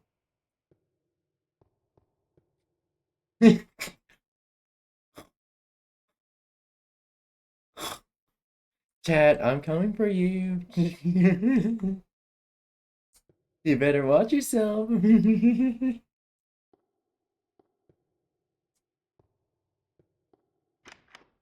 Oh, that freaks the fuck out.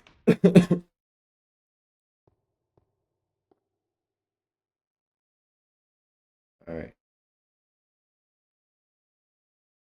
Okay. There we go.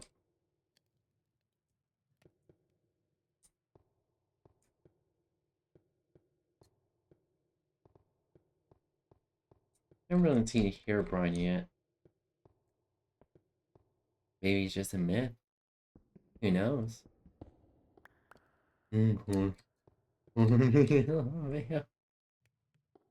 Oh yeah, yeah. It looks like a bloody this morning. Oh well then, you need any help? Okay.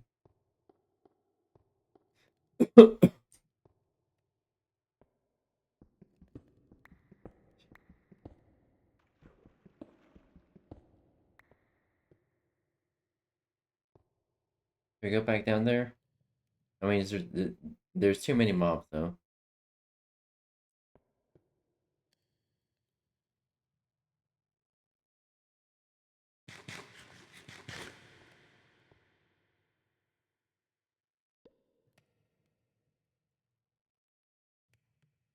Okay, 5 pork chops.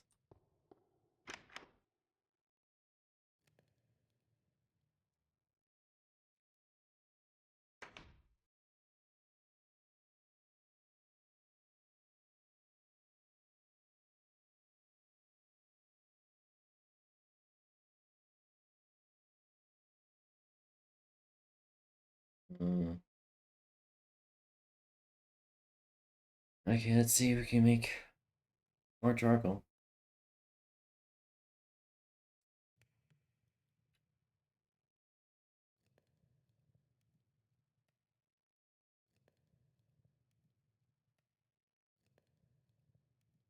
Whoopee. Alright. Yeah, I'm just... Chat. Chat. You thought I was real? You think I'm real? You thought I was real? No. You thought I was real? You really thought I was real? Oh no, chat. I'm just a figment of your imagination. You're hallucinating this entire stream. Oh.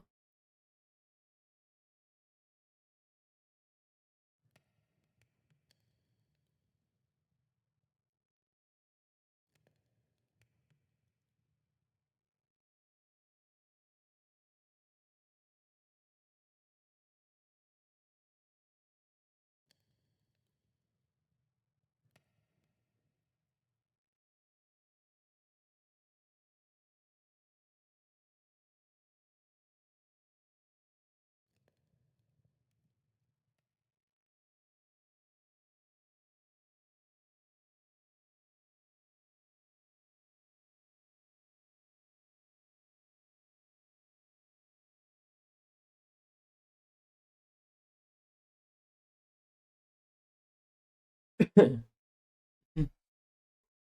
sent you a message. Oh, there it is. I forgot in the console version, just sync.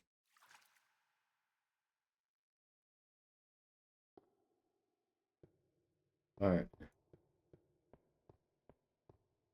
You can get more.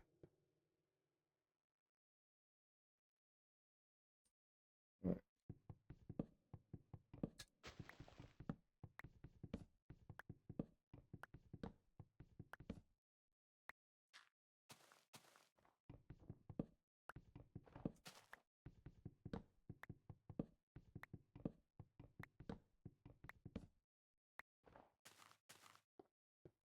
Alright. When did we see here, Brian?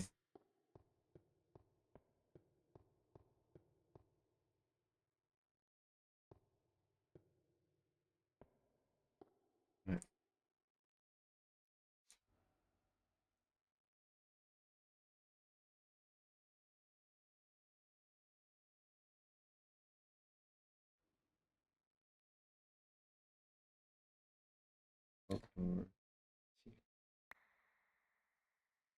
Alright.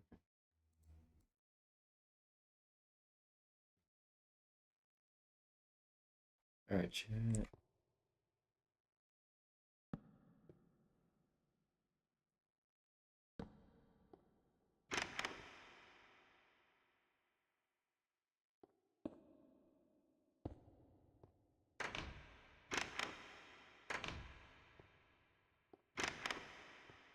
Okay, that works. That works.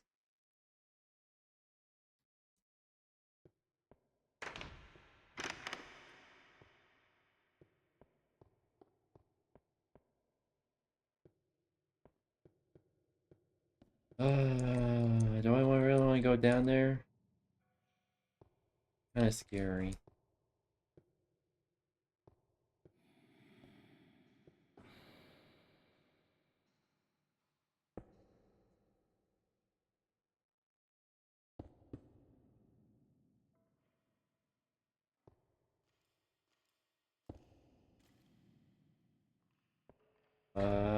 No, no, no.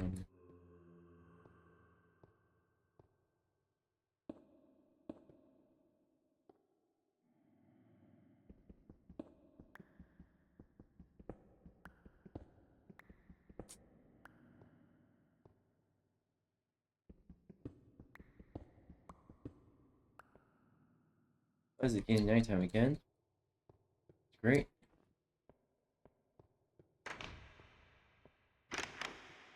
Huh.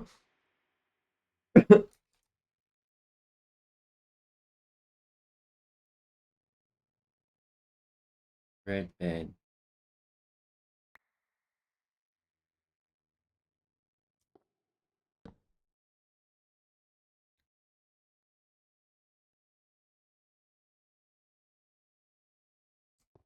Hmm.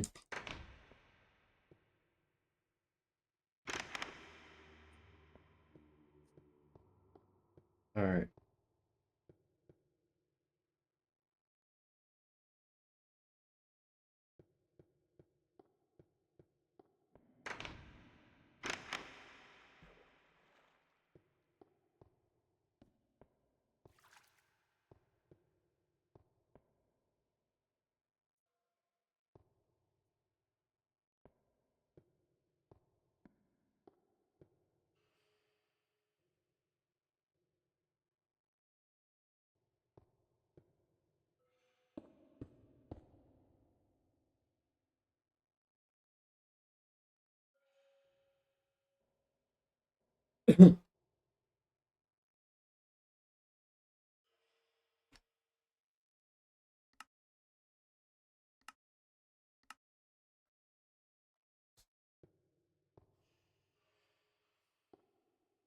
Alright. There's more iron down there. But I can't reach it. Not with all those mobs there. I think they notice. Oh fuck.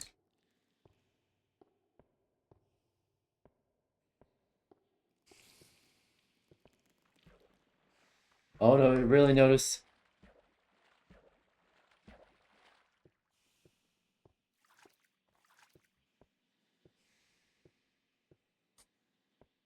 Alright now. Come at me, bro. Come at me, bro.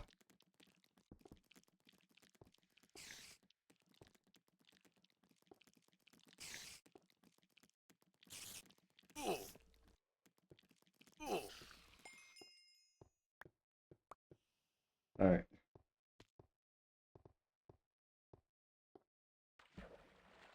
I don't think. Oh boy, okay.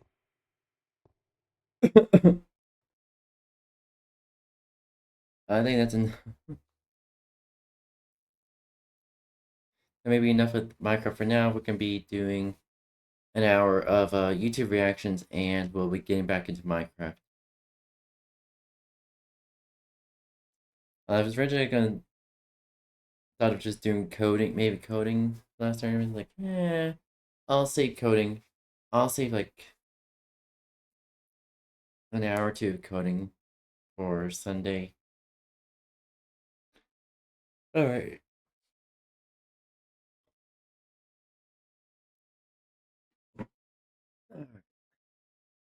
There you go. Neck crack. Ooh.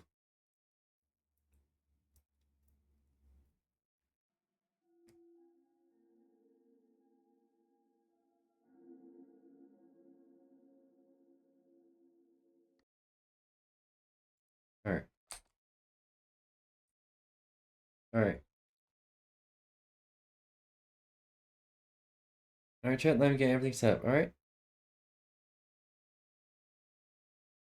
What's name?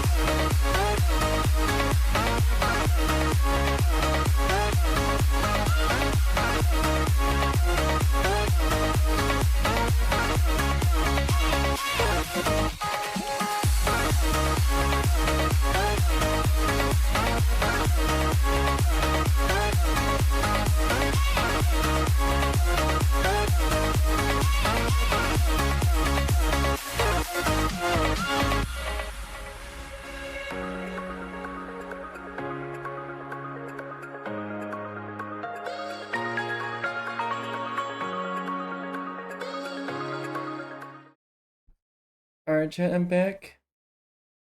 We're back for some YT reactions.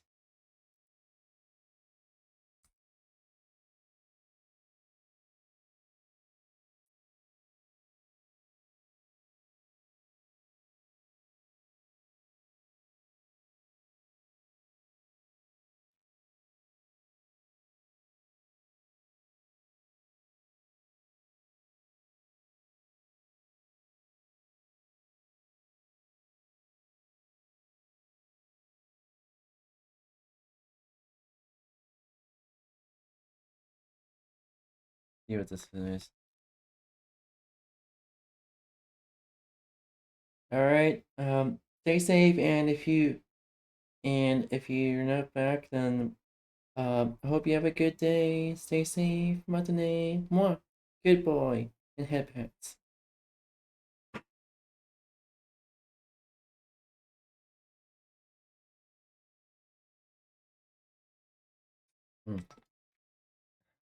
Eh.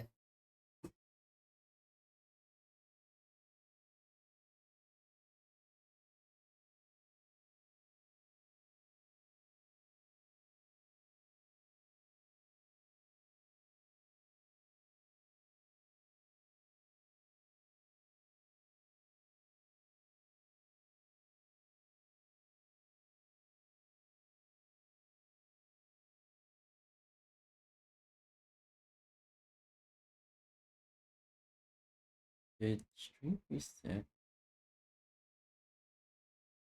Hold on, did everything reset midstream? I think it did. Oh.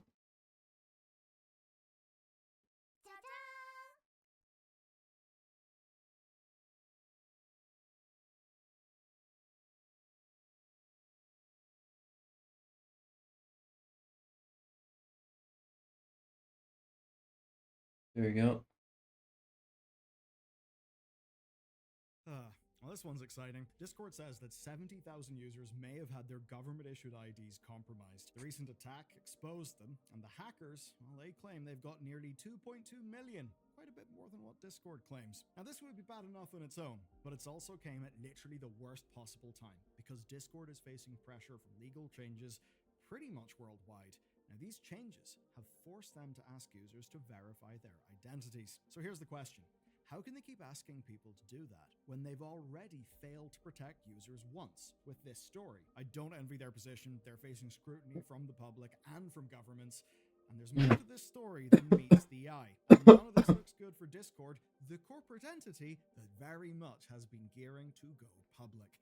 If you want to, do your IPO, a massive wave of bad news is pretty much the worst thing. To kick us off, a lovely little thing, sarcasm, called the Online Safety Act launched this summer, and similar laws have risen up in Australia and dozens of US states. The EU has got legislation looming as well. And beyond questions of overreach or free speech risks, privacy concerns are what has dominated most. And the most immediate worry is this, that regular, and unfortunately for Discord, in this instance, they are going to have to take responsibility for this L at the worst possible time.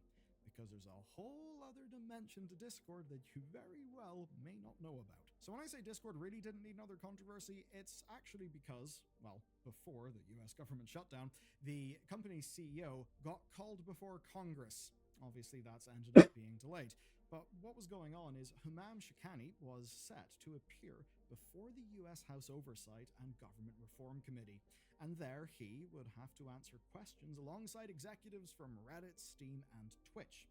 Now, these questions were on how they were trying to prevent extremists from using their services. And that's for fairly obvious reasons. So now Discord are going to have to deal with that, as well as the rising tide of US state legislation. I hate when governments just overreach in general.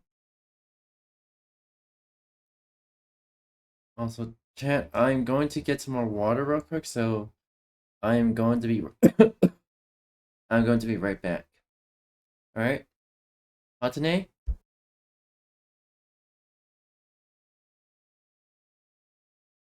Yes, indeed, YouTube reactions.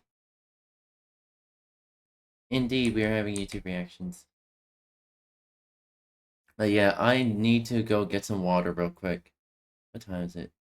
Yeah, I'm going to need to get some water real quick. Alright.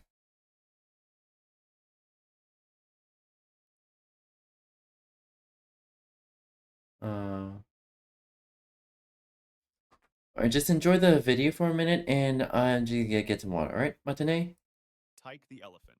On August 20th, 1994, Tyke, a 20-year-old African elephant, was performing at Circus International in Honolulu's Neil Blaisdell Center.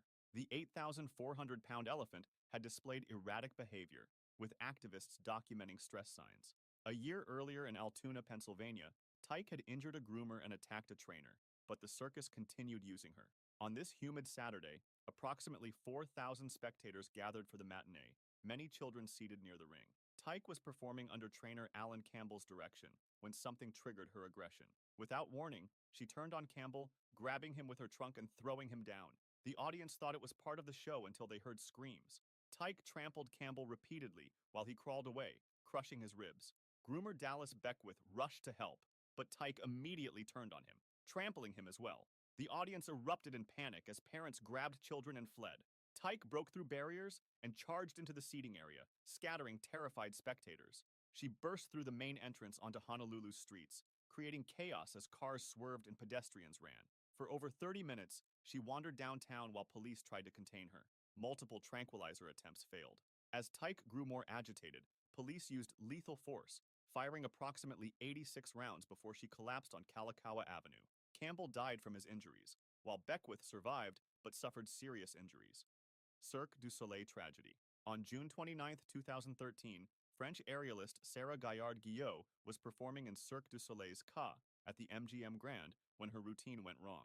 The 31-year-old mother had been with Cirque du Soleil since 2006, specializing in aerial silk performances.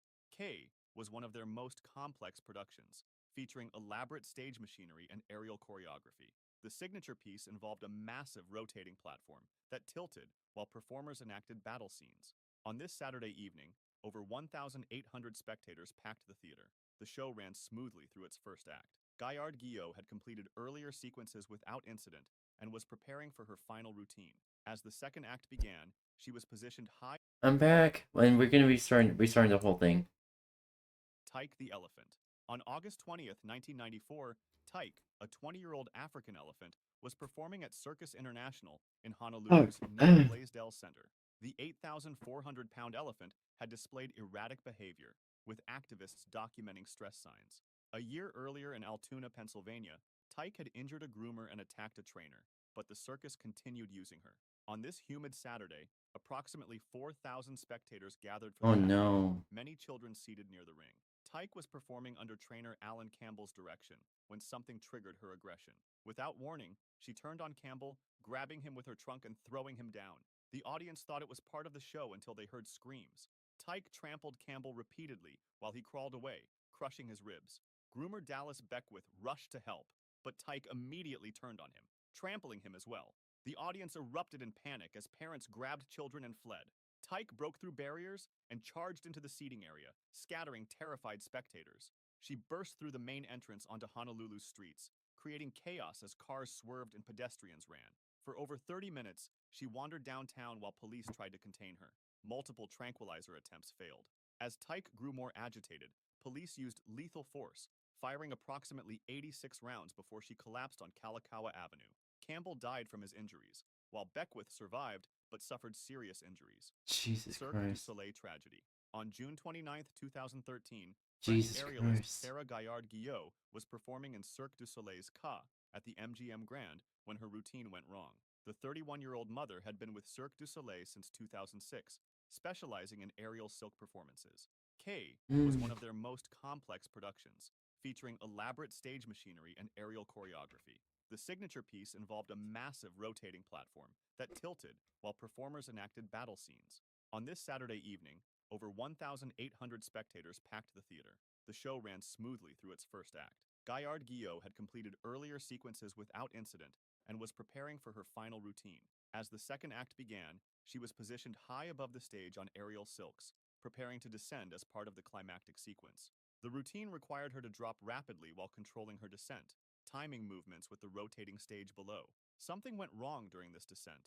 Instead of the controlled drop audiences had seen previously, Gaillard-Guillot fell freely from approximately 94 feet. A wire rope had jumped the sheave and was severed, leaving her with no protection. She struck the edge of the moving platform with tremendous force before falling into the orchestra pit. The impact echoed throughout the theater. The show stopped immediately as crew members rushed to assist while medical personnel were summoned. She was pronounced dead that night from her injuries. Nevada OSHA found multiple safety violations.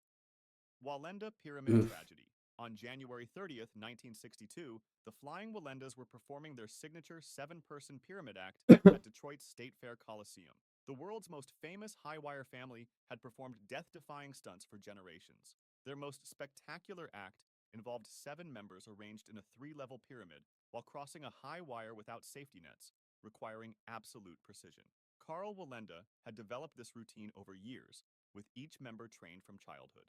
On this winter evening, over 7,000 spectators packed the Colosseum to witness one of the most dangerous circus acts ever performed. The 𝙂𝙣𝙚s performed without nets, believing they made acts less authentic.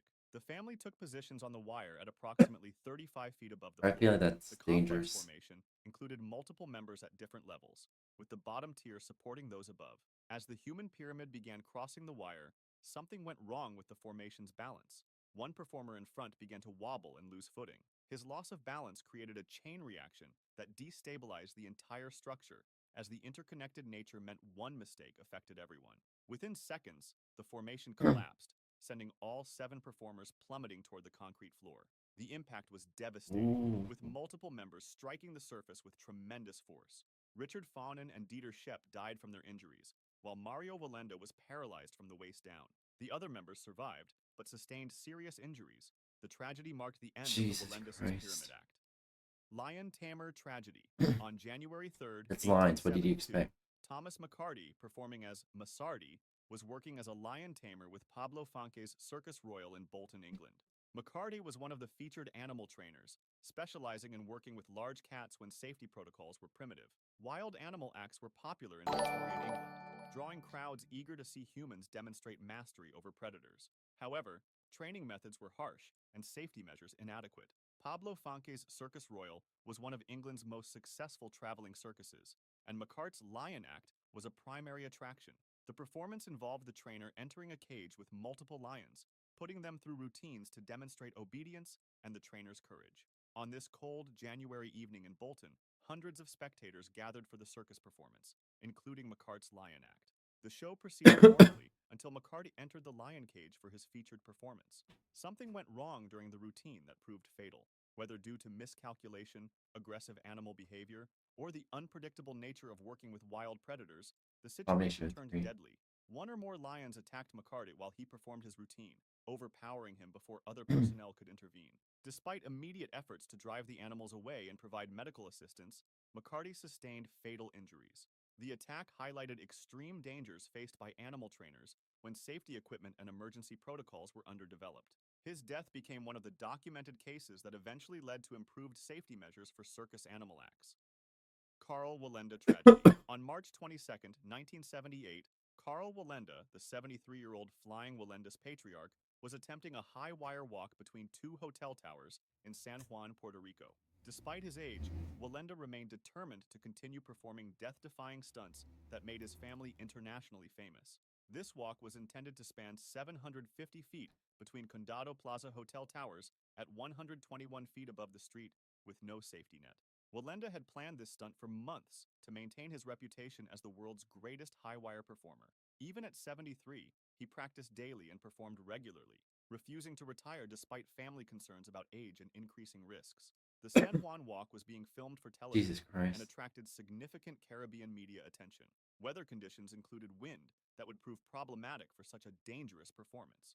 However, Wallenda had performed in challenging weather before and was confident in his ability to adapt his technique. As I really hundreds of wouldn't trust spectators it. gathered below and television cameras recorded, Wallenda began his walk from one hotel tower. He carried his traditional 30-foot balancing pole, moving with steady steps that characterized his decades of performances. The first portion proceeded normally, with Wallenda maintaining balance despite challenging conditions. However, as he approached the midpoint, wind conditions created difficulties that even his extensive experience couldn't overcome. The combination of gusty winds and his wire position made maintaining balance impossible. Despite decades of experience and attempts to recover using his pole, Wallenda began wobbling uncontrollably. Within moments, he lost his grip and fell 121 feet to the pavement below. The fall was instantly fatal, bringing a tragic end to the career of one of the most legendary high-wire performers in circus history. Italian Tiger Tragedy. On July 4, 2019, Ettore Weber was working as a tiger trainer with Marina Circo Orfe near Bari, Italy. The 61-year-old experienced trainer had spent decades working with big cats, developing expertise in managing dangerous animals in circus entertainment. Circo Orfe was one of Italy's most established circus companies, with a multi-generational history. The circus was known throughout Europe, for maintaining traditional values while ensuring animal acts met contemporary safety standards. Weber's role involved training and performing with tigers, work requiring exceptional skill and constant vigilance due to predators' unpredictable nature. On this summer day near Bari, Weber was conducting a training session with his tigers, preparing for upcoming performances. Training sessions were held away from public view, allowing trainers to work with animals in controlled environments, focused on conditioning without audience distractions. These sessions were routine but dangerous, involving the same close contact with powerful predators that made public performances risky. The specific circumstances of what went wrong highlight inherent dangers of working with wild animals, even for experienced professionals. Whether due to miscommunication between trainer and animal, unexpected triggers causing aggressive behavior, or simply unpredictable predator nature, the situation turned deadly without warning. Weber was attacked by his own tigers during the training session, suffering immediately fatal injuries. Despite other circus personnel attempting to intervene, the attack was too severe and happened too quickly for effective rescue. The incident shocked the circus community and animal welfare advocates, highlighting ongoing risks faced by those working closely with wild animals in entertainment settings. 𝙂𝙚𝙣𝙚 incident. In 1963, Henrietta Yetta Grodefent was performing with a traveling circus in Omaha, Nebraska. Grodefent was a member of the extended Wallenda family, working as Carl Wallenda's sister-in-law and an experienced aerial performer. She specialized in sway pole performances, a demanding aerial act requiring performers to climb a tall, flexible pole and execute acrobatics while the pole swayed dramatically. The sway pole act was one of the more dangerous aerial performances, combining risks of significant heights with the challenge of performing on an unstable, moving apparatus. Unlike other aerial acts using safety nets, sway pole performances relied solely on performer skill and experience. The pole's flexibility, which created dramatic swaying motion, making the act spectacular, also made it unpredictable and difficult to control during complex maneuvers. On the evening of her final performance in Omaha, Grodefent was executing her sway pole routine in front of several hundred spectators. The performance proceeded normally through early portions, with Grodefent demonstrating skill and grace that made her a respected performer within the circus community. However, during her routine, something went catastrophically wrong, whether due to equipment failure, miscalculation in timing, or unexpected pole movement that threw off her positioning. Grodefent lost control during her performance. She fell from the sway pole at approximately 50 feet, with no safety equipment to break her fall. The fall proved immediately fatal, as the height and impact force caused incompatible injuries. Emergency medical personnel were summoned, but nothing could save her life. Circus 𝙂𝙚 incident. On June 19, 1984, Sometimes it's just not worth the Circus risk. 𝙂𝙚, Switzerland's national circus, was conducting morning training activities in Bad Gastein, Austria, when tragedy struck during routine animal care. The renowned company, entertaining European audiences since 1919, was known continent-wide for high production values and extensive animal menageries. Circus 𝙂𝙚 maintained one of Europe's most impressive exotic animal collections, including elephants featured prominently in performances and synonymous with the circus's identity. On this summer morning in the Austrian resort town, circus personnel conducted routine training and care activities with animals preparing for that evening's performance. These behind-the-scenes activities were essential for maintaining animal conditioning and ensuring they remained responsive to handlers during public performances. However, working closely with large, powerful animals always carried inherent risks, even during routine daily activities. The tragedy involved Madura, one of the circus's elephants, and her keeper during what should have been routine training. The specific circumstances triggering the deadly incident remain unclear, but the elephant suddenly became aggressive toward her handler without apparent warning. Whether due to stress, illness, confusion, or unpredictable behavior occurring with wild animals in captivity, Madura attacked and killed her keeper during the training session. The attack happened quickly, with such force that other circus personnel couldn't intervene effectively to save the keeper's life. The incident shocked the circus community and Bad Gastein's local population, as Circus 𝙂𝙚 had built its reputation over decades on professional animal handling. Following the keeper's death, local authorities decided the elephant had to be put down, and Madura was shot 2 days after the fatal attack. If you'd like to see more stories like this, make sure to subscribe and feel free to drop suggestions for the next video in the comments. Ooh. Yeah.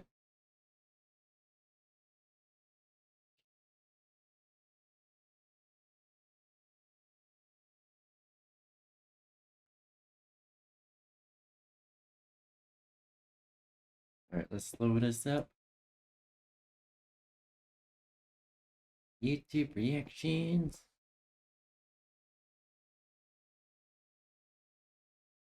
Alright.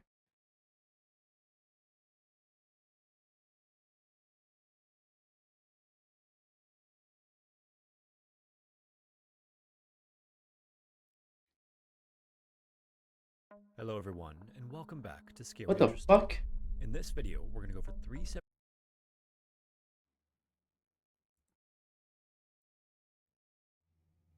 Okay. So on my monitor was spazzing out. So I was trying to figure out what's going on.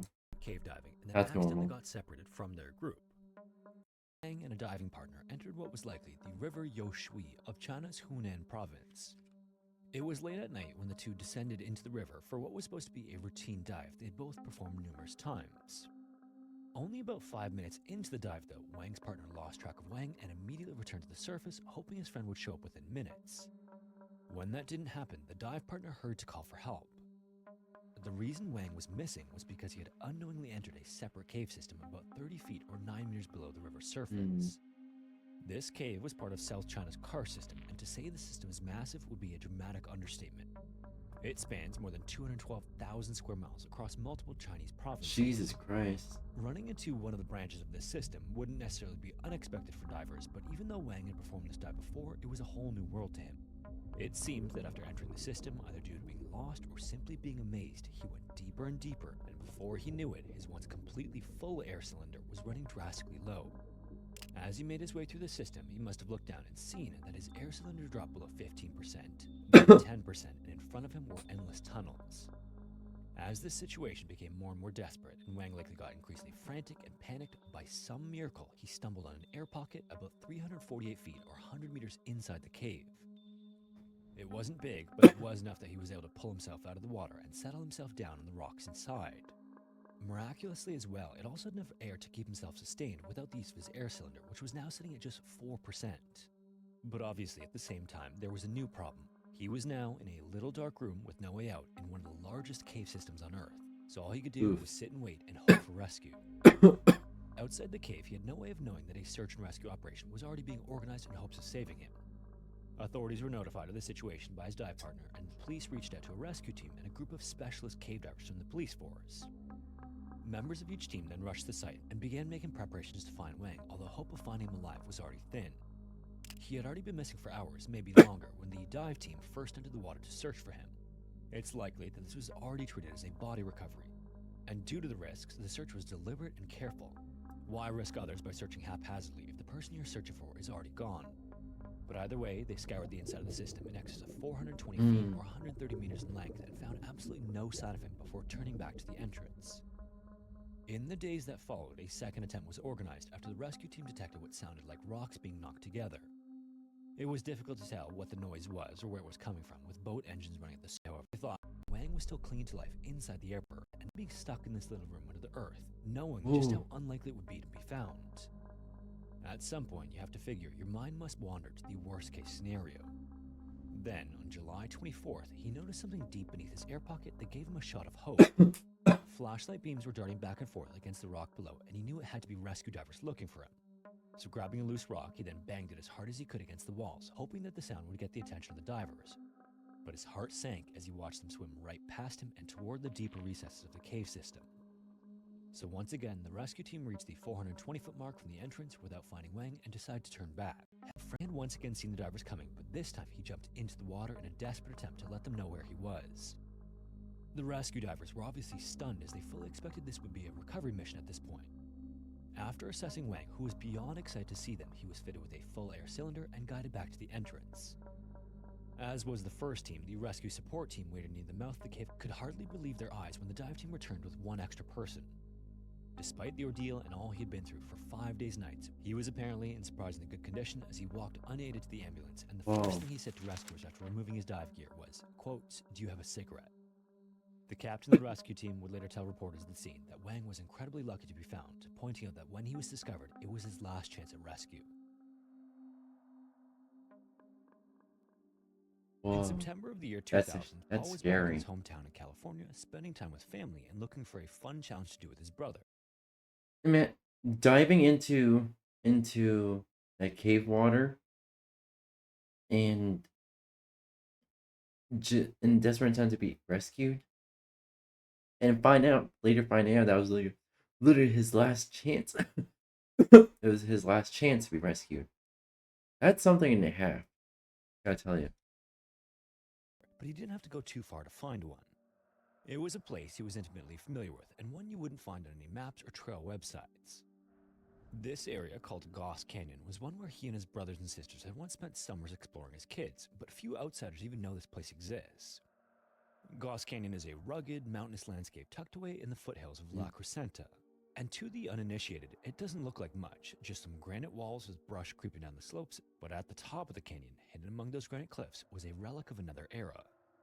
There's an abandoned well that was blasted into the mountainside back in 1915. Whatever purpose it once served had long been forgotten, but the structure remained. And it's more than just a hole in the mountain. Although the well is a dark, narrow shaft only a few feet across, it plunges into the earth and opens into a labyrinth of flooded tunnels and caverns. For Paul and his family, incredibly, it was a place flooded with memories, and he was eager to return to explore once more. September 17th, 2000 began with Paul and his 42-year-old brother, Michael, gathering up their hiking and scuba gear before making their way to 𝙂𝙗 Canyon. That morning, they hiked together with their packs weighed down by scuba tanks, regulators, and rope.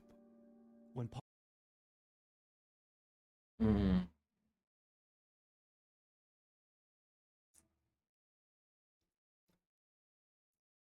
The question I like to ask is, are you hungry or are you bored?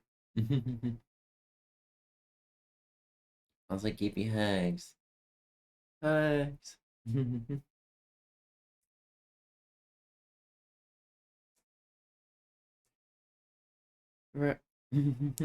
Bored to think, probably why. Second question. I forgot what the second question was gonna be. Fuck.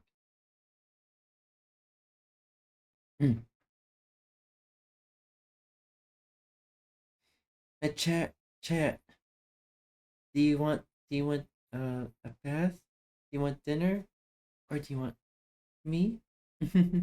Paul and Michael reached the opening in the granite. They set down their gear and began to prepare for a dive they'd performed countless times before. Their plan was for Paul to anchor a rope at the water's edge inside the canyon, using it as a guideline to get himself back to safety, and he and Michael would tether themselves to it. He had 2 hours of air on his back and told Michael that if anything went wrong once those 2 hours were up, to go get help. Inside the 3 feet by 4 feet opening, the passage narrowed quickly. Me? It was the kind of space that forced... You want me? Aw, Blitzies. Aw. All of you are cuties. Everyone's a cutie. And headbands. Mwah. You better than food. I'm better than food. Am I a 5-star gourmet meal? You to crawl, twist, and squeeze your body in uncomfortable ways. The water that collected in the shafts was also shockingly cold and would numb the skin within minutes. It was also thick with silt that clouded under the beam of a diving flashlight. And Paul, ever cautious, often carried a lighter to flick on inside the caverns to check air pockets for poisonous gases before taking a breath. For the first 15 minutes of the dive, everything was routine. Paul disappeared into the water, and the rope connecting him to Michael was their only means of communicating. Tugs on the line meant that Paul was moving and things were fine. Meanwhile, stillness meant he was working deeper into the cavern. Up to that point, the tugs on the rope had been steady, but they suddenly stopped making sense. Michael gave a pull, expecting Paul to answer back with the same reassuring jerk that said he was fine, but nothing came. Michael then tried again, this time a little bit harder, but he still received nothing in return. Somewhere in the dark, it seemed that Paul's rope had tangled, catching him at the worst possible spot. Michael then pulled with everything he had, straining against the line, but it was no use. Paul wasn't coming free. Minutes then began to tick by in a haze of panic, but Michael knew the rules and he had to be patient. Anything beyond 2 hours meant he had to run for help, and soon enough, that time had come without Paul's return. Michael then made the only decision he could and... Honestly, he should have went to get help immediately when he sensed something was wrong. Not waiting 2 hours, but immediately. If something goes wrong, you get help immediately. forget about that 2 hour or whatever amount of time bullshit rule. If something goes wrong, you get help immediately. Scrambled out of the well with his heart racing as he barreled down the trail toward help. By 1:20 p.m., Michael rushed through the doors of Crescenta Valley Sheriff Station. Within minutes, the sheriff's team was on its way back to Goss Canyon, hauling their own tanks and gear up to the hidden well shaft. Horrifyingly, 3 hours after Michael had run for help, the rescue divers finally reached Paul. He was wedged in a narrow shaft, his body half in the water and half out. His head was tilted above the surface of a pocket as if he was trying to catch his breath. At first glance, it didn't make sense. His tank was still strapped to his back and he had plenty of air left. His regulator also hung at his side, and there was no sign of a violent struggle or a catastrophic equipment failure. It was as though Paul had simply stopped. Back on the surface in the days after the tragedy, the picture grew stranger. Investigators noted that Paul hadn't drowned in a traditional sense, as there was no evidence that he had run out of air. Instead, after examination, the coroner pointed to suffocation or lack of oxygen as the likely cause of Paul's death. But why would a man with a perfectly good tank of air abandon it in the middle of a dive? Check the mixture. The answer would come from a videotape in Thank Paul's you. diving camera. When it was played back, the footage showed his last moments in haunting detail. The beam of his light swept across the walls of the cavern as he edged into a tight tunnel. Then it angled upward into a hollow pocket above the waterline. Paul then surfaced, removed his regulator, and took a breath. A second later, the camera jolted and fell as Paul's body collapsed. The conclusion was chilling, as Paul hadn't brought his lighter like he usually did. The air pocket he had surfaced in hadn't contained air at all, at least not the kind you could survive on. It was either too low in oxygen or tainted with other gases, the kind that can render a person unconscious almost instantly. Check them. Okay. By trusting it, even for a single breath, Paul had sealed his fate. Located just north of the Polish-Slovakian border sits the town of Zakopane, and just to the south lies Bystra Cave on the northern slope of the Tatra mountain range. Water flows through it through the nearby Bystra spring that has carved out a series of tunnels and passages into the literal mountainside. The result is a system more than a kilometer long with a maximum depth of at least 53 meters or 173 feet.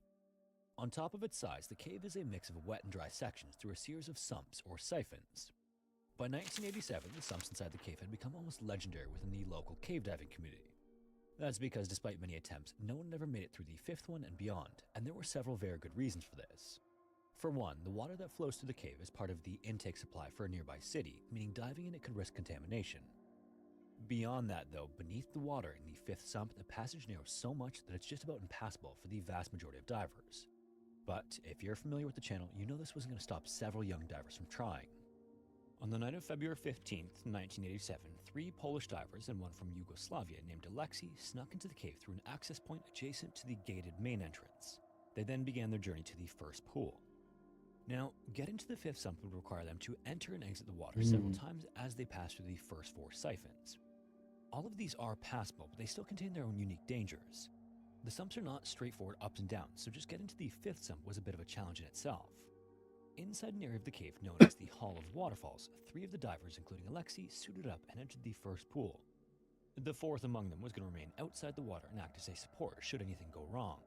At 10 p.m., the other 3 disappeared under the water of the first pool and began the long journey through each of the first 4 sumps, moving through cracks, narrow squeezes, and areas of strong water flow as they went. And as a testament to the difficulty, they wouldn't arrive at the 5th until just before 1 a.m. Also already exhausted from the effort, the 2 Polish divers were more than happy to let Aleksei explore the 5th sump first while they took a breather. Before he went under, the 3 discussed a quick dive plan. Aleksei would spend about 15 minutes inside before returning to them to report what he saw within the passageway. From there, they'd enter as a group and try to pass through the infamously narrow clamp to become the first to ever do it. Once this plan was agreed on, Aleksei slipped into the water and began making his way through the sump. 20 minutes later, however, Aleksei still hadn't returned, so one of the Polish divers entered the water to see if he could find him. But when he started heading straight down, he immediately noticed just how silted out the water was. He pressed on, hoping to find Aleksei somewhere along the way, but then he made a horrifying realization. It wasn't just silt that was coming loose from the rock walls, it was also the rock walls themselves. Large chunks of limestone were literally breaking off and tumbling downward past the diver. It was almost like the cave itself was slowly collapsing around him, but incredibly still, he continued searching for Aleksei. Not too much further ahead, the diver reached the narrow constriction that had prevented anyone before from seeing what was on the other side. For just a brief moment in his search for Alexei, he paused and marveled at the extremely narrow crack. It was only about 2 feet or 0.7 meters wide and 6 feet or 2 meters tall. And it was immediately clear to the diver why no one had dared to enter it, and he wasn't about to give it a shot right then. So turning his attention back to the search for Alexei, he spun back around and began making his way back toward the entrance to Sump 5. When he finally surfaced again, he still hadn't seen any sign of Alexei other than the silted out cavern. As the two divers waited at the sump entrance once again, bubbles started to rise from below. They were certain that Alexei was about to surface, and now that they were pretty sure he was okay, they were annoyed that he didn't follow the plan they agreed on. As they waited, more and more bubbles came to the surface, but after about 20 minutes, there was still no further sign of Alexei himself. So once again, one of the Polish divers entered the 5th sump to look for him, but visibility was now down to about 8 inches or 20 centimeters. The sump was now nearly impassable due to the amount of silt suspended in the water, so the diver turned back around and resurfaced. For another hour, the two divers watched as the bubbles broke the surface until they abruptly stopped. When that happened, they knew something was wrong, and the two immediately started making their way back to the entrance of Bistro Cave to get help. At around 6:15 a.m. on February 16th, members of the Polish mountain rescue organization known as GOPR arrived at the cave. As soon as authorities assessed the situation, they called in the Warsaw Diving Club to assist, but it wouldn't be until 10 p.m. before they finally made it to Bystra. Then another 3 hours later at 1 a.m. on February 17th, so exactly 24 hours since Alexei disappeared, divers from Warsaw entered the sump. After descending a few dozen feet, however, they experienced the same conditions Alexei's Polish partners did. The silt made visibility almost zero, and chunks of rock were falling off the walls inside. So seeing no other option, they turned back around to regroup. Several more attempts were made at trying to explore the sump, but it was just too dangerous. After 9 hours of trying to just access the main portion of the passage, the divers had to call it quits. This wasn't a sign the operation had turned from a rescue to a body recovery, though. The hope at this point was that Alexei had somehow made it through the narrow restriction and was now stuck on land between the 5th and 6th sumps. If this were the case, rescuers had the benefit of time, knowing that he could still be alive in there for a few days. On the flip side, though, if Alexei had gotten into trouble in the water, he'd have been long dead by this point. Still, the rescue team members kept faith that Alexei was just trapped on the other side of the restriction, safe in a dry section. The next day, another attempt to pass through the 5th sump was made by a set of Yugoslavian divers, but they only experienced more of the same: silt, falling rocks, and no visibility. One of the bigger consequences of silting in a cave is that sediment can spend days suspended in the water before it settles back down. The frequent attempts to enter the passage also only stirred things up more and more, preventing the silt from settling, but things were quickly getting to the point where waiting was no longer an option. And yet, for some reason or another, almost a week passed before another set of divers would get through the first 4 sumps and attempt to breach the 5th again. This time, they would try to access the 5th sump by using a separate entrance called the Crystal Siphon. The belief was that there was a connection point between the two passageways, and this turned out to be the case. Divers then used the benefit of the clear water in the Crystal Siphon to get into the 5th sump before reaching the infamous restriction. But, once again, it was just so narrow and visibility was still so bad that the effort had to be abandoned. And again, this was almost a week after he first disappeared. By then, with limited options, GOPR authorities were tossing around the idea of pumping the siphons clear of water to make accessing the 5th sump easier, but this was far more complicated than simply executing the plan. Approval would have to be given by the city nearby, which didn't come in until noon on February 23rd, and it took a lot of time to get all the necessary equipment up to the cave. It wasn't until 6 a.m. on the 24th, so 9 days after they entered the cave, that the first sump was emptied and work on the second began. Even just getting the water out of the first 4 sumps, though, was a drain on both time and electricity. The pumps required so much power that the electrical grid actually failed, and power couldn't be restored until more than 5 days later. By this point, it was seen as though there was very little chance that Alexei would still be found alive. Pumping started again on February 29th, almost 2 weeks after Alexei's ordeal began, but after nearly 2 days of pumping, the sump had only dropped a little more than an inch or 3 centimeters. The pumps on location just weren't strong enough to overcome the reflow of water, so the rescue team had high-capacity pumps brought in. Unfortunately, the difference in results with the stronger pumps was marginal. Between March 6th and 9th, the pumps ran 24 hours a day and only reduced the water level by about 6 inches or 15 centimeters. While all of this was going on, GOPR authorities discussed the possibility of bringing in divers from an esteemed French rescue organization. And as it became more and more apparent that the pumps just weren't going to be a match for the 5th siphon, the call was put out. On March 13th, around 9 p.m., several French divers arrived on the scene and entered the 5th sump for an exploratory dive, but another attempt to find Alexei wouldn't occur for another 6 days. More than a month after Alexei disappeared, the French divers and a support team entered the finally clear waters of the 5th sump. Only about 33 feet, or 10 meters down, they discovered Alexi's lifeless body completely tangled in his own guide rope. Carefully, the divers cut him free and brought his body to the surface of Sump 5. After an examination of the scene, authorities put together a reconstruction of what they believe happened to Alexei in the early morning hours of February 16, 1987. After having a discussion with his fellow dive partners, Alexei submerged into Sump 5 and began a vertical descent through what were the clear waters ahead of him. It's believed that he actually made it through the extremely narrow section called the Clamp, becoming the first diver on record to do so. It's thought that he then surfaced on the other side, where he attached a guide rope. After attaching the rope to the dry section between Sumps 5 and 6, Alexei re-entered Sump 5 about 30 to 40 minutes after first departing his partners.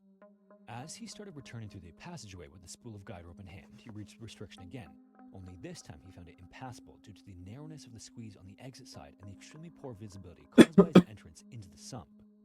Upon realizing this, instead of turning around and returning to the dry section between Sumps 5 and 6 to wait for help, Alexei panicked. And in doing so, he started to become entangled in the guide rope in the low visibility conditions. At that point, he was hopelessly bound up and stuck underwater with no way to escape. All he could do was struggle and wait for his air supply to run out, which it eventually did. If you made it this far, thanks so much for watching. If you have a story suggestion, feel free to submit it to the forum found in the description. Also, if you want to support the channel, consider joining the Patreon or becoming a channel member here on YouTube. And once again, yay, got an huge extra thank you to hour. Valve for sponsoring this. Yay, got an extra hour. Yippee.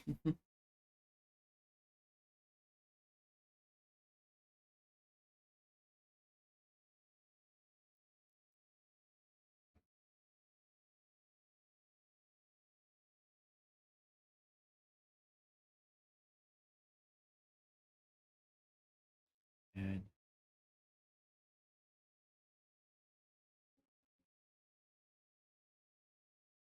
yippee. Also, let me check. Okay, let me check.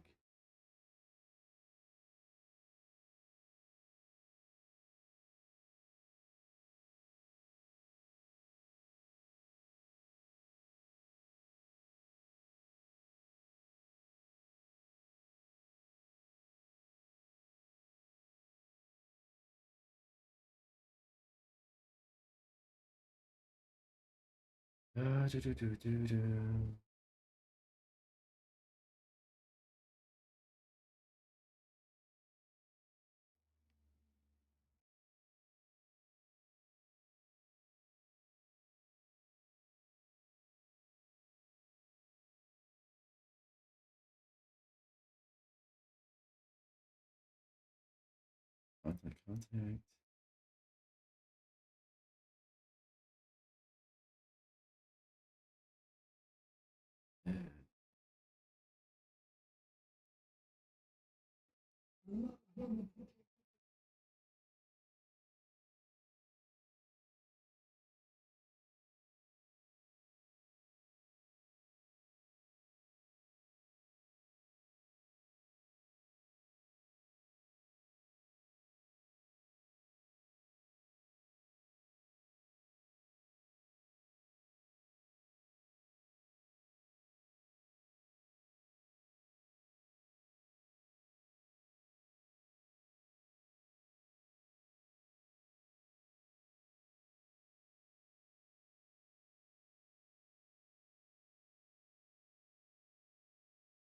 Okay, phone chat.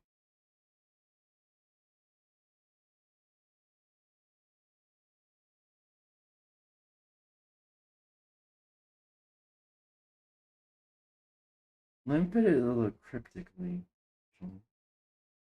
Let me switch to the actual next video.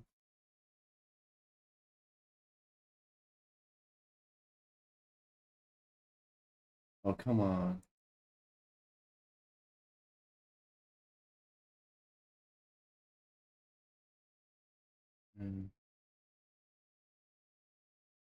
No. Oh, quick. Let me see.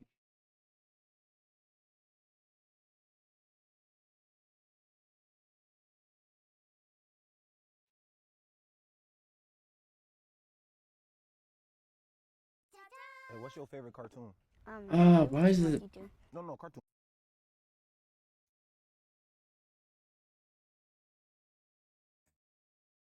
I hate when it fucking. Hey, what's your favorite cartoon?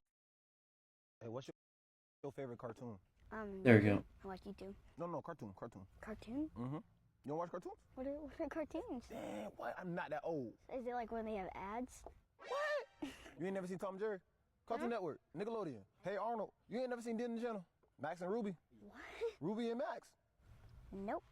When I was scrolling on TikTok, I saw this clip and it officially solidified to me that Gen Z's era is officially over. After years of making fun of millennials, it's officially caught up to us. And although the last Gen Z year is 2012, which only makes someone born then 13 now, guess what? If you know what a cartoon is now, you're officially what the kids call, and I'm gonna be referring to things from now on as what the kids call it because I've reached that point, unk status to Gen Alpha kids. It's so wild that Gen Z and millennials grew up with things similar and Gen Alpha kids are in a complete different stratosphere. So I want to talk about some of the things that Gen Alpha won't grow up with or what they'll have to adapt into society with. And one of the main things I feel kind of bad for them is having to grow with constant cameras 24/7. I can't even envision a world anymore without social media or people recording things in public. And yeah, although most of Gen Z also grew up with a lot of cameras in our face, I would say for most it was a mix of an offline childhood with an internet world. Like for one, we were still watching cartoons on TV and had our childhood networks we watched, waiting for a new episode to drop and watching it on TV. I remember like clockwork pulling up to the TV at night to watch the new episode of regular show or Adventure Time. Also still touching grass and having the whole block just vibing around the neighborhood. Nowadays people can't touch the sunlight around their neighborhood without disintegrating into pieces. The online world we grew up in was mainly YouTube and all the OG YouTubers. Just watching whatever the type of content they posted. A famous YouTuber could post anything back then and people watched it. Low-key, people try to say Gen Alpha started brain rot, but Gen Z was patient zero to it. Like, have you seen a YouTube poop in 2025? How do we not call this brain rot?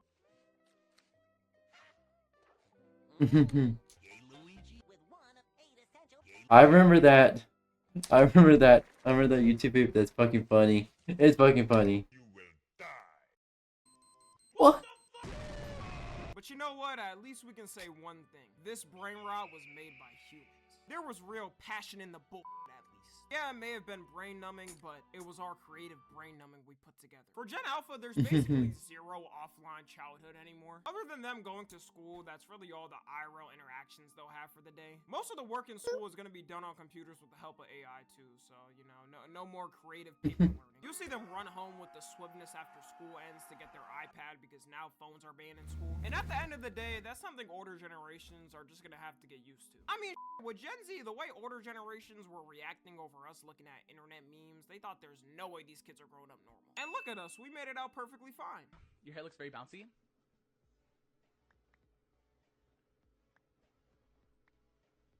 Nuke the whole generation.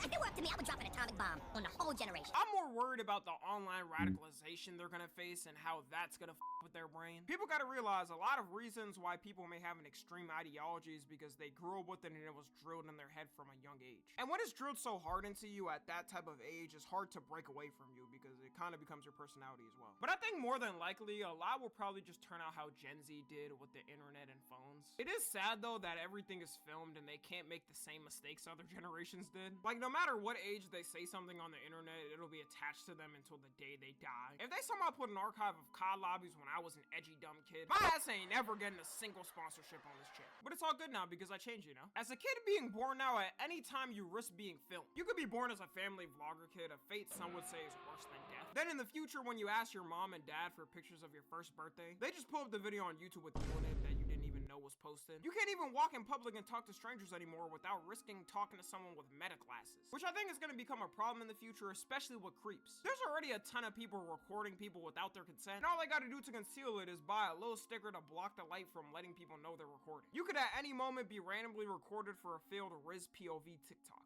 Yeah, God took his time when he made you. Oh, this your girl? My fault, bro.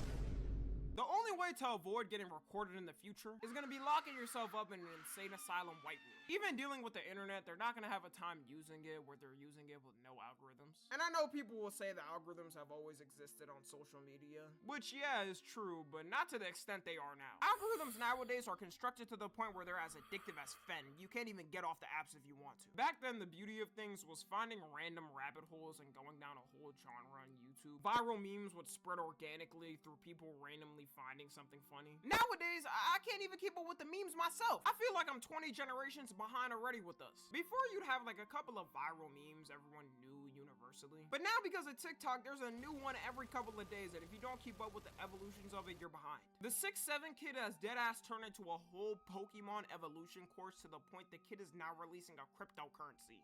Hi. There we go. Leave the door open. I should charge your phone.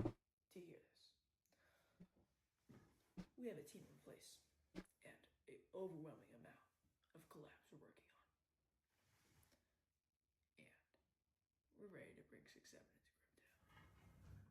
crypto. Anyone that gets scammed in this deserves it, and I hope he makes $1 million and never gets arrested. I can't get over the fact that AI memes are gonna be a thing that's typical. And I'm not talking about Sora 2 edits of people and stuff. I mean literally AI generated memes like Tung Tung Sahar, or any of the other brain rot AI characters, which they're selling plushies and merch of it and everything. Kids love it. What they're also never gonna experience is the prime of using physical media. Bro, I think even something like flash drives will be unknown to a lot of them. Because now we got cloud media and you don't really need it anymore. Nostalgia of pulling up to your homie's house and them having a collection of games.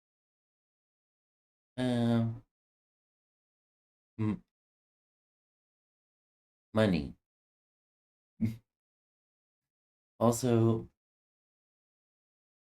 what? For y'all to choose through, or the family living room DVD collection for y'all to sort through. I don't think it will completely die off though, because people still buy albums all the time, which kind of makes sense because it's one of those things that you can always have as a collectible for the future. But physical movies and games are definitely gonna be dead. They already stopped producing a lot of them for years by now. You might have to go back to it though, because these companies' greed is getting out of hand. Once everyone found out you don't actually own the games you buy, but a lot of them you're just licensing a copy, and if the company you're getting it from, like Sony, loses it, then you lose the game too. It changed people's mind in a snap. Instead of calling it buy on the PlayStation Store, they might as well call it temporarily rent until we lose our license for it, then you and know you're not getting your money back. That's gotta be illegal in some type of way. Like, what are we doing, law enforcement? It's gonna be crazy in 2050 when kids are doing nostalgia years for the 2000s and 2010s, and they pull up with a collection of DVDs and CDs. I think it might reach a boiling point where people genuinely swing back to having physical things, especially with every streaming platform increasing their prices every year, while removing the shows people actually like. There should be no reason Netflix is increasing their price by like $3 every year. That inflation excuse is gone. It ain't 2022 anymore. Instead of actually giving good content, they'd rather pay off Congress to sign some law that says it's the death penalty if you sail the seas. Life was really good though when you just had Netflix and could watch whatever you wanted. And why'd I just find out from Amazon Prime Video that they started charging to use it now? Jeff, you not making enough money from the Amazon subscriptions? Come on, dog. I've been paying you $15 every month for the past 6 years. You could at least give me that. You're just trying to pay off a country to remove a bridge so your yacht could go through it. I just want to watch The Boys for free. Subscriptions are something Gen Alpha is also going to have to grow up with. They're not going to know a world where you could buy something and have it to you and not have to pay a subscription to use it. In fact, I guarantee in 10 years when you're going to buy anything, in order to unlock the full capabilities of the product, you'll have to get some type of subscription. They're already doing that with cars. It used to be free to use all the car apps, and now they charge you $10 to $20 a month to use them. They're making a car where you're going to have to pay. Imagine having to pay subscription to use your phone. Well, there's still cellular services, but like actually use your phone to make basic outside of phone and call and text. What if they imagine a world they start charging you to so you can like smartphones.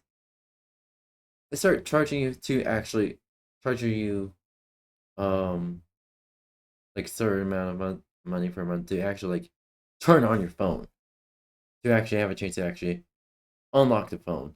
Pay to unlock the full horsepower. Making a product with something already ready to use in it and then charging to use it is capitalism summed up in 2020. Imagine having a text your wife. Yeah, exactly. Even Ring, the security camera everyone gets, started charging to be able to see intruders. Imagine now paying $5 a month to see out your Ring camera, and someone's breaking in your house but you can't see who it is. Also, Ryan, check your whispers.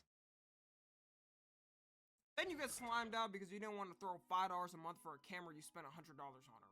I've noticed in the past decade they've been doing this for a lot of products. A company will release the product that's cool and everyone in the public loves. Then when the public starts to rely on it, that's when they press the "fuck you nigga, we pushing greed to the max" button. And it always works because a lot of people are still gonna keep with the product even if they increase it. I miss when companies used to be treating customers like customers back then. You look at Apple and see how much they blessed everyone with iPhones back then, and now they're coming up with a new way to charge you for looking at your phone. Okay, I made that one up, but you can't tell me that Apple Care isn't one of the dumbest subscriptions to ever exist. You gotta be one. I've had to pay to text you out. Exactly. Exactly.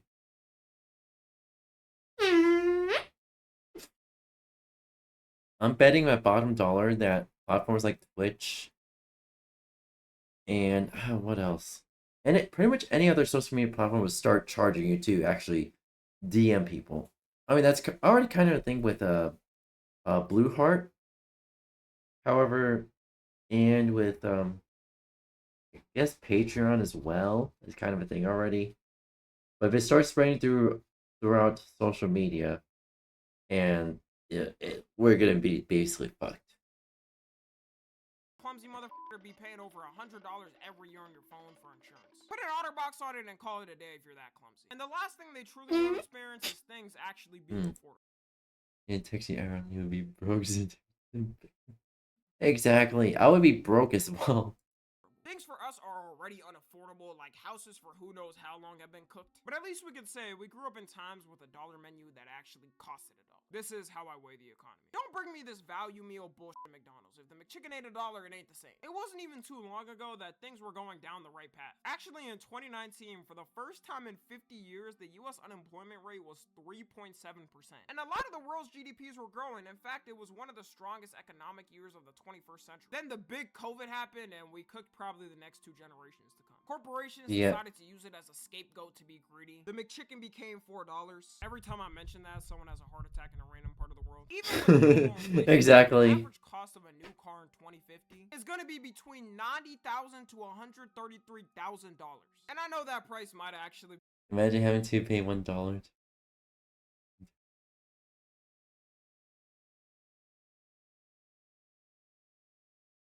Oh my god, that would be fucking, that would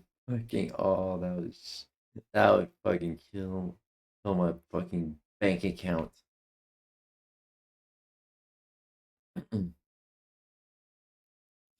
I mean, there's already well, in the world of the apartment industry, apartments or pretty much or housing or shelter industry, whatever you want to call it. They're using this third party. Almost everyone's using this third party service, and this third party service, when they want to like, oh, we need you to verify your identity and your income, and whatnot. For identity and specifically, yeah, exactly. But what I'm saying, what I'm getting into is specifically this third party service. You have to pay to verify your identity, and you have to pay to get your credit score to verify your credit score. It is fucking bonkers. It is fucking bonkers. Be normal in that time compared to the income people will be making. But one thing you can guarantee is that minimum wage is gonna stay at $7.25. I can't fathom people are actually working for that much. Imagine working 8 hours and this is what you end up with. In a full week, you'll end up with a whole $290. Don't splurge. It's crazy that even the baseline prices for Gen Alpha is gonna be more. Like the basic trim of a Honda Civic will probably be $50,000. And they think the birth rate is bad now, just wait until the next generation. Shout out to the young parents and but I dodged the bullet not having a kid in this time. I genuinely will be 2 times poorer if I had a kid right now, and I'll probably be broke by now. And I don't even blame the Gen Alpha kids, because they'll probably be hunting for scraps by the time they're over. Anyways, that's gonna be it. Let me know how y'all feel about getting old and which retirement home you're picking. Follow me on Twitter, Instagram, and TikTok. As always, I love you guys consensually. And until next time, I'm out. Ooh, okay. Alright, chat. We're getting back into Minecraft real quick. I'm playing for about an hour. That being said, allow me to get everything set up, alright? Matinee.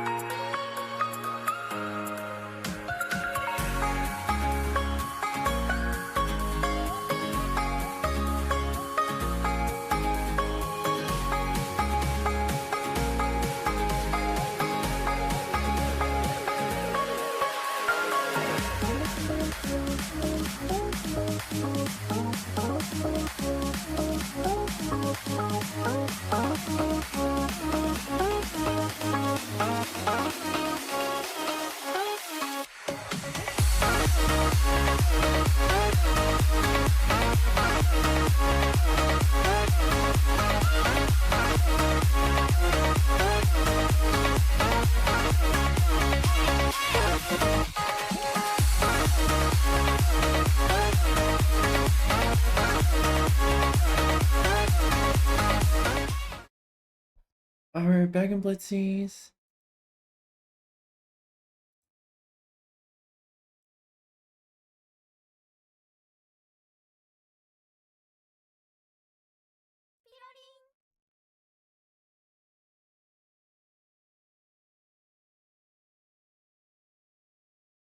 Alright. Alright, getting to some Minecraft. Alright.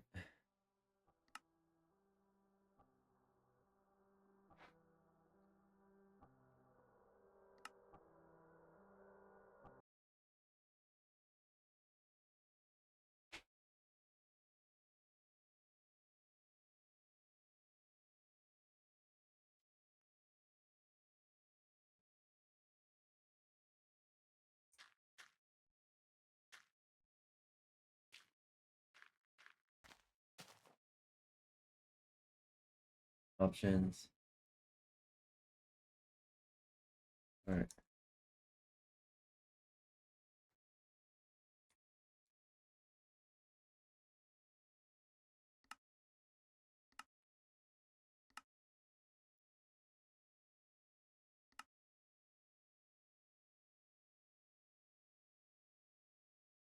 Options. Where's the control settings? Keybinds.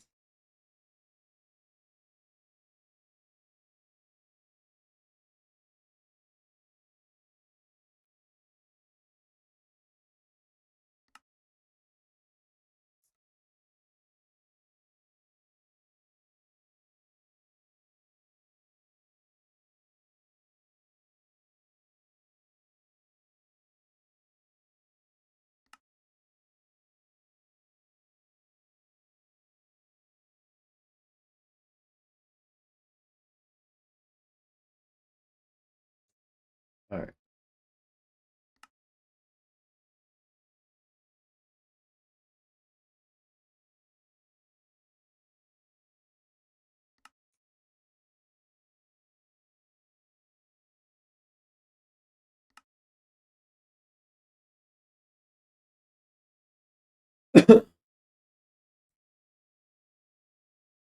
Push at G.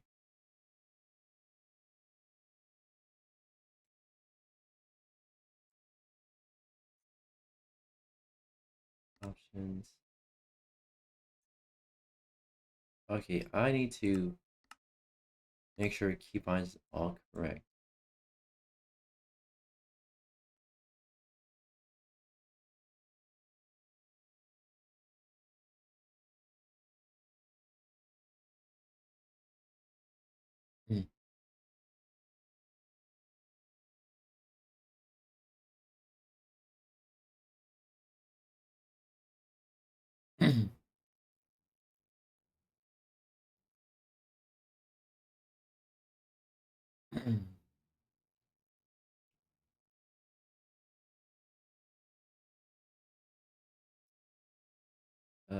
Resource packs. Oculus.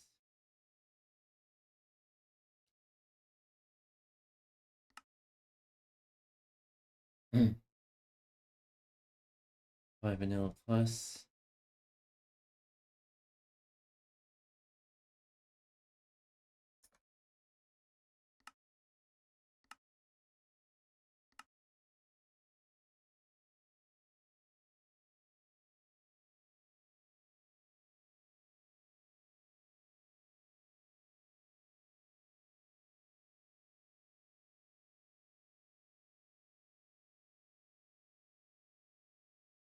Alright.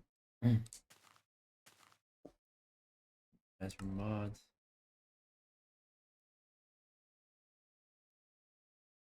The mods, I believe, can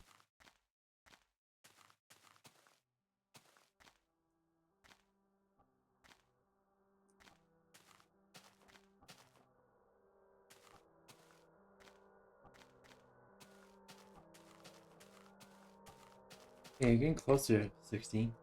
Mwah, mwah. Mwah. Kisses for you too. Mwah.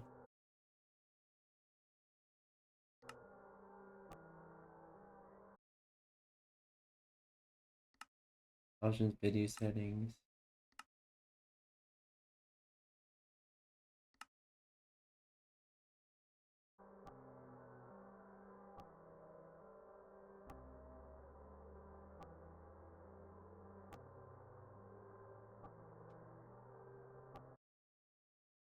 Making sure everything's good.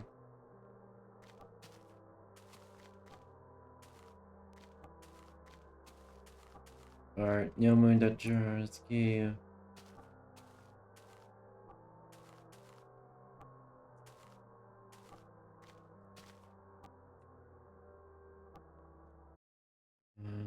Options.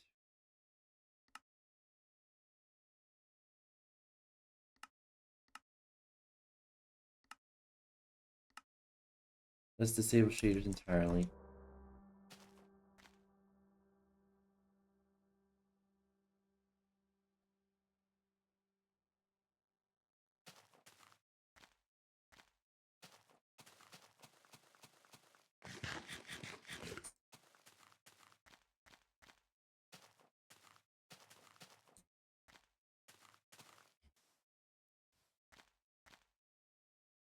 Okay.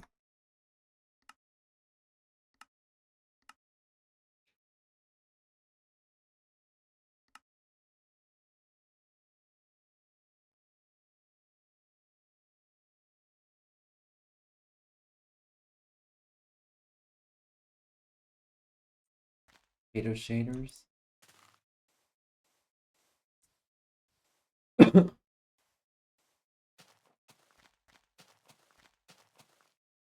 Okay, options.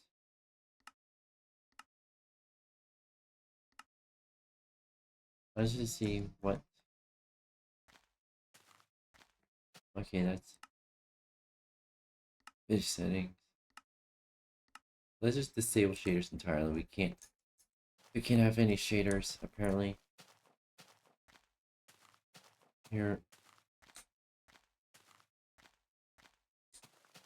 Okay.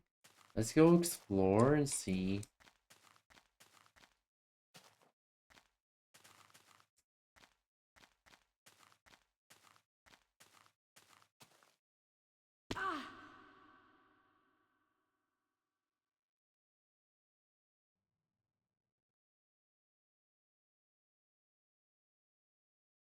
Well, uh,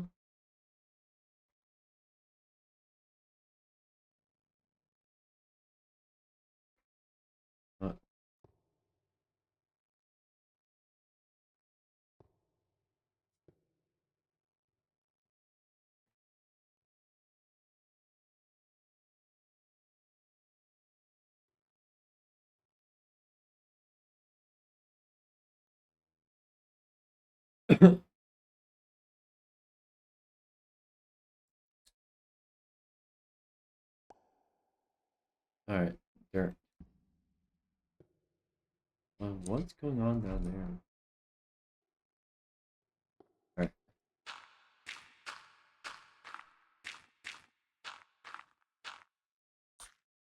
Alright, there we go. Jeez, I'm sleepy already. You're sleepy?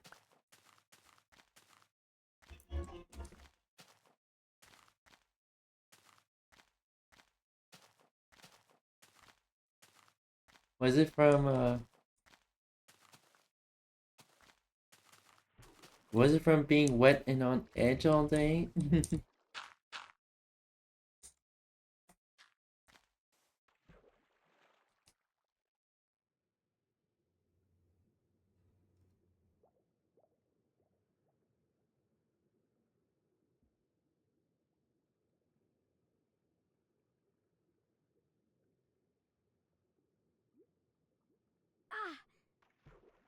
I can still...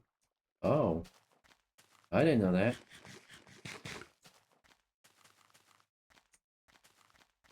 Okay, birch forest. I just want to explore.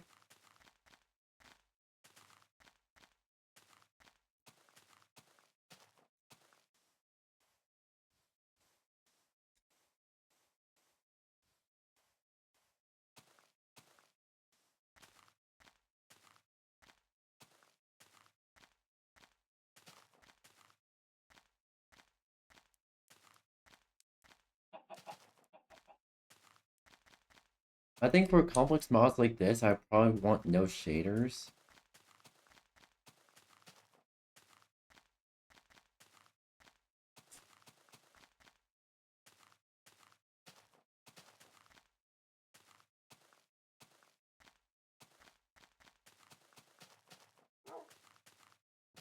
Ooh, doggos.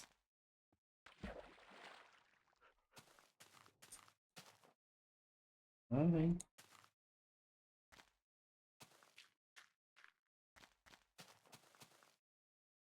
Oh, that's a large... What kind of...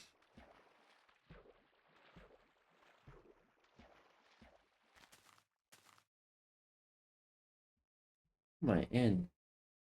What biome am I in?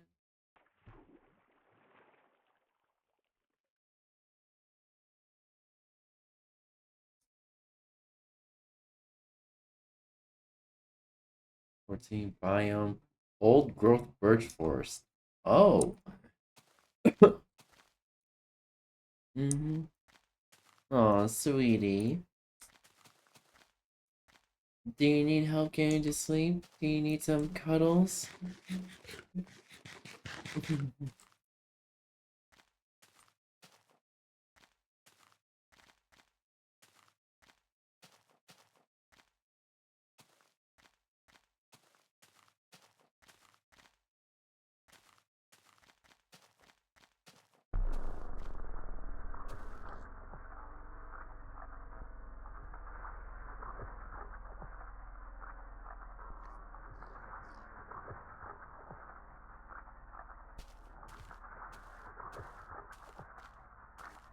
Jesus.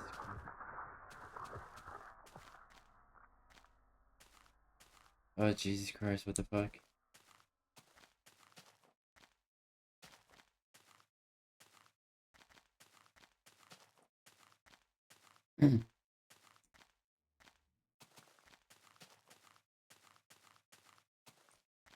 I wonder if I can... I want to run shaders.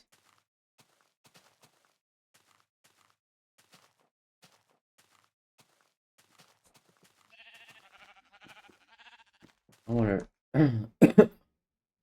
Options. Video settings. If I reduce this to 30 FPS.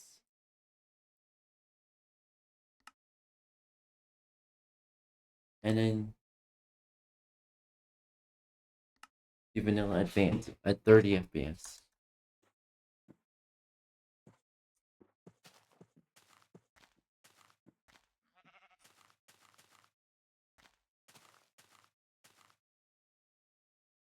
It's actually smooth, a lot smoother.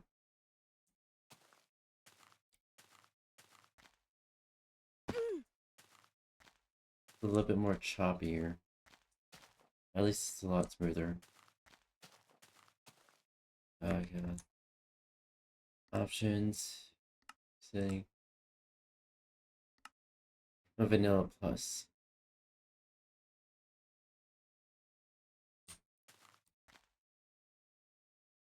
Yeah, if I want to run shaders, I have to run Minecraft at 30 FPS.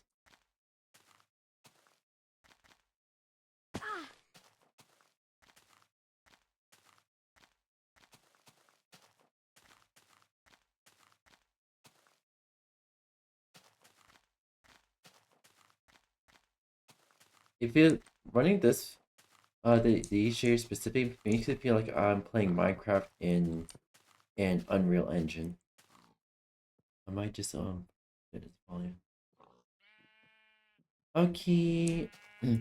But yeah, I hope you sleep well, alright? Mwah. Mama loves you. Mama loves you, my blitzies.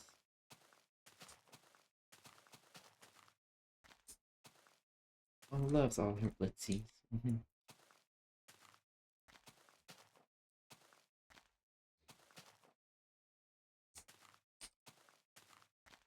Love you too, Blitzy.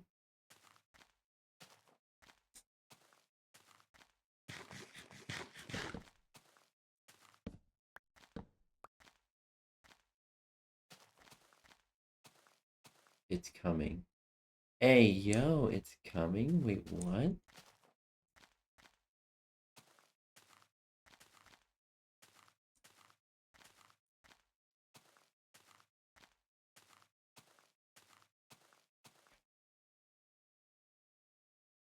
Okay, there's a model. This can...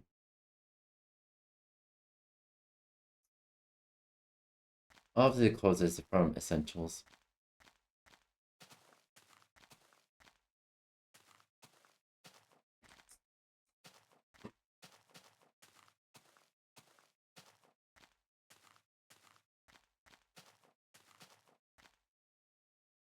You know what? I'm gonna sleep purposely when...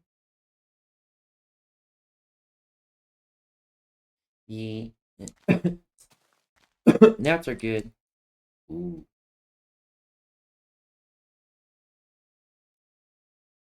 Yep, B.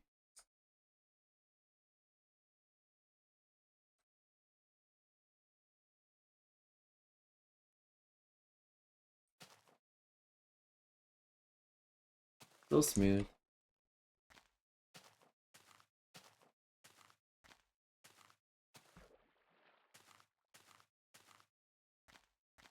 I wonder if I do options.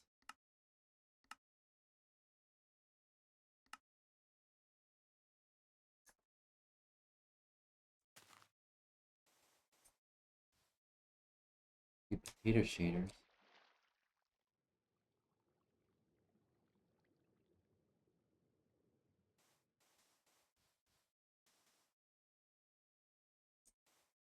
Oh, I don't like the motion blur in this.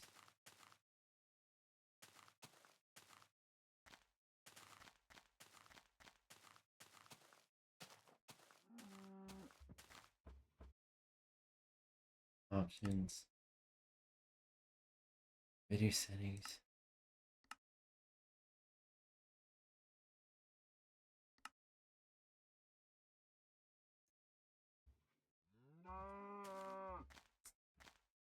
No advance.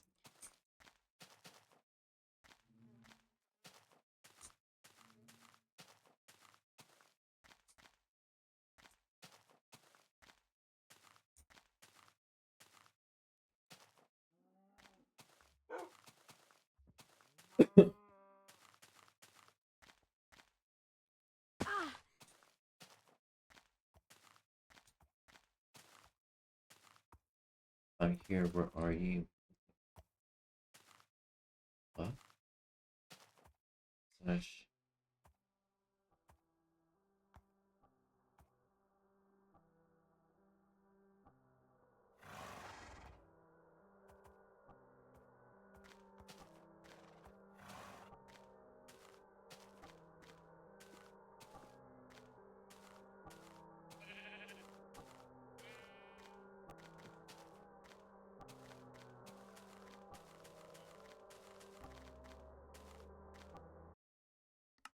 Options.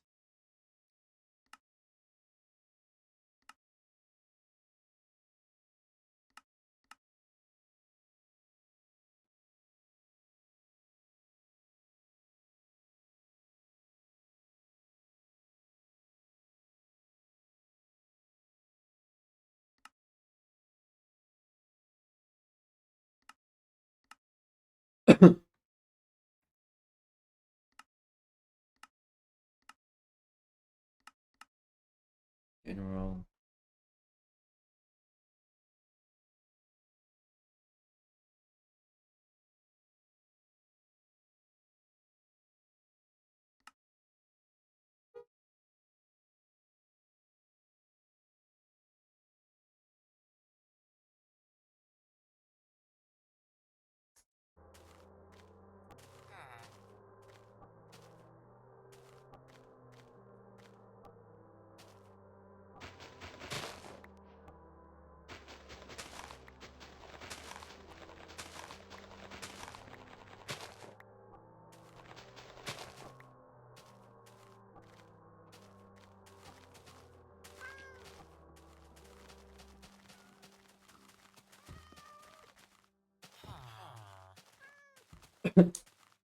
Alex, I found another village.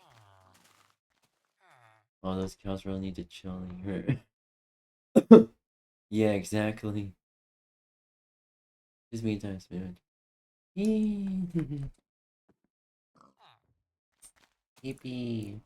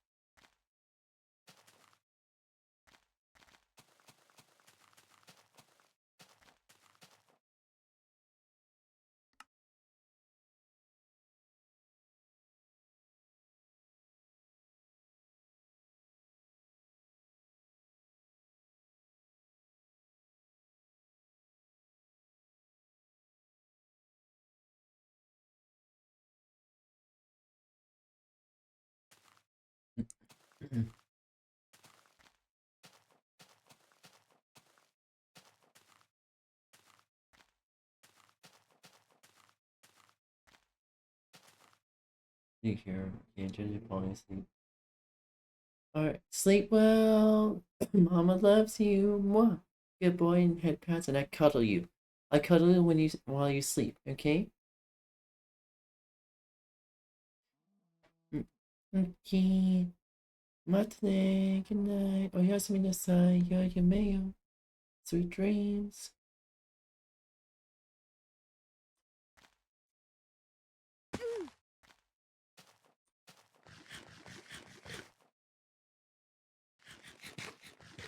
A little bit of blur effect, but not much.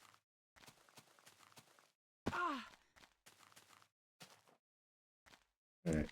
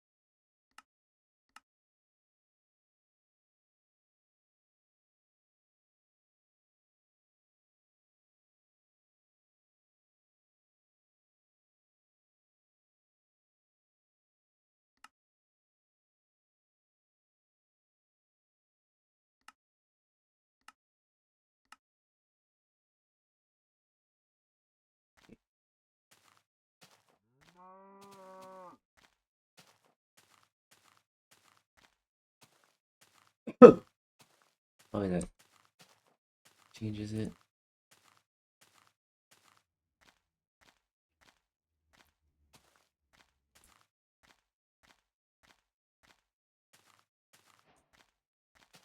Advancement day pass.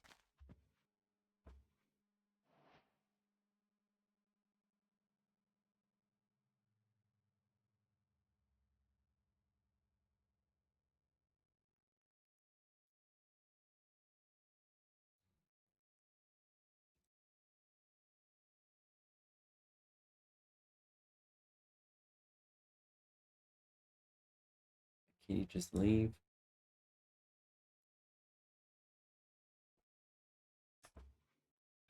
All right.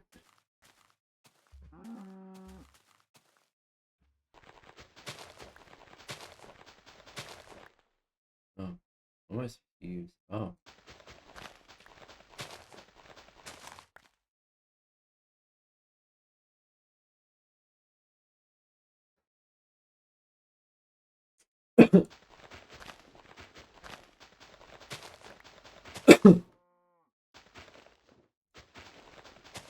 Oh, I don't know what to use.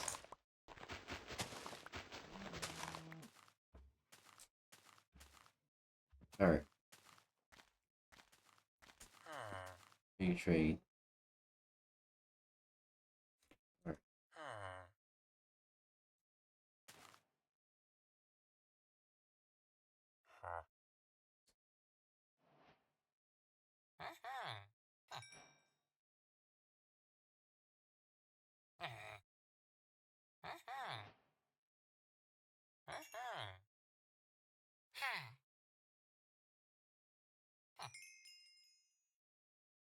All right.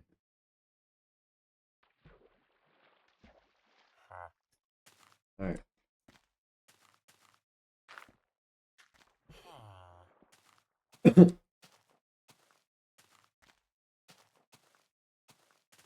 All right. See here.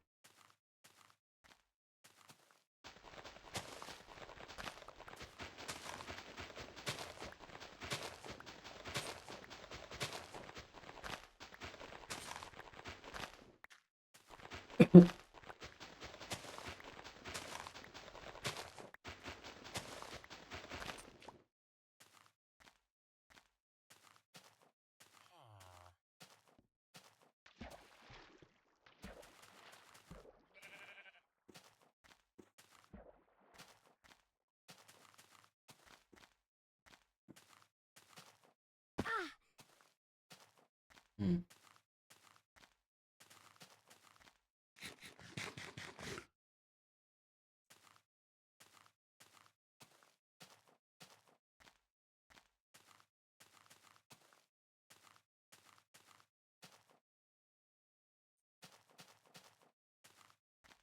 See, what is that?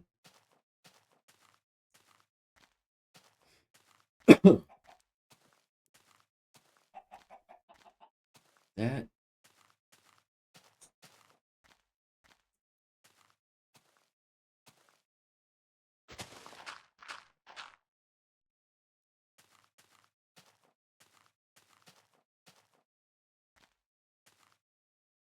Hmm.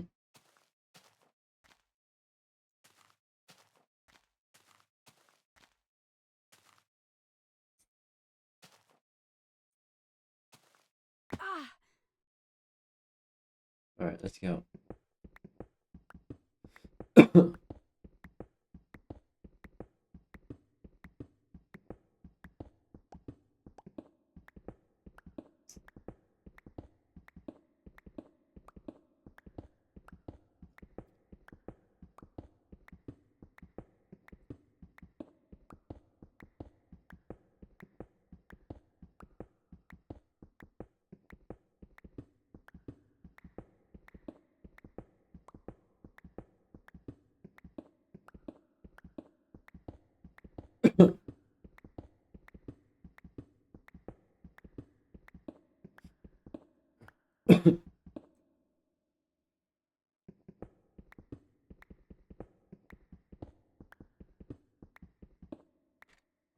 F3. High coordinates are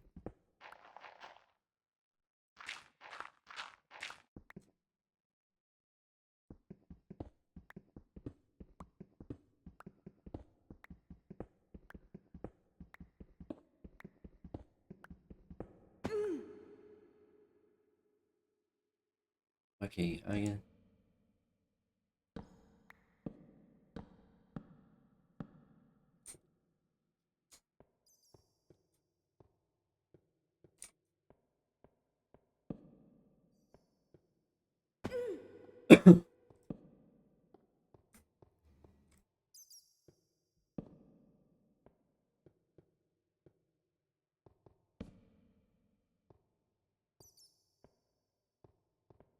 I'm not exploring this any further.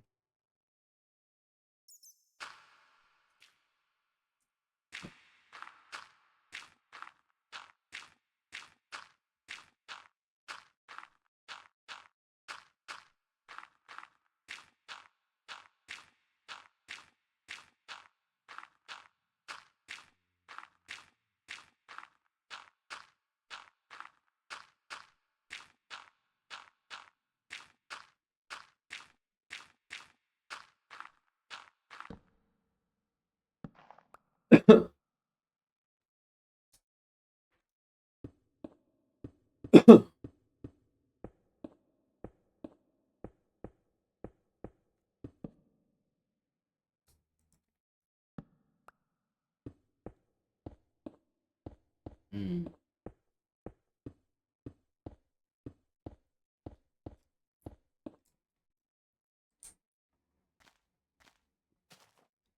Alright, so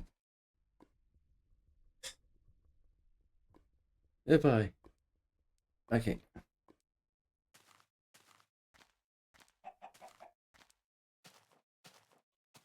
I gotta use the restroom chat.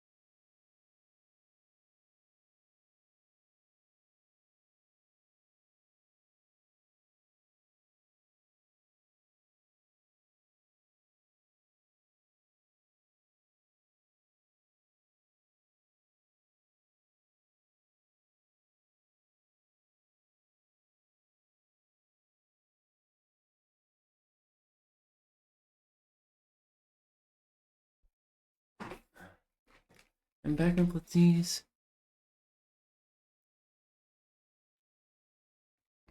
I'm going to hydrate first.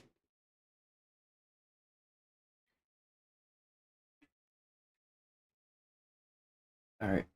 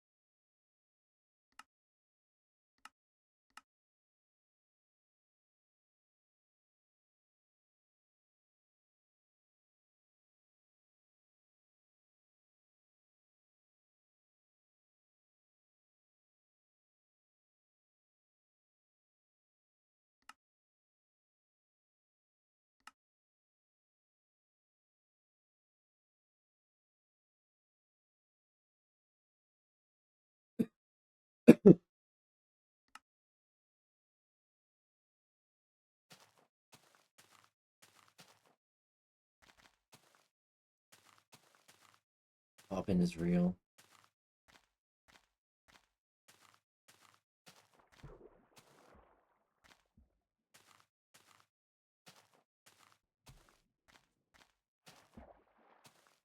Run, run, run, run, run, run, run.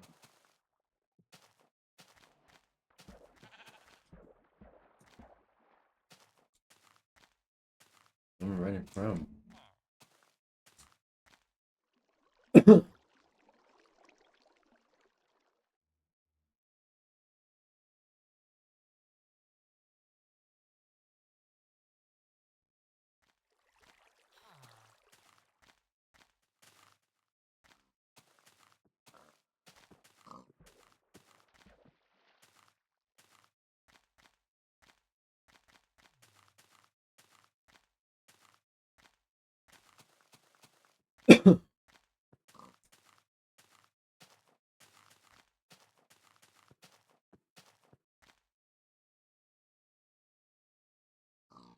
Hmm. I've seen this kind of structure multiple times. Chat, I have a theory.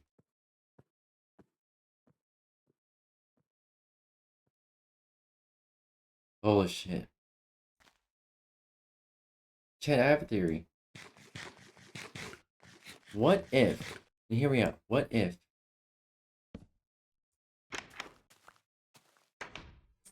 whoever, a villager, and let's say theory, villagers lover perishes and they grew a tree and left the rose there.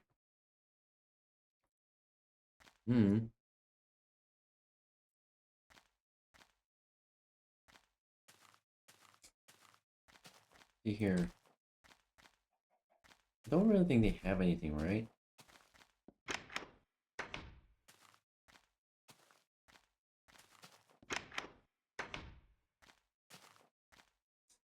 Let's explore actually, real quick.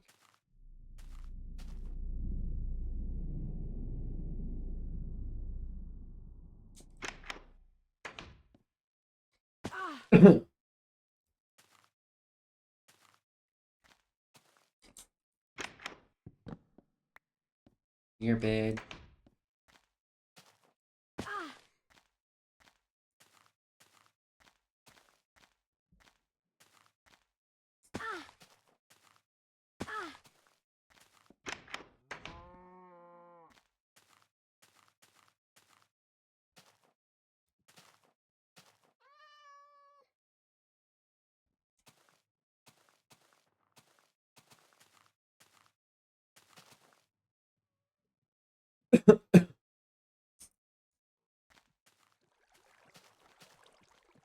Can't get any pets because it's too risky.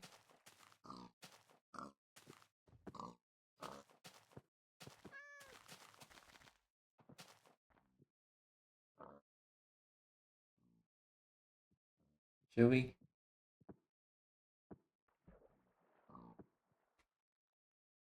We get a pet? I don't know. You're not in this world. My pigs.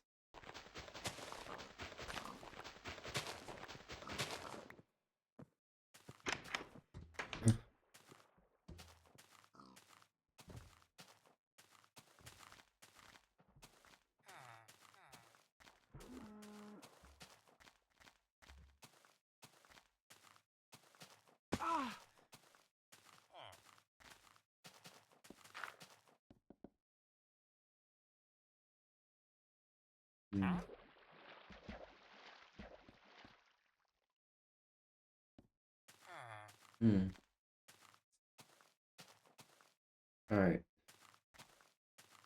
Like I say, I've done my exploring.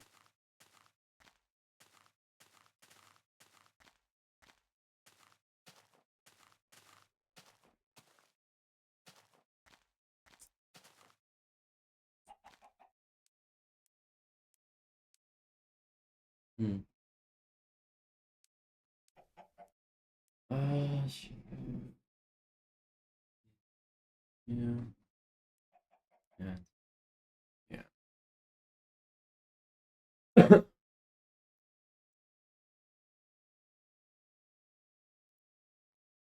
Well, chat. Hold on real quick.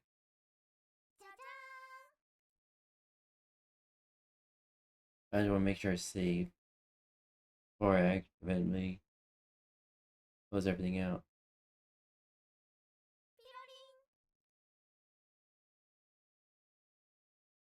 Well, chat. I just want to say that thank you everyone for joining today's stream. My name is 𝙂𝙚𝙣𝙚. I'm a variety streamer. I stream lots of video games suggest me, as well as I draw, I do coding, and I promise to start the stream with coding on start the Sunday's variety stream with coding. Since I decided to skip it this stream. And then, anyways, I want to say thank you everyone for joining today's stream. Thank you everyone for watching today's YouTube VOD. I think it's just what I'm gonna do is just so relax for the rest of the night and just try to chill. That being said, I gotta get going now, Blitzies. Bye bye, matinee.